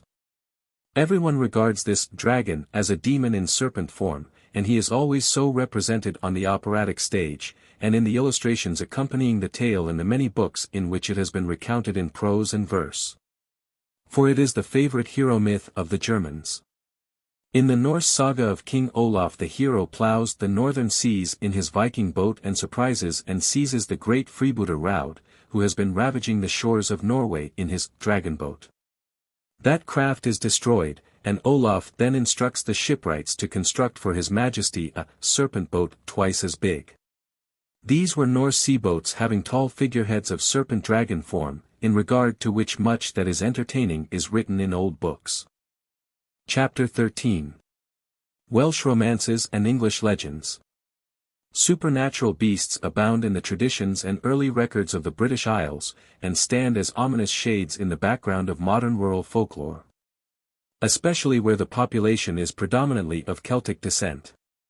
Celtic invaders from the continent possessed themselves of Ireland, Cornwall, Wales and western Scotland, even before the beginning of the Christian era, expelling or absorbing the previous native occupants, also many savage notions. They brought with them, and all sections share the substructure of, a body of faiths and fancies, poetic and superstitious, engaging demonic creatures, supermen and personifications of nature that form a more or less unified mythology known to antiquarians as the Great Celtic Dragon Myth. Its stories, in which prehistoric fiction and legendary or real incidents and personages are inextricably mingled, abound in giants, semi-human ogres, serpents and dragons of land, water and air, sea monsters, mermaids and fairies. J.F. Campbell has devoted a whole book to this matter, and an awesome belief in much of its mystery still lingers among the peasantry about the Irish lakes, in the glens of wilder Wales, and among the lochs and sea isles of Scotland. Dreadful worms, half fish, half dragon, still inhabit some Irish lakes, while on others the boatman will speak with bated breath of monstrous beasts that formerly lurked in their depths. And the water horses of certain Scottish lochs are near cousins to them. Dragon or demon, raven or serpent, eagle or sleeping warriors, Mr. Wirt Sykes declares in his British Goblins, the guardian of the underground vaults in Wales where treasures lie is a personification of the baleful influences which reside in caverns, graves and subterraneous regions generally. It is something more than this when traced back to its source in the primeval mythology. The dragon which watched the golden apples of Hesperides, and the Peishtamor, or great worm, which in Ireland guards the riches of O'Rourke, is the same malarious creature which Saint Samson drove out of Wales. According to the monkish legend this pestiferous beast was of vast size, and by its deadly breath had destroyed 2 cities. It lay hid in a cave near the river. Thither wentest he. Samson accompanied only by a boy, and tied a linen girdle about the creature's neck, and drew it out and threw it headlong from a certain high eminence into the sea. This dreadful dragon became mild and gentle when addressed by the saint. The mysterious beast of the boy Taliesin's song in the marvelous legend of Gwaun Bach, told in the Mabinogion, is a dragon worthy to be classed with the gigantic conceptions of primeval imagination, which sought by these prodigious figures to explain all the phenomena of nature. A noxious creature from the ramparts of Santanas, sings Taliesin, with jaws as wide as mountains, in the hair of its 2 paws there is the load of 900 wagons, and in the nape of its neck 3 springs arise, through which the seraphs swim. Cuchulainn, the supreme Irish hero, who had to undergo Herculean tests of fortitude, was once attacked by such a beast of magic, which flew on horrible wings from a lake. Cuchulainn sprang up to eject it, giving his wonderful hero leap, thrust his arm into the dragon's mouth and down its throat and tore out its heart. With figures from such legends as these Spenser embellished his fairy queen, picturing an ugly monster plain, half like a serpent horribly displayed. But other half did woman's shape retain, most loathsome, filthy, foule, and full of vile disdain.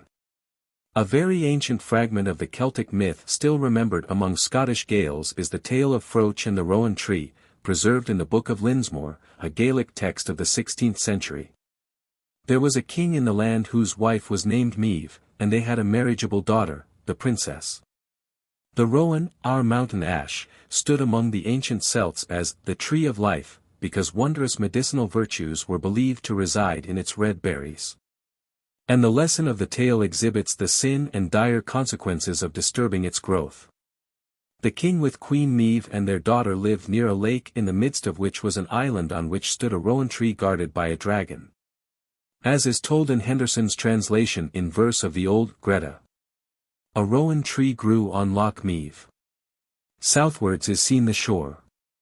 Every 4th and every month. Ripe fruit the rowan bore. Fruit more sweet than honeycomb. Its clusters virtues strong. Its berries red could one but taste.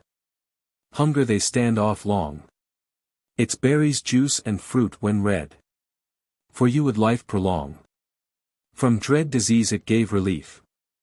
If what is told be our belief. Yet though it proved a means of life, peril lay closely nigh. Coiled by its root a dragon lay, forbidding passing by. In the neighborhood dwelt a young nobleman named Froch, the suitor of the king's daughter, who tells him that her mother, the queen, is ill. And that her only cure is in the berries of the rowan growing on the island as gathered by Froch's hands. Froch protested a little at the extreme peril of the task given him, but bravely agreed to try, and stripping off his clothes plunged in. Swimming to the island he gathered and brought back a goodly quantity of the ripe berries, unnoticed by the dragon. But Meve declared that they were useless to cure her, she must have a branch of the tree bearing fruit.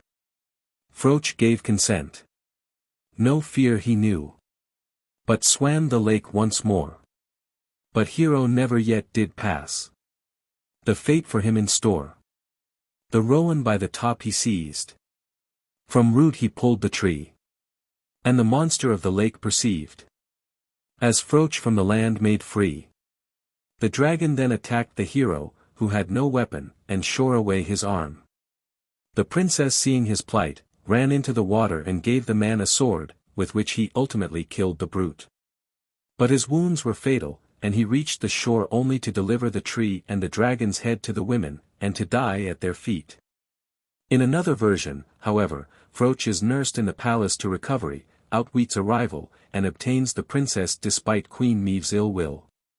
Very similar and more famous is the romance of Tristan and Isolde, which was written out by Gottfried Strasburger, a German poet who lived early in the 13th century. In Ireland, his poem tells us, was once a dreadful dragon wasting the land. The king swore a solemn oath that he would give his daughter, Princess Isolde, to whatever man should slay it. Many knights tried the feat, but lost their lives. Always with the candidate rode the seneschal of the palace, but always at sight of the beast he ran away to safety. At last the knight Tristan offered himself and rode toward the dragon's den, accompanied by the seneschal, who turned back the moment danger appeared, but Tristan rode unsteadily. Ere long he saw the monster coming towards him, breathing out smoke and flame from its open jaws. The knight laid his spear in rest and rode so swiftly, and smote so strongly that the spear pierced through the throat into the dragon's heart. The beast was not yet quite killed, however, and fled with Tristan's spear sticking in its vitals. The knight followed fast, overtook the brute, and a long and terrific fight ensued, so fierce that the shield he held in his hand was burnt well nigh to a coal by the flames from the dragon's nostrils. Struggling painfully back to the king's city, the exhausted hero fell into a pond and would have drowned had not Isolde and her mother come by and dragged him out. Then the cowardly seneschal asserted he had done the glorious deed, whereupon Tristan shows the tongue of the dragon as evidence of his own claim to the reward. This is an example of the many medieval stories of later birth, Progeny of Perseus, in which some untoward circumstance prevents the hero establishing his claim before an impostor has run before him to the court. Yet wins in the end by means of concealed evidence. The terms dragon, drake, serpent, worm, were more or less interchangeable in Northern Europe, where even now you may hear described to you a fabulous worm bet, or serpent's bed, as the place of gold with a dragon guardian. So it was in Britain, where this creature was associated with the exploits of the Round Table. For we find the following among the Arthurian legends which are more particularly Welsh. Merlin, the magician, was asked by King Vortigern, 5th century, how to render stable a tower of his castle which thrice had tumbled down. Merlin explained that the trouble lay in the fact that the tower had been built over the den of two immense dragons, whose combats shook the foundations above them. The king ordered his workmen to dig, as Bulfinch tells it, and when they had done so they discovered two enormous serpents, the one white as milk, the other red as fire. The multitude looked on with amazement till the serpents, slowly rising from their den, and expanding their enormous folds, began the combat, when every one fled in terror except Merlin, who stood by, clapping his hands and cheering on the conflict. The red dragon was slain, and the white one, gliding through a cleft in the rock, disappeared.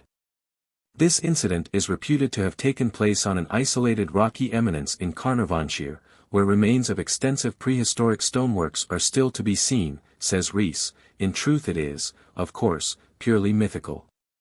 Whence came the red dragon of Cadwallader?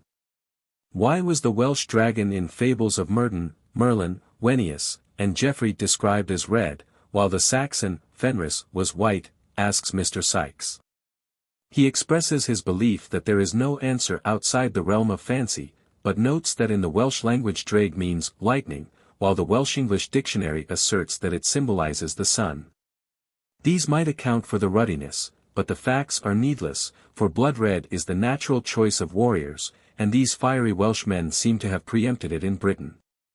The dragon itself was perhaps that of Froch, the great Celtic hero. At any rate it was the device on the banners of the old Welsh kings, legendary and real, and was carried by Cadwallader, or Cadwalla, king of North Wales.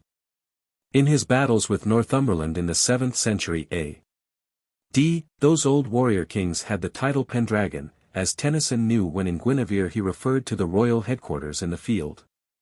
They saw the dragon of the great Pendragon, that crowned the state pavilion of the king. And Shakespeare writes, "Peace, Kent. Come not between the dragon and his wrath." This is the red, or sometimes golden, dragon that has been so closely associated with British royalty. The Black Prince flourished it over the heads of his soldiers at Crecy, and so it came to be recognized for many years as the badge of the principality.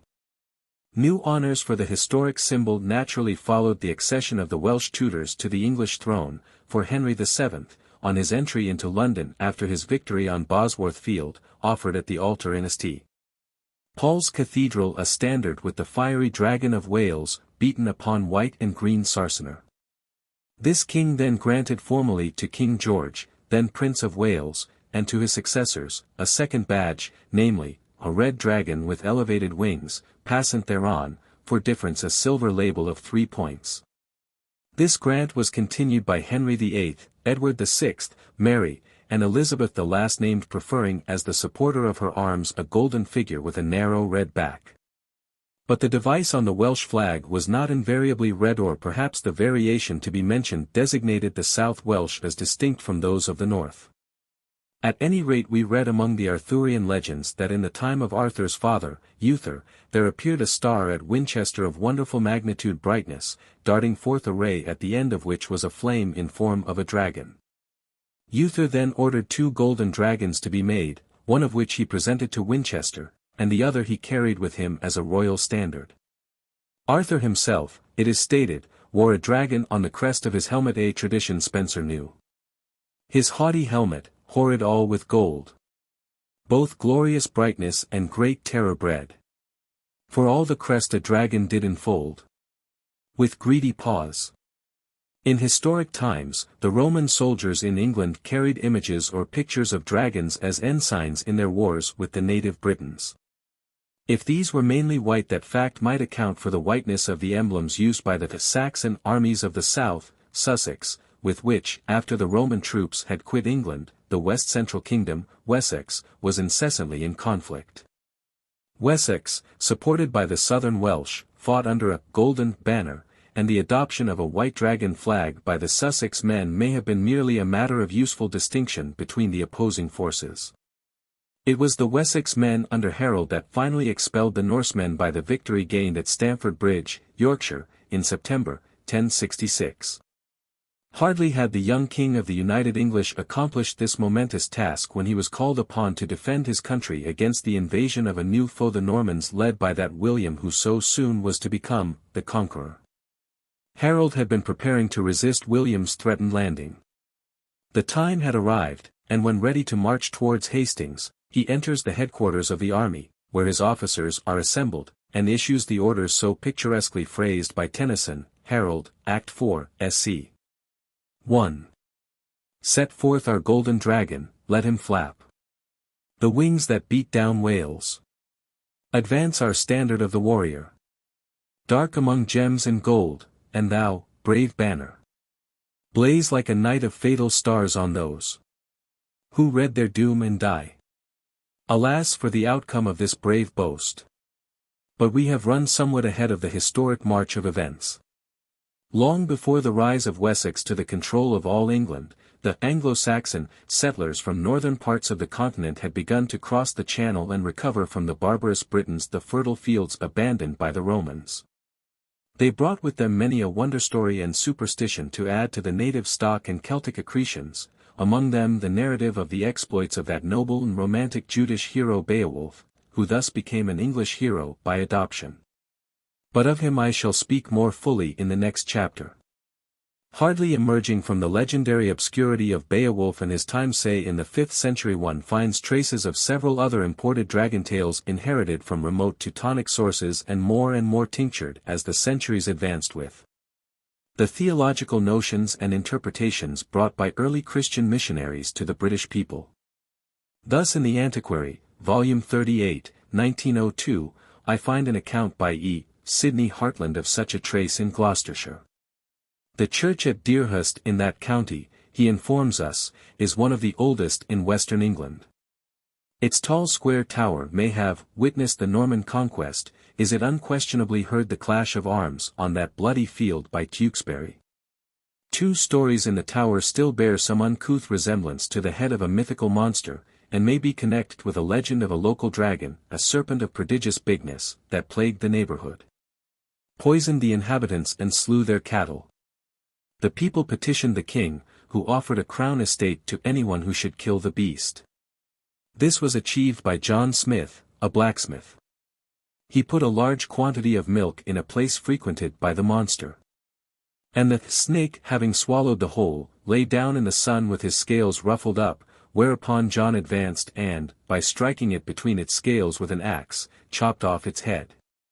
Mr. Hartland believes that the protruding, jaw-like figures set in the tower of this Deerhurst church have reference to this legend. He refers to several similar carvings in continental churches that are known to commemorate the local deliverance of communities from dragon rage. One of the most ordinary Anglo-Saxon sculptures, he remarks, is that of a dragon. All sorts of Anglo-Celtic work bear this figure.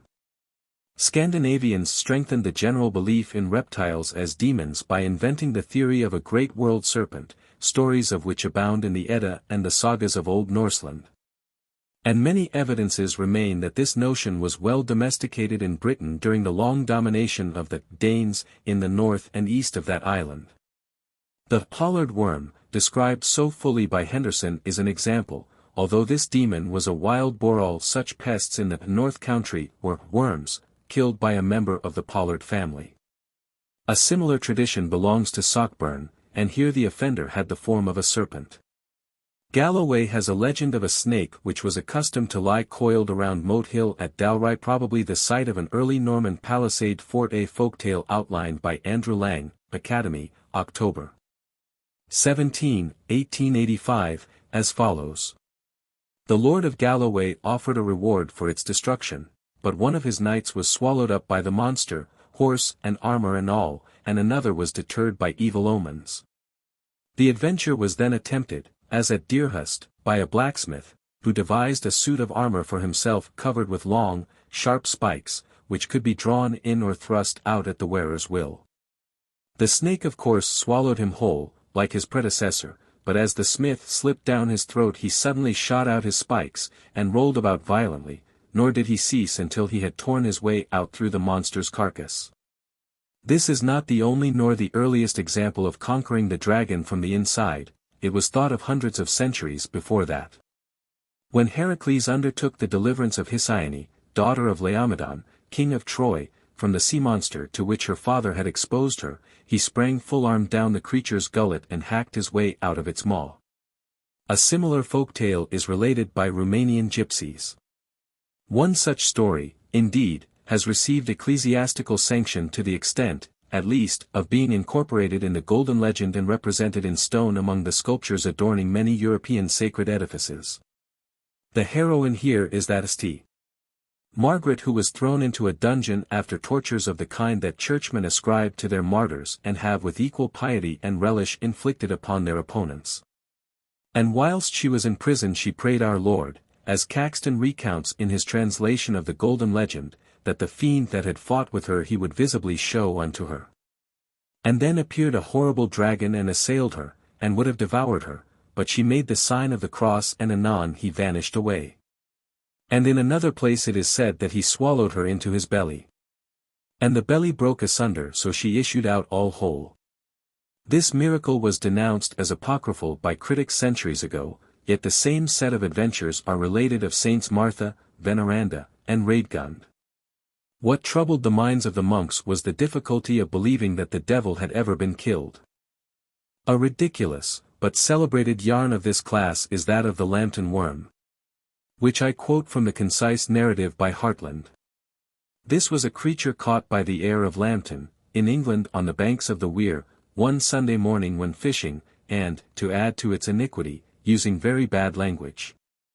He threw it into a well, where it grew and grew until it outgrew the well and resorted to the river, lying coiled by night thrice around a neighbouring hill.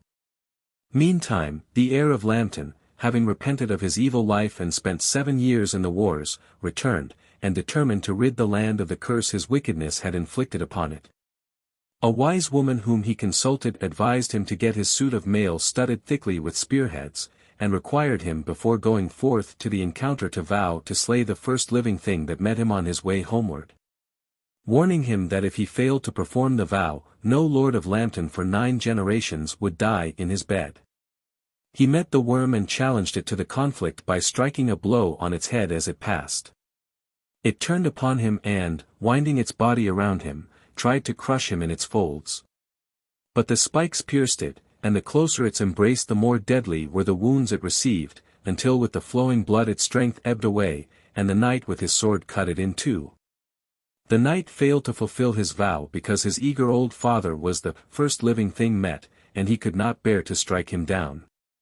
So the curse remained on the Lambton family until worked out 9 generations later by the death of Henry Lambton, M.P., in 1761. Another and more burlesque comedy identified with a place and local families in England, and frequently spoken of, is that of the Dragon of Wantley. Its history is preserved in Bishop Percy's relics under the title An Excellent Ballad of that most dreadful combat fought between More of More Hall, and the Dragon of Wantley.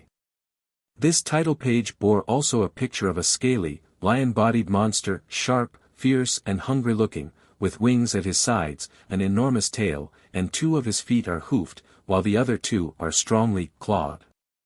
When the ballad was written is not known, but it refers to Sir Thomas Wortley, who aroused the hatred of the people by destroying a village on a hill at Warncliffe in Yorkshire. He was a great aristocrat, serving as body knight to Edward IV, Richard III, Henry VII, and Henry VIII, and died in 1514. He was vastly wealthy, jovial and hospitable, and was extravagantly fond of stag hunting for which he kept a pack of hounds widely admired.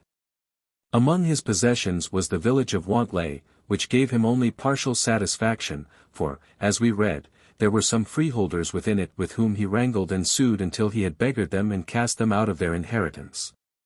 And so the town was wholly his, which he pulled quite down and laid the buildings and town fields even as a common, wherein his main design was to keep deer, and make a lodge, to which he came at the time of the year and lay there, taking great delight to hear the deer bell.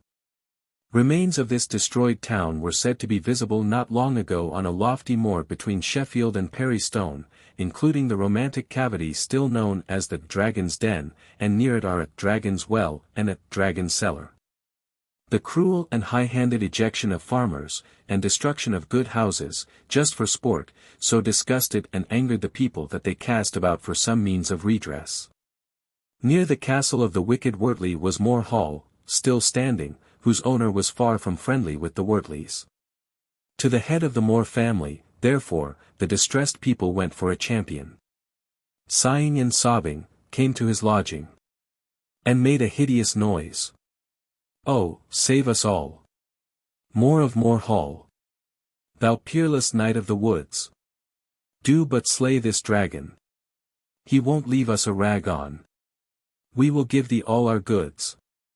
The champion refused the goods, but asked for a fair maid of 16, that's brisk, and smiles about the mouth, to anoint me o'er night ere I go to fight, and to dress me in the morning.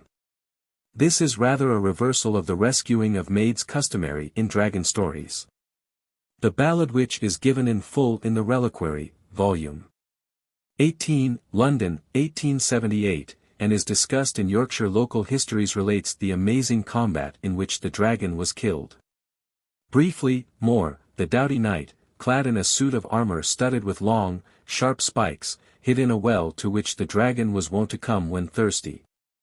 And when the beast arrived, and lowered its head into the well, More kicked it in the mouth, where alone it was vulnerable, and so accomplished its death. This method reminds us how, according to one account, Siegfried managed to kill the Nibelungen serpent Fafnir by hiding in a pit over which it must pass, and stabbing its belly as it crawled across the trench over the hero's head. In all these stories the dragon appears to be a woefully stupid and defenseless beast, agreeing with the foolish devil of folklore.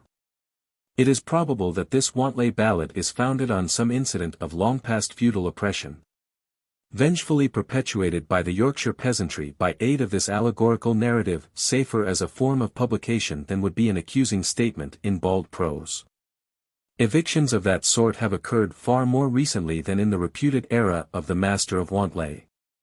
And disagreements between neighbors still arise, leading third persons to take up arms in behalf of the oppressed, especially when the oppressor happens to be a rival or enemy of their own. So here was a nice dramatic situation ready to be turned into a pathetic, and saleable, ballad by some would-be historical verse-maker clever enough to invent a dragon to carry the somewhat dangerous burden of his song. But the best of these legends, and one which carried nothing burlesque in the estimation of its hearers, or to the minds of those who now read its saga, is the story of Beowulf. It is true that its scenes have not the background of British landscape or habits. Yet, as Bulfinch has said, the splendid feat of Beowulf appeals to all English-speaking people in a very special way, since he is the one hero in whose story we may see the ideals of our English forefathers before they left their continental home. Beowulf, a prince of the Geats, probably a Swedish coast tribe, but possibly Jutes, gathered a band of dauntless Vikings and sailed away to offer aid to Hrothgar, king of the Western Danes, who was in great distress because of the long-continued ravages of an unconquerable dragon, an allegory that seems to refer to certain historical happenings on the Lower Rhine in the 6th century, A.D. Grendel. This monster grim was called Matchreaver mighty, in moorland living, in fun and fastness, fief of the giants. The hapless wight a while had kept, since the Creator his exile doomed. On kin of Cain was the killing avenged, by sovereign God for slaughtered Abel. Of Cain awoke all that woeful breed, Etons and elves and evil spirits, as well as the giants that warred with God. Weary while the Etons mentioned here, Norse, Jotuns, were giants or ogres, and ancient tradition says they descended from the murderous Cain, whose progeny were thus cursed for his sin. This Grendel, whose home was in a great morass, is imagined as a nocturnal, man-eating monster in human form, with diabolical strength and ferocity. At frequent intervals he came in the night to Hrothgar's palace hall, Goldbright Heorot, where his Danish warriors slept, and seized, killed, and carried away as many men as he pleased as food for himself and his even more savage mother. The Danes were cowed to powerlessness, and welcomed Beowulf and his band with a royal feast, where Beowulf declared his purpose to kill the giant, and to do it unarmed by wrestling strength alone, boasting of past deeds of victory so obtained. The feast over, Hrothgar and his gracious queen retired to safer quarters, and the wine-bemused courtiers lay down to sleep on the benches and floor of the great hall. Grendel had knowledge of these doings, and gloating over the increased food supply, came that very night on one of his raids. Bursting the forge bolts of the door with a blow of his fist, he seized, tore to pieces and devoured the first man he came to, then advanced upon another victim, the watchful Beowulf, who sprang up and clutched the cannibal's arm. Grendel tried to escape, but Beowulf held on. The house resounded. Wonder it was the wine-hall firm. In the strain of their struggle stood, to earth. The fair house fell not. 100 lines of the saga scarce suffice to tell of that prodigious, weaponless, struggle of hero against fiend, but at last Beowulf tears the giant's arm from its shoulder, and Grendel creeps away to die in the noisome fun. Great rejoicings and rewards follow, but the glorification is short-lived, for a few nights later Grendel's mother, burning with ferocious vengeance, murders in the midst of the slumbering Danes the king's favorite sage and warrior. And terror returns to the kingdom. Thereupon Beowulf prepares to finish the job by extinguishing this dam of a hellish brood. Sword in hand, this time, he marches to the horrid mere where she hides, walks alone into its loathsome depths, and in a magical, submarine hull finds and destroys in a magical combat the last of the murderous tribe. As this adventure was not the first, so it was not to be the last of this righteous hero's battles with supernatural foes. 50 years later Beowulf, now become a king in his own land, learns that in a certain part of his realm a fiery dragon, now and not an anthropomorphic cannibal but an enormous serpent, has gone on the rampage. For 300 years it had lain quiet in an antique stone grave, protecting there an immense treasure of heirlooms and coin, which some earl forgotten in ancient years, left the last of his lofty race, heedfully there had hidden away. Dearest treasure. In hundreds of vivid verses we read what the old king was told. And how he goes forth to free his land from the rage of the fire-breathing dragon. Majestic verse recounting an age-old legend of the guardian dragon and utilizing it in a drama of heroism as Noldic bards conceived it in the height of its glory. One of the latest editors of this stirring epic summarizes and interprets this part of the narrative thus. We have the old myth of a dragon who guards hidden treasure. But with this runs the story of some noble, last of his race, who hides all his wealth within this barrow, and there chants his farewell to life's glories. After his death the dragon takes possession of the hoard and watches over it. A condemned or banished man, desperate, hides in the barrow, discovers the treasure, and while the dragon sleeps makes off with a golden beaker or the like, and carries it for propitiation to his master. The dragon discovers the loss and exacts fearful penalty from the people round about. These burial places of the inhabitants of Western Europe, or of their chiefs, at least, known in Britain as barrows, and on the continent as dolmens, are small grave chambers sunk in the ground and walled and roofed with stones. Or, as in many cases, built on the surface of huge stone slabs, the whole structure finally concealed beneath a mound of earth. Hundreds of such interments have been exposed by the washing away of the soft or by the sacrilege of robbers, as in the famous necropolis of Karnak in Brittany. And it is plain that many of them had a secret entrance into the tomb, as intimated in the poem. It was customary to bury with a great man not only his arms and accoutrements of war but often much or all of his wealth. And to try to render the sepulchre and its contents safe from molestation by publishing fearful curses and fictions about guardian spirits of frightful mien, usually clothed in dragon shape. The fiery dragon. Fearful fiend, with flame was scorched. Reckoned by feet, it was 50 measures. In length as it lay. Aloft erewhile. It had revelled by night, and anon came back. Seeking its den. Now in death's sure clutch. It had come to the end of its earth-hall joys. By it there stood the stoups and jars. Dishes lay there, and deer-decked swords. Eaten with rust, as, on earth's lap resting. 1,000 winters they had waited there. For all that heritage huge, that gold of bygone, was bound by a spell. So the treasure hall could be touched by none of humankind. The robbery of graves filled with such treasures must have offered a strong temptation, and superstition surrounded the crime with every sort of danger. Lifting buried gold is still an uncanny business, and everywhere folklore teaches that its possession brings the worst of luck. Old though he was, and feeble as compared with the strength that had torn Grendel's arm from its socket, King Beowulf, despite the remonstrances of his court, goes against the poison-breathing, fire-belching worm, that mighty serpent who nightly rages through the burning grain fields and at dawn retreats to his castle-like den in the barrow. There Beowulf attacked the beast alone, bidding his followers stand away.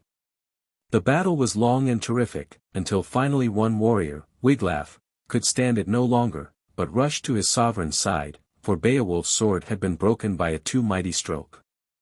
Then, for the third time, thought on its feud. That folk-destroyer, fire-dread dragon. And rushed on the hero, where room allowed. Battle grim, burning. Its hitter teeth closed on his neck, and covered him with waves of blood from his breast that welled. It was then Wiglaf reached the midst of the fray. Heedless of harm, though his hand was burned. Hardy-hearted, he helped his kinsman. A little lower the loathsome beast. He smote with sword, his steel drove in. Bright and burnished, that blaze began to lose and lessen. At last the king wielded his wits again, war-knife drew. A hiding blade by his breastplate hanging. And the wedger's helm smote that worm asunder. Felled the foe, flung forth its life. Here, as in many another tale of the period, where the dragon has the form of a serpent, victory is gained by the hero only when he is able with dagger or short sword to pierce the underside of the beast. Where the belly and throat are unprotected by the tough scales that make its back and head invulnerable. Beowulf's noble and unselfish fight for his people is his last. His wounds are fatal, and he dies, and the glittering wealth of gold and polished steel, so hardly won, are buried with him in that royal tomb whose site no man knows. Chapter 14. The Dragon and the Holy Cross. It is noticeable in scanning the legends thus far recited, as purposely grouped, that the supernatural apparitions described, requiring superhuman feats for their extermination, were killed off because they were destroying human life and property, particularly cattle, or possessed desired treasures. Not, as in the East, because they were maliciously withholding rain or other needed waters. And nowhere in Britain or Northern Europe have we encountered a captive maiden or one about to be sacrificed to a dragon, which is the ruling feature in another and more recent group of tales. This, it seems to me, betokens a distinctly northern attitude of mind, and indicates legendary descent through a history of migrations from Scythia, to go no farther east for origins, where women were little regarded as compared with property.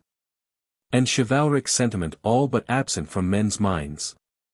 The type of stories, on the other hand, which was derived from aboriginal Greek imaginings, more or less tinctured with Hebrew and Egyptian teaching, and which filtered westward along the European shore of the Mediterranean.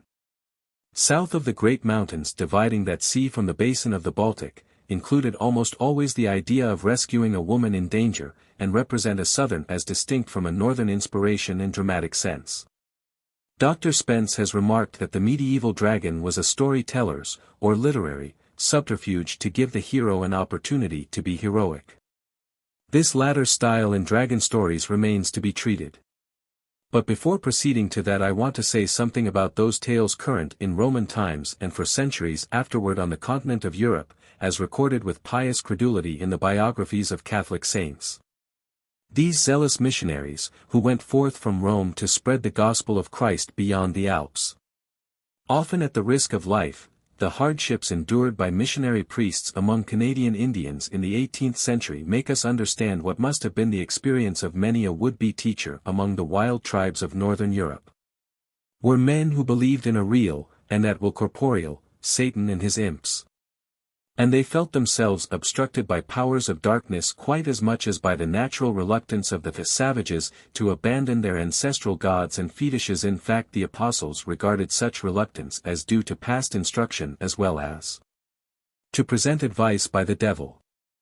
From the serpent who tempted Eve in the Garden of Eden, down to the fire-breathing all-devastating dragon, Greek Draco, English Drake, literally, big snake, of Revelation. The missionaries had the authority of the scriptures to make it the image and synonym of Satan. And it was easy to impress this image upon the minds of pupils of the new faith, terrified by pictures of the tortures awaiting their souls at the hands of this same clawed and horned devil dragon unless they came into the Roman religious fold. Remembering these threats, and recalling the clerical faith of the time in the divinely endowed virtue of the cross or its symbols, and the miracle-working powers imparted by its aid to holy men, there need be no wonder at the monkish legends recorded with such sincerity by the early chroniclers. The industry of drive-eat, Cobham Brewer has brought together, in his Dictionary of Miracles, a large number of such records, culled from the authentic writings of St. Jerome, Gregory of Tours, and other fathers of the Church, among which is the following characteristic example indited by Richard de la Val d'Isère, the successor of the great St. Bernard of Menthon, 993-1008, who declares he was an eyewitness of the incident. Saint Bernard left at the bottom of the Alps, as Dr. Brewer repeats the story, the bishop, clergy and procession, which had followed him thither. And with 9 pilgrims ascended the mountain where was the brigand Procas, called the Giant, and worshipped as a god. Saint Bernard and his companions came up to the giant and saw hard by a huge dragon ready to devour them. Bernard made the sign of the cross, and then threw his stole over the monster's neck. The stole instantly changed itself into an iron chain, except the 2 ends held in the saint's hands. The 9 pilgrims thereupon killed the dragon, and the 2 silken ends of the stole were long preserved in the abbey of Saint Maurice en Valais. This method of subduing satanic demons which, owing to the ancient curse, Genesis 3 verse 14, were obliged to assume a form that compelled them to crawl on their bellies, was a favorite one. We have already seen it used by Saint Samson in Ireland. St.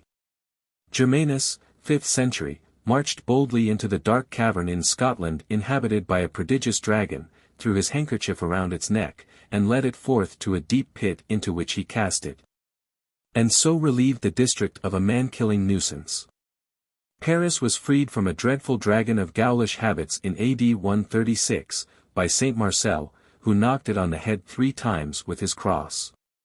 This done, he wrapped his cloak about the creature's neck and led it 4 miles beyond the city's gates, where it was set free after it had promised to remain in a certain wood to the end of time. At any rate, it has never reappeared.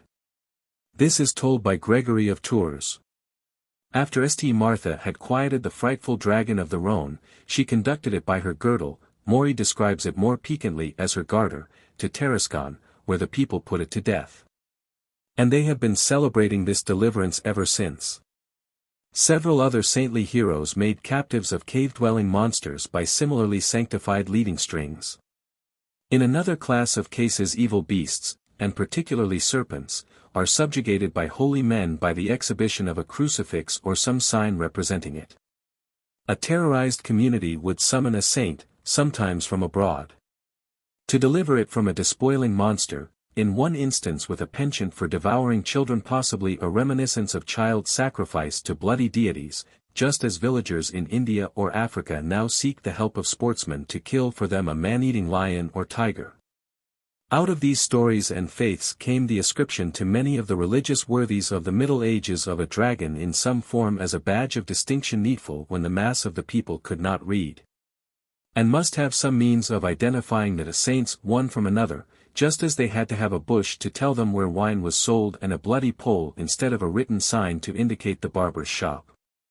In his book, Saints and Their Emblems, M.M., Drake shows that dragons appear 35 times attached to 30 martyrs and other persons, for some exhibit more than one, perhaps having more than a single experience with the fearsome beast. The artist depicting the saint in statue, painting or decorated glass, tries also to tell the story attached to his or her name. Thus in the case of Martha of Bethany, she is shown in a 16th-century window at St. Mary's in Shrewsbury, England, holding an asperge and holy water vessel with a dragon behind her, but elsewhere you may see her more often in the attitude of vanquishing a dragon by presenting her crucifix to his gaze. Instances might be multiplied, but the reader may find them in the catalogues and descriptive lives of medieval celebrities of the Church. Maury connects the many tales of the freeing of various districts of serpents with the biblical promise, "They shall take up serpents and it shall not hurt them," Mark 16 verse 18. Thus is explained St. Paul's escape from harm by the adder which he flung into the fire in Malta. Hence arose the popular belief that the ministers of the gospel were immune from poisoning by the venom of serpents and might safely attack them. In Brittany, Maury reminds us, the apostles who reached the faith are regarded as having destroyed serpents that ravaged the country. Thus did Saint Caden, at Carnicle, Saint Naudette and Saint Paul Delaware Leon, at Bats. In Gaul in the 5th century St. Kina the Virgin destroyed the snakes that ravaged the country in the vicinity of Kisham. In Pomerania were expelled serpents that vomited flames. Saint Radgon fought in Poictiers the dragon called Grand Gull, St. Clement did a like service at Metz, Saint Saturnin at Bernay, Saint Armand at Maastricht, etc., and some of these Christians are reported to have been snake-bitten without injury to their health. The most famous, however, of all these exploits is that by St. Patrick in Ireland, and it is more manifestly mythical than any of the others because there never were any snakes in Erin's Isle. A sequel to this beloved tradition is less familiar than the main facts, and is told by Dr. Brewer as follows. When St. Patrick ordered the serpents of Ireland into the sea, one of the older reptiles refused to obey. But the saint overmastered it by stratagem. He made a box and invited the serpent to enter in, pretending it would be a nice place for it to sleep in. The serpent said the box was too small, but St. Patrick maintained it was quite large enough. So high at length rose the argument that the serpent got into the box to prove it too small, whereupon St. Patrick clapped down the lid and threw the box into the sea.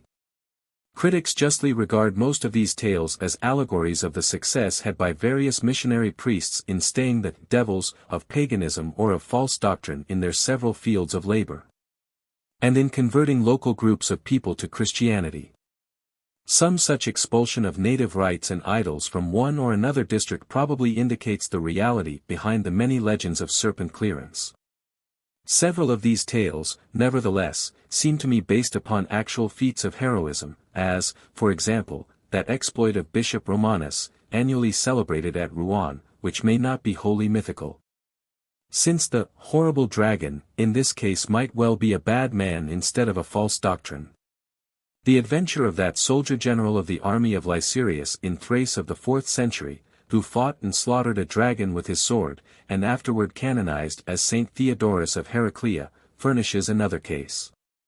The Thracians would probably insist, could they return to tell us about it, that Lycinus and his officers had put something to the sword more strategic than dragons, and more substantial than heresy.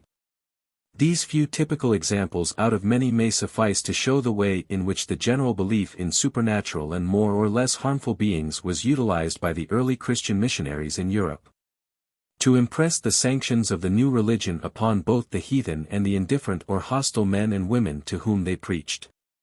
Some of the best remembered of these legendary incidents, involving acts of extraordinary heroism or religious significance, have been periodically celebrated by quasi-religious ceremonies in Europe until recent times. The most serious, elaborate, and picturesque of these festivals is that which, until lately, was annually celebrated at the ancient town of Tarascon, in Provence. It commemorated the taming of a singularly horrible and ravenous demon beast by St. Martha, but just who she was no one knows. Some say her name is a Christianized form of that of the Phoenician goddess Martis, patroness of sailors, whose symbols were a ship and a dragon. Others recall classic reminiscences of Hercules and his battling with local giants, one of which was named Taras or Tariskos. Baring Gould investigated the matter at length, and concluded that a Christian woman missionary called Martha, who, soon after the death of Jesus, came with others to this part of Gaul, has become strangely confused with a Syrian prophetess named Martha, who accompanied the Roman general Gaius Marius, and aided him greatly by her magic and inspiration. During the 2 years of hard fighting by which he beat back the ravaging hordes of northern barbarians who invaded southern Gaul at the end of the 2nd century, B.C., he regards the dragon, in this case as an image of the undying recollection of the appalling terror, devastation and suffering wrought by that invasion, and the ceremony as a grateful acknowledgement of the deliverance. The citizens generally, however, know little and care less about these explanations, for their minds are fixed on the miracle by which their forefathers were rescued. Roman monuments remaining at or near Tarascon, which represent Marius, Julia his wife, and the Syrian woman, the people have interpreted for centuries past as figures of Lazarus, Mary Magdalene, and Martha the hostess of Jesus. The legendary incident celebrated is this. While Martha was preaching Christianity to the pagan people at Alls, an urgent message was sent to her from Tarascon, reciting that an awful dragon called the Tarasque, whose lair was in the neighboring desert of Crau, was killing the Tarasconese, and they begged her to come and destroy it. She gladly complied, and going to his cave was able, by sheer force of lovingness, and a sprinkler of holy water, to subdue and regenerate the ravaging Tarasque, so that he meekly followed her into the midst of the astonished populace. Along the bright ways of the city, as the legend goes, the procession moved, a crowd of excited people, a beautiful woman with the light playing round her head. Leading by a silken cord a reformed monster who ambles after her as quietly as if he were a pet lamb. And never again did he ravage the country or carry off so much as a single babe after St. Martha had pointed out to him, with her usual sweet reasonableness, how wrong-headed and how essentially immoral such conduct had been. So Mona Caird pictures the scene of the deliverance from a devouring creature more dreadful, if we can credit medieval descriptions, than anything we have thus far discovered in this history of beastly demons, a figure worthy to represent the hellish character of the Teutonic invasion of this fair land 2,000 years ago. Toward the end of the 15th century, the kindly and artistic King René, desiring to gratify and amuse his favorite subjects, the Tarasconais, instituted a fete. The central feature to be a representation of the legendary miracle for the glory of St. Martha. It was appointed for April 14, 1474, and proved a lasting success, for it was repeated annually up to the beginning of the 20th century. A grotesquely terrible monster, red and black, of the pantomime type, made of wood, paraded the streets on the second Sunday after Pentecost. Enormous red-rimmed eyes stared out of a round, cat-like countenance fringed with bristling white whiskers. The men inside who carried him, and whose legs were his, danced and capered about, so as to make the huge wooden tail wag and upset any spectator whose curiosity prompted him to come too near. For it was the monster's day out. His ferocity was as yet untamed. Then the Tarasque was taken back to the stable, where he is still to be seen, to await the day of his doom, St. Martha's Day, July 29. Tamed now, and gentle as a sucking dove, he was led forth once more, but this time by a ribbon held by a young girl, as a lamb to the slaughter. Although this pantomime was attended by clergy who endeavored to make it impressive, the day was one of hilarity and fun of every sort. And the gay crowd sang as they followed the lumbering figure through the streets the chant that they say King René himself wrote. Lagadagadu. La Tarasco. Lagadagadu. La Tarasco. De Castu. Lices la pasa. La viejo masco. Lices la pasa. Que vi danza, etc. Another long-lived fete sanctioned by the Church is that of the privilege in Rouen. In that historic city on the Seine a narrow street leads down from the cathedral to the river, crossing on its way a large open space where stands the Chapelle de la Fierté Saint-Romain. With this ancient chapel is connected a curious custom, which was exercised for more than 750 years. The charter establishing it was granted to the chapter of Rouen Cathedral by King Dagobert in the 8th century, and empowered the archbishop to release, once every year on Ascension Day, a chosen criminal from among those in the city condemned to death. On every Ascension Day, therefore, the people of Rouen flocked into the streets to witness the ceremonies with which this behest was carried out, the procession of the privilege of Saint-Romain. First came the solemn visit of the Church to the civic authorities, carrying the annual formal proclamation of the privilege, Fierté. Then every prison in the city must be searched, and every prisoner put on oath and examined as to the cause of his imprisonment. Finally the election of the favored prisoner was put to vote of the chapter. He then confessed to the chapter of Saint-Romain, his fetters were removed, and he followed the archbishop to the place Haute-Ville-Tour, where, in the Chapelle de la Fierté, a solemn service made him a free man. A solemn and magnificent procession then bore him, crowned with flowers, to the great Thanksgiving Mass, after which he was free to go whither he would. So the marshals described the ceremony in their volume on the cathedral cities of France. And they give in the subjoined paragraph the legend that accounts for its origin, explaining that this legend appears to be of later date than the festival, which is mentioned certainly as late as the 12th century, and continued to delight the Rouennais as late as 1790. It looks to me as if it originated as an ingenious method by some kindly church authority, in a time when tyranny ruled rather than law and justice, and innocent men, or personal enemies, might be immured in dungeons and forgotten. To make an annual survey and clearance of the prisons, freeing persons unjustly confined. This is the legend. While Romain was bishop of Rouen, a terrible dragon laid waste all the land and devoured the inhabitants. No one dared approach the monster, who was known as the gargoyle, until Saint Romain, armed only with his sanctity, set out to subdue it. Accompanied by a condemned criminal, the prototype of those who were released on Holy Thursday, when the gargoyle at once submitted and, with the episcopal stole around its neck, was led by the prisoner to the water's edge. It was then pushed in and drowned, whereupon the condemned criminal was presumably rewarded for his courage by being given his freedom. At the head of the Portail de la Calende, the north porch of the cathedral, stands the figure of Saint Romain, and under his feet, with the stole around his neck, is the gargoyle. Craning its head around to look into the face of the bishop with the expression of a very hideous but very faithful dog. In memory of the occurrence, the standard of the dragon was borne in the processions at the privilege, banners similar to those of the dragons of Bayeux and Salisbury.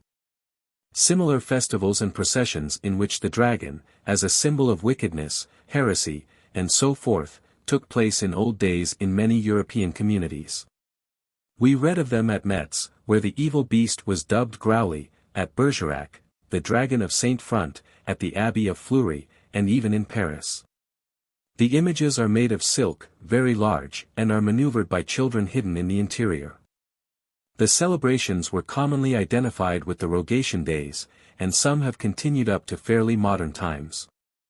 Rogation Days, as set apart by the Catholic Church, are the 3 days preceding Ascension Day, which is the 40th day after Easter. And they are observed with prescribed litanies or liturgical prayers, and in some places with public processions, all the ceremonies combining to make a supplication for God's blessing on the crops. In view of this purpose, and the spring season, it is very significant that the dragon should be associated with this particular celebration, a prayer for rain. Mr. J. W. Legge contributed some statements as to these ceremonies to Notes and Queries for October, 1857, which are condensed below. In the 13th century inventory of ornaments of old Sarum cathedral banners called Leo and Draco are specified. Documents state that at that epoch the use of these banners was ordained in certain rubrics, e.g., for rogation processions. The custom of carrying images of the dragon is spoken of by many liturgical writers. Besides the figure in the old Sarum processional, Baralt and Martin give a drawing of a processional dragon preserved at Metz at page 44 of their Batten Pastoral, Paris, 1856. Sometimes the dragon was carried on Palm Sunday, as at Orleans, when both a dragon and a cock, as well as these banners, were born. I think these banners must be separated from the Easter dragon. The latter was a serpent-shaped candlestick for the triple candle, which was carried at Rouen on Easter Eve until the end of the 17th century. The processional dragon is not peculiar to either Sarum or the Celtic Church. What its source is, whether a figure of the noisome beasts to which Saint Mamertus began the rogations, or whether it has come from the labarum of Constantine, or is of pagan origin, I must leave others to determine. Maury records that at Provins, in France, the bell-ringers of the churches formerly bore in rogations processions, in advance of the cross, an image of a winged dragon, and also an image of a lizard, garnished with flowers, in memory of ravenous beasts. At Paris the dragon always carried at rogations was regarded as the image of the monster exterminated by Saint Marcel.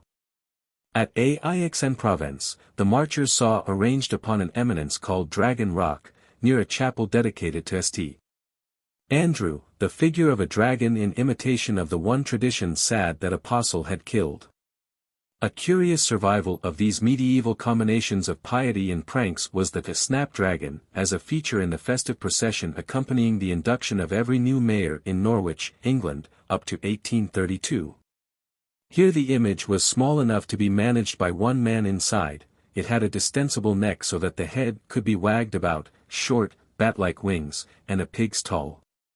As described and pictured in an old number of Harper's Magazine, the head had its lower jaw furnished with a plate of iron garnished with enormous nails which produced a terrible clatter. The jaws were made to open and shut by means of strings, and as the creature marched along, its head turning to right and left, the children amused themselves by throwing halfpence into the gaping jaws. It must be borne in mind, of course, that the word dragon in these medieval narratives does not necessarily imply that the creature for which it stands had a snake-like or crocodilian form. For the ghost-haunted minds of the people of that era readily conjured up marvelous and abominable shapes and combinations of animals with which no legitimate and self-respecting dragon would consent to associate. Even in the limbo betwixt fable and allegory. Fine examples of the weird and unholy extravagances possible to a brisk imagination set at work to devise vivid caricatures of beastly demons may be found in Albrecht Dürer's etched illustrations for the Faust legend, The Temptation of St. Anthony, etc., but 3,000 years before him similar monstrosities were cut in miniature by the gem engravers of Crete on seals and ornaments. Dürer never saw these little horrors, which perhaps were intended to be talismans to ward off evil glances. But when he was bidden to depict the grisly terrors that seemed to swarm about the sorely abused mind and body of the half-starved eremite in his chilly cell, his fancy could reach no other result than that found by the Aegean artist so long ago. The Dream, painted by Raphael, is another collection of horrors of unnatural history. It is in and by art, indeed, that the fiction we are considering has been preserved to us. And artists now tell us that the survival and extensive use of the dragon in art is accounted for by its manageability, as an element in a decorative composition.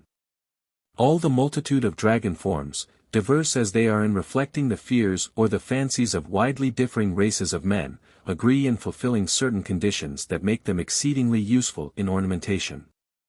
It is of course always possible to put some animal figure in place of a dragon, but the real creature is not nearly so manageable as the imaginary one.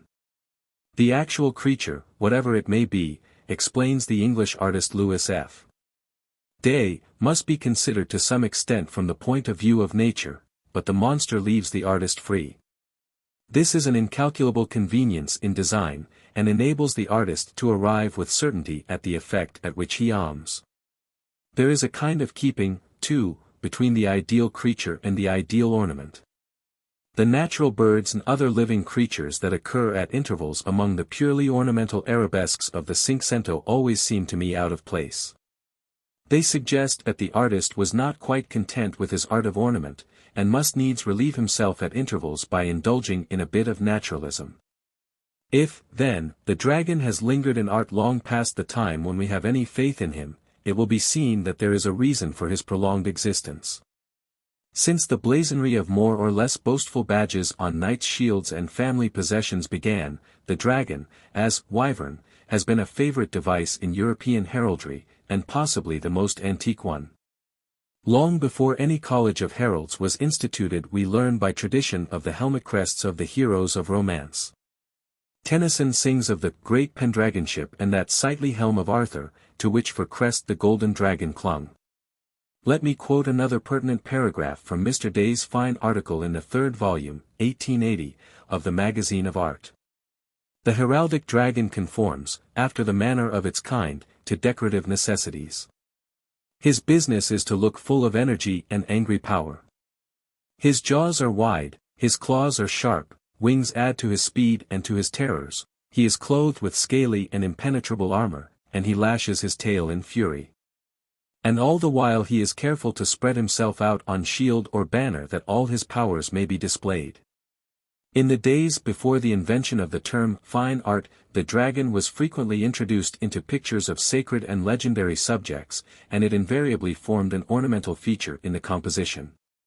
Saint Michael and St. George were habitually triumphant over the evil thing, and, if the rigid virtues were sometimes insipid, it must be allowed that the demons were usually grotesquely characteristic and often delightful in color. The grim humor of the medieval Germans found its latest exponent in Albert Dürer, some of whose imaginary creations are very remarkable.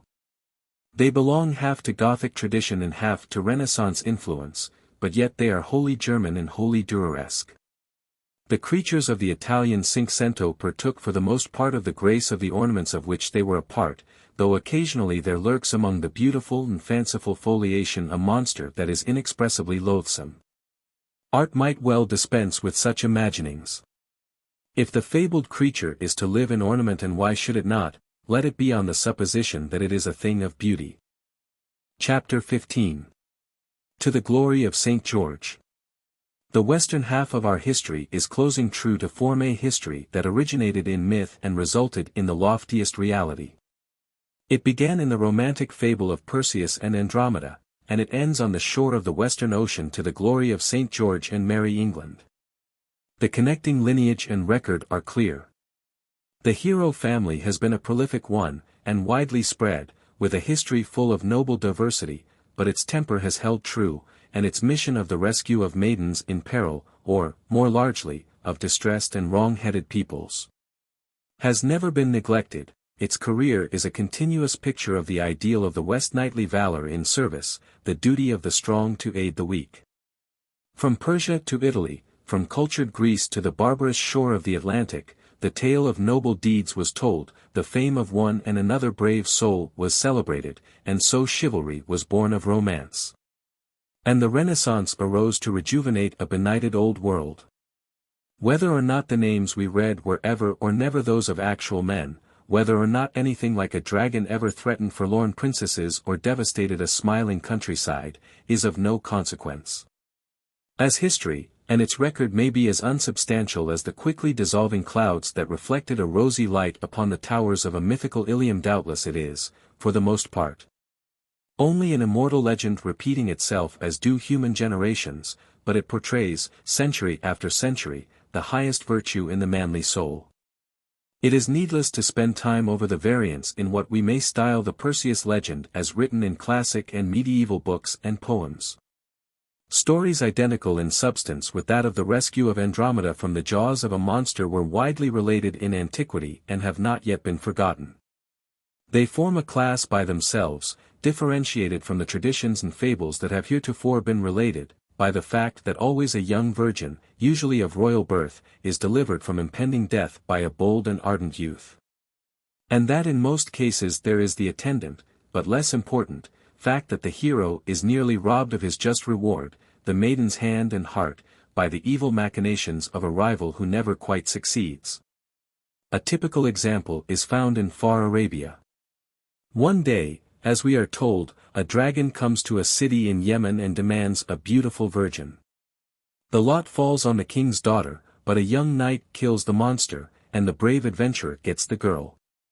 Another very old example is that attached to the most precious relic in the storied island of Rhodes.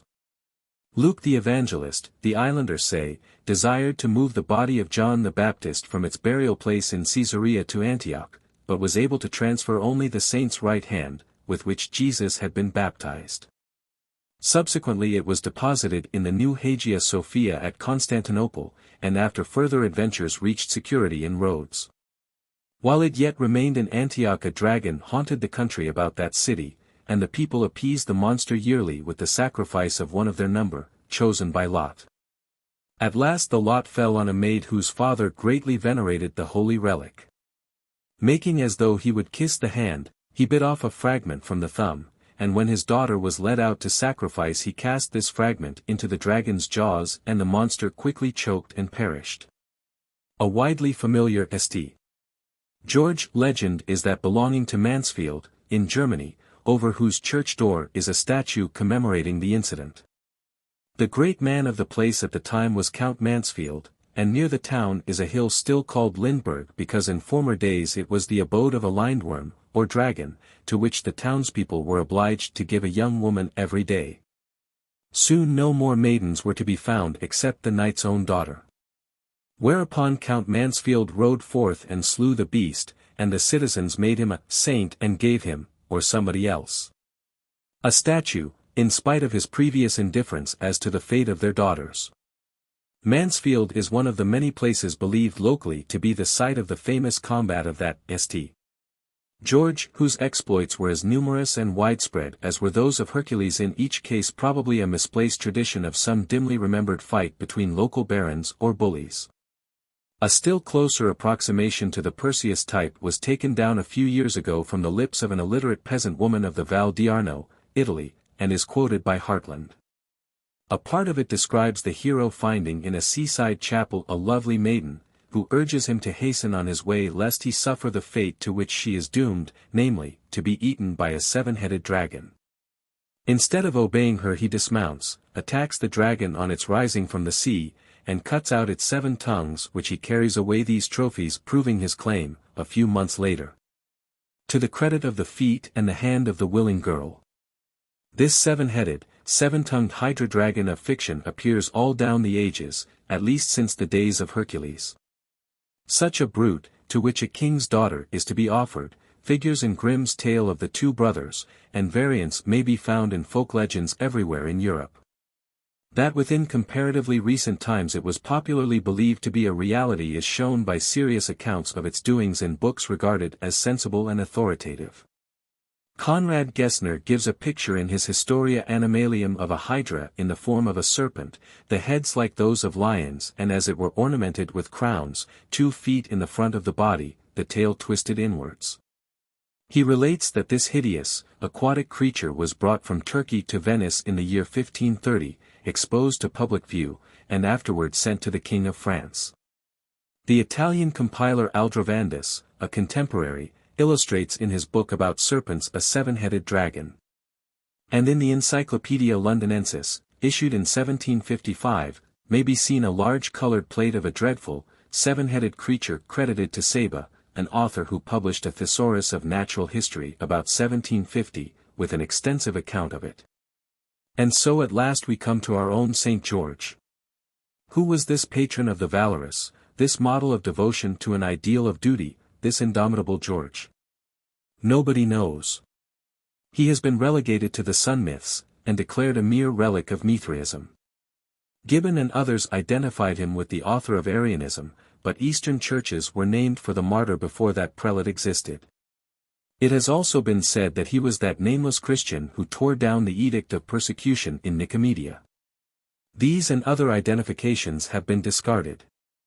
The nearest approach to probability that any distinct personality is at the root of this heroic development of a noble idealism lies in a tradition that a Christian man named George, or its equivalent, was martyred in Palestine before the era of Constantine the Great. That he became the object of a religious cult, said to be referred to in an inscription dated AD 367, and that in 1868 his sepulchre was discovered at Lydda, or Diospolis, near Jerusalem, where his martyrdom is alleged to have occurred. Tradition has expanded these facts, if they be facts, into a story in many varying versions, the most acceptable summary of which appears to be the following. According to legend, this Christian George was born, about AD 285, of noble parents in Cappadocia, eastern Anatolia. As he grew to manhood he became a soldier, his courage in battle soon won him promotion, and he was attached to the personal staff of the Emperor Diocletian. When this ruler decided to enter on his campaign of persecution, George resigned his commission and bitterly complained to the emperor. He was immediately arrested, and when promises failed to make him change his mind he was tortured with great cruelty. At last he was taken to the outskirts of the city and beheaded, April 23, AD 303. The earliest narrative of his martyrdom known to us is full of the most extravagant marvels. 3 times George is put to death, chopped into small pieces, buried deep in the earth, and consumed by fire, but each time he is resuscitated by God. Besides this we have dead men brought to life to be baptized, wholesale conversions, including that of the Empress Alexandra, armies and idols destroyed simultaneously, beams of timber suddenly bursting into leaf. And finally milk flowing instead of blood from the martyr's severed head. This and several other more or less extravagant, and equally, legendary accounts derived from old manuscripts and books, are related and discussed extensively in Mrs. Cornelia S. Hulst's admirable history of this essentially mythical saint or hero, and his veneration in Europe. This was a remarkable man, whoever and whatever he was, and it is not surprising that, probably stimulated by some shining circumstance unknown to us, he became so distinguished in the religious world of his time. Besides St. Stephen, he is the only martyr venerated by the entire Church, is one of the 14 great martyrs and trophy-bearers of the Greek Church, and is honored by special masses and ceremonies in the Latin, Syrian, and Coptic communions. All over the Orient, in Greece, Italy and Sicily, many churches were dedicated to him in the 6th century, and since. His relics are scattered over the entire church. Santo Giorgio in Velabro, at Rome, possessing the head. Hulweck catalogues this saint's ecclesiastical distinctions thus: S. George is principal patron of England, Catalonia, Spain, Liguria, Italy, Aragon, Georgia, Medina, Ferrara, April 24, of the Isle of Syros, Diocese of Wilna, Limburg, Regio de Calabria, and other dioceses, also of the Teutonic Knights. Minor patron of Portugal, Lithuania, Constantinople. He is protector of soldiers, archers, knights, saddlers, sword cutlers, and of horses, against fever, etc. He is mentioned daily in the Greek Mass. Muslims, in fact, reverence Saint George, identifying him with the prophet Elijah, and have long allowed Christians to celebrate a Mass once a year at the tomb of the martyr at Lydda, in Palestine, now a mosque, and the first church dedicated to St. George, at Zarava, in Horan, AD 514, was a reconsecrated mosque. That the fame of this martyr had spread in very early times to Britain is shown by references to him in the writings of the Venerable Bede and in other chronicles. Ashmole says, in his History of the Order of the Garter, that King Arthur placed a picture of St. George on his banners, and Selden states that he was regarded as the patron saint of England in Saxon times. It was not, however, until after the Great Third Crusade, in which the English played the leading part, led by their magnificent prince, Richard the Lion-Hearted, that George, as warrior rather than as martyr, became noticeable in that national dignity. It was believed among the disheartened crusaders before Acre that St. George had appeared to Richard in a vision and had encouraged him to continue the long and dreadful siege. And afterward the story spread that the troops themselves had beheld him, on a white horse, fighting for them above their heads in the drifting smoke of battle. As did the angel who was captain of the hosts of the Lord, when Joshua was battling against the walls of Jericho. Even the French soldiers under Robert, son of William the Conqueror, accepted him as their patron and defender. It is perhaps to this figure that Dr. Hanauer refers in relating this bit of folklore current in Palestine. A fountain, Gihon, in the outskirts of Jerusalem was formerly a part of the water supply of the city, but a big dragon took possession of it and demanded a youth or maid every time anyone came for water, until at last, as usual, only the king's daughter was left. When she was about to be sent, Mar Gyres appeared in golden panoply mounted on a white steed, and riding full tilt at the dragon, he pierced it dead between the eyes. This is probably the same spring which is noted for its intermittent flow, which the people explain by saying that the dragon drinks the water low whenever it wakes, and when the beast sleeps the water rises. The Tyrolese speak of a dragon that eats its way out of the rock when the intermittent spring at Bella, in Cranes, begins to flow. The Maltese also have a dragon spring which issues from a cavern with noises said to be the snorts of the monster within its source. The returning crusaders, reporting this supernatural assistance in full faith, made a very deep impression on the credulous populace of England, who at once proclaimed this white knight military protector of the kingdom. And in 1222 the Council of Oxford ordained that the feast day of St. George, April 23, should be observed as a minor holy day in the English Church. In 1330 he was formally adopted as the patron saint of the Order of the Garter just then instituted by Edward III, which was equivalent to an ascription for the whole country. And he became that indeed when the royal chapel at Windsor was dedicated to him in 1348. He was invoked by Henry V at Agincourt, 1415, where the English swept forward to victory with the inspiring battle cry of his name. St. George he was for England. St. Denis was for France. Rings out the old song. Thus this hero of the Middle Ages became in England more than elsewhere the favourite of the people and the principal figure of the time in mystic plays, mummeries, and religious dramas and processions, especially on Corpus Christi Day. Until recent times one of the diversions in Wiltshire and other English counties was the play, St. George and Turkey Snipe, a corruption of Turkish Knight, wherein a Christian knight overcomes a Saracen. The opening words of this pious drama are quoted by Miss Allen as follows. I am King George, the noble champion bold. And with my trusty sword I won 10,000 pounds in gold. It was I that fought the fiery dragon, and brought him to the slaughter. And by these means I won the king of Egypt's daughter. It is not surprising that mistakes and legends early began to cluster around this notable character all over the continent. Legends are the weeds of history. They are sown by winds of gossip, and bear fruits of the imagination which sometimes are sweet and wholesome but are more often ugly and baneful. They take deep root and flourish prodigiously, overshadowing the less interesting growths of fact and voucher, and obscuring, by a sort of protective mimicry, the truths in tradition.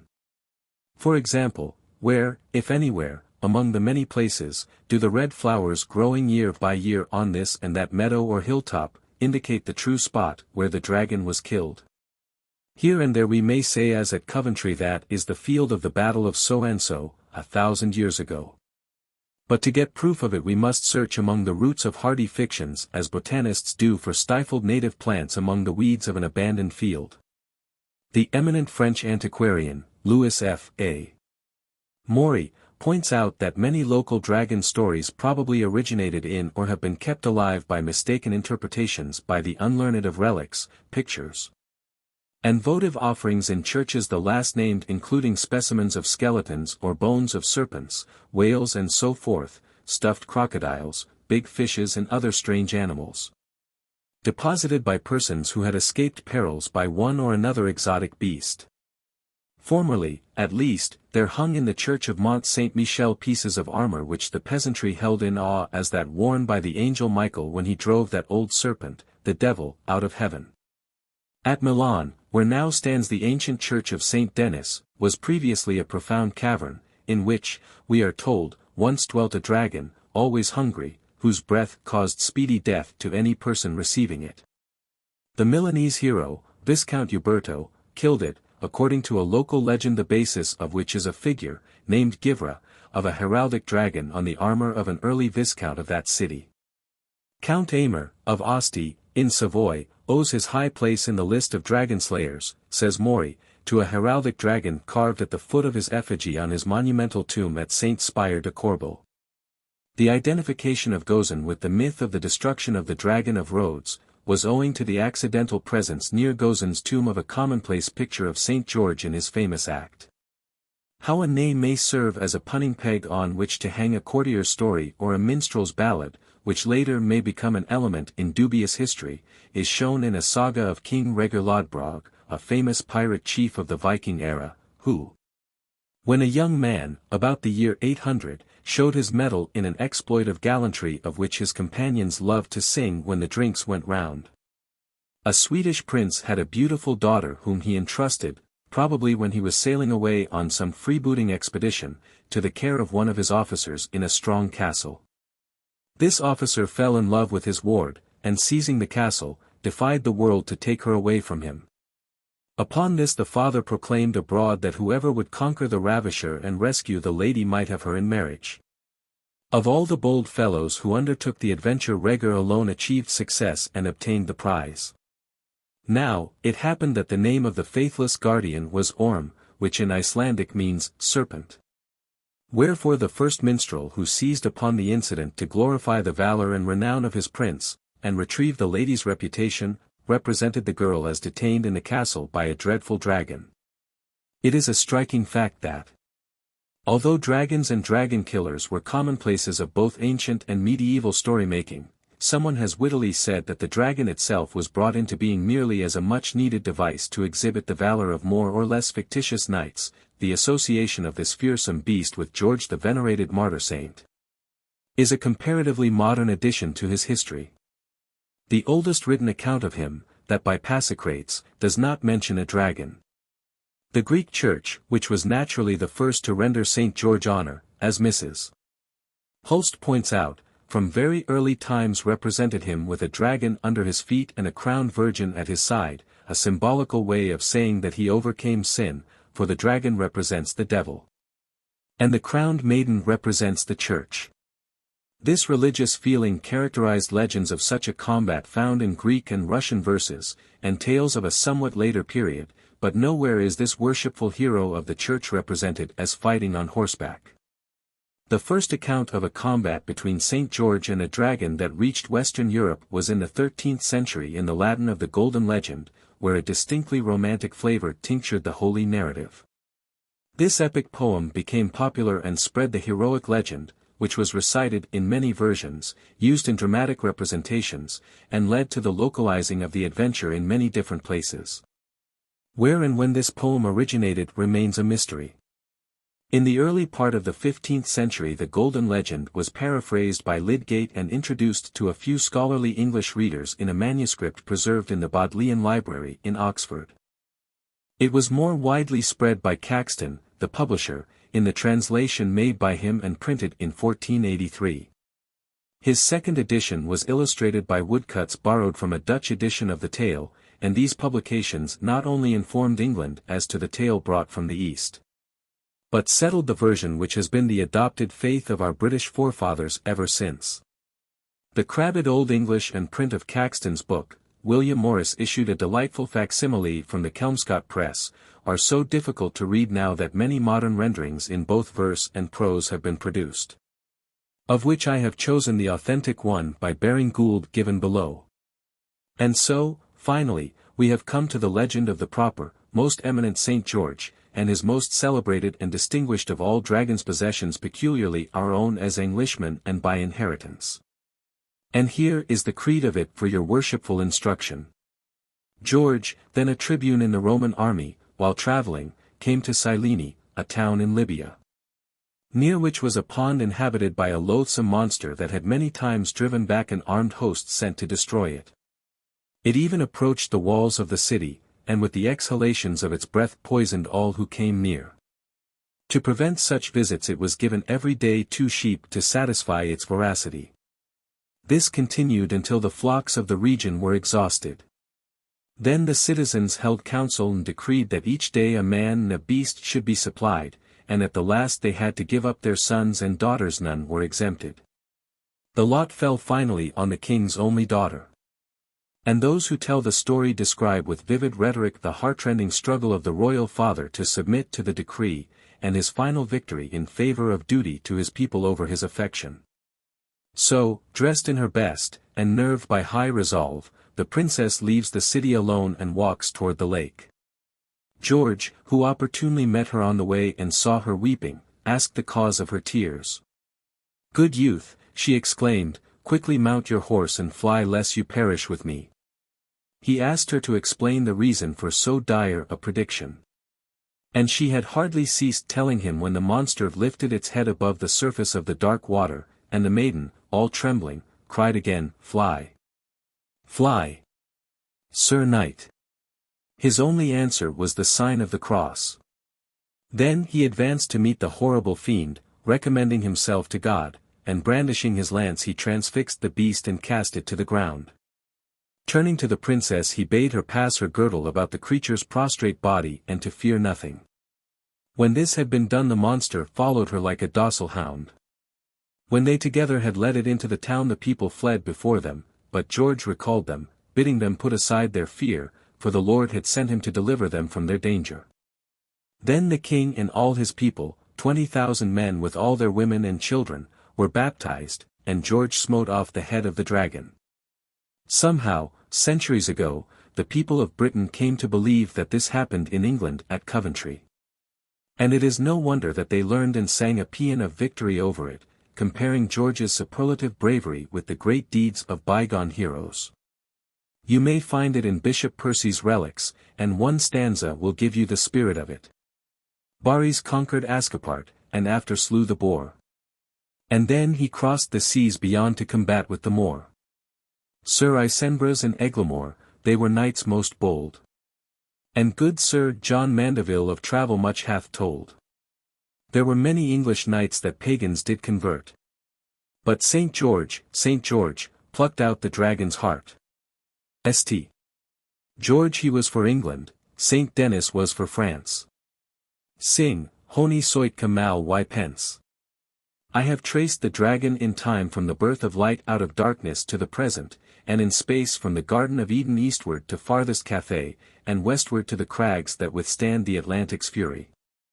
I go out where I came in, there is no dragon there never was a dragon, but wherever in the west there appeared to be one there was always a St. George.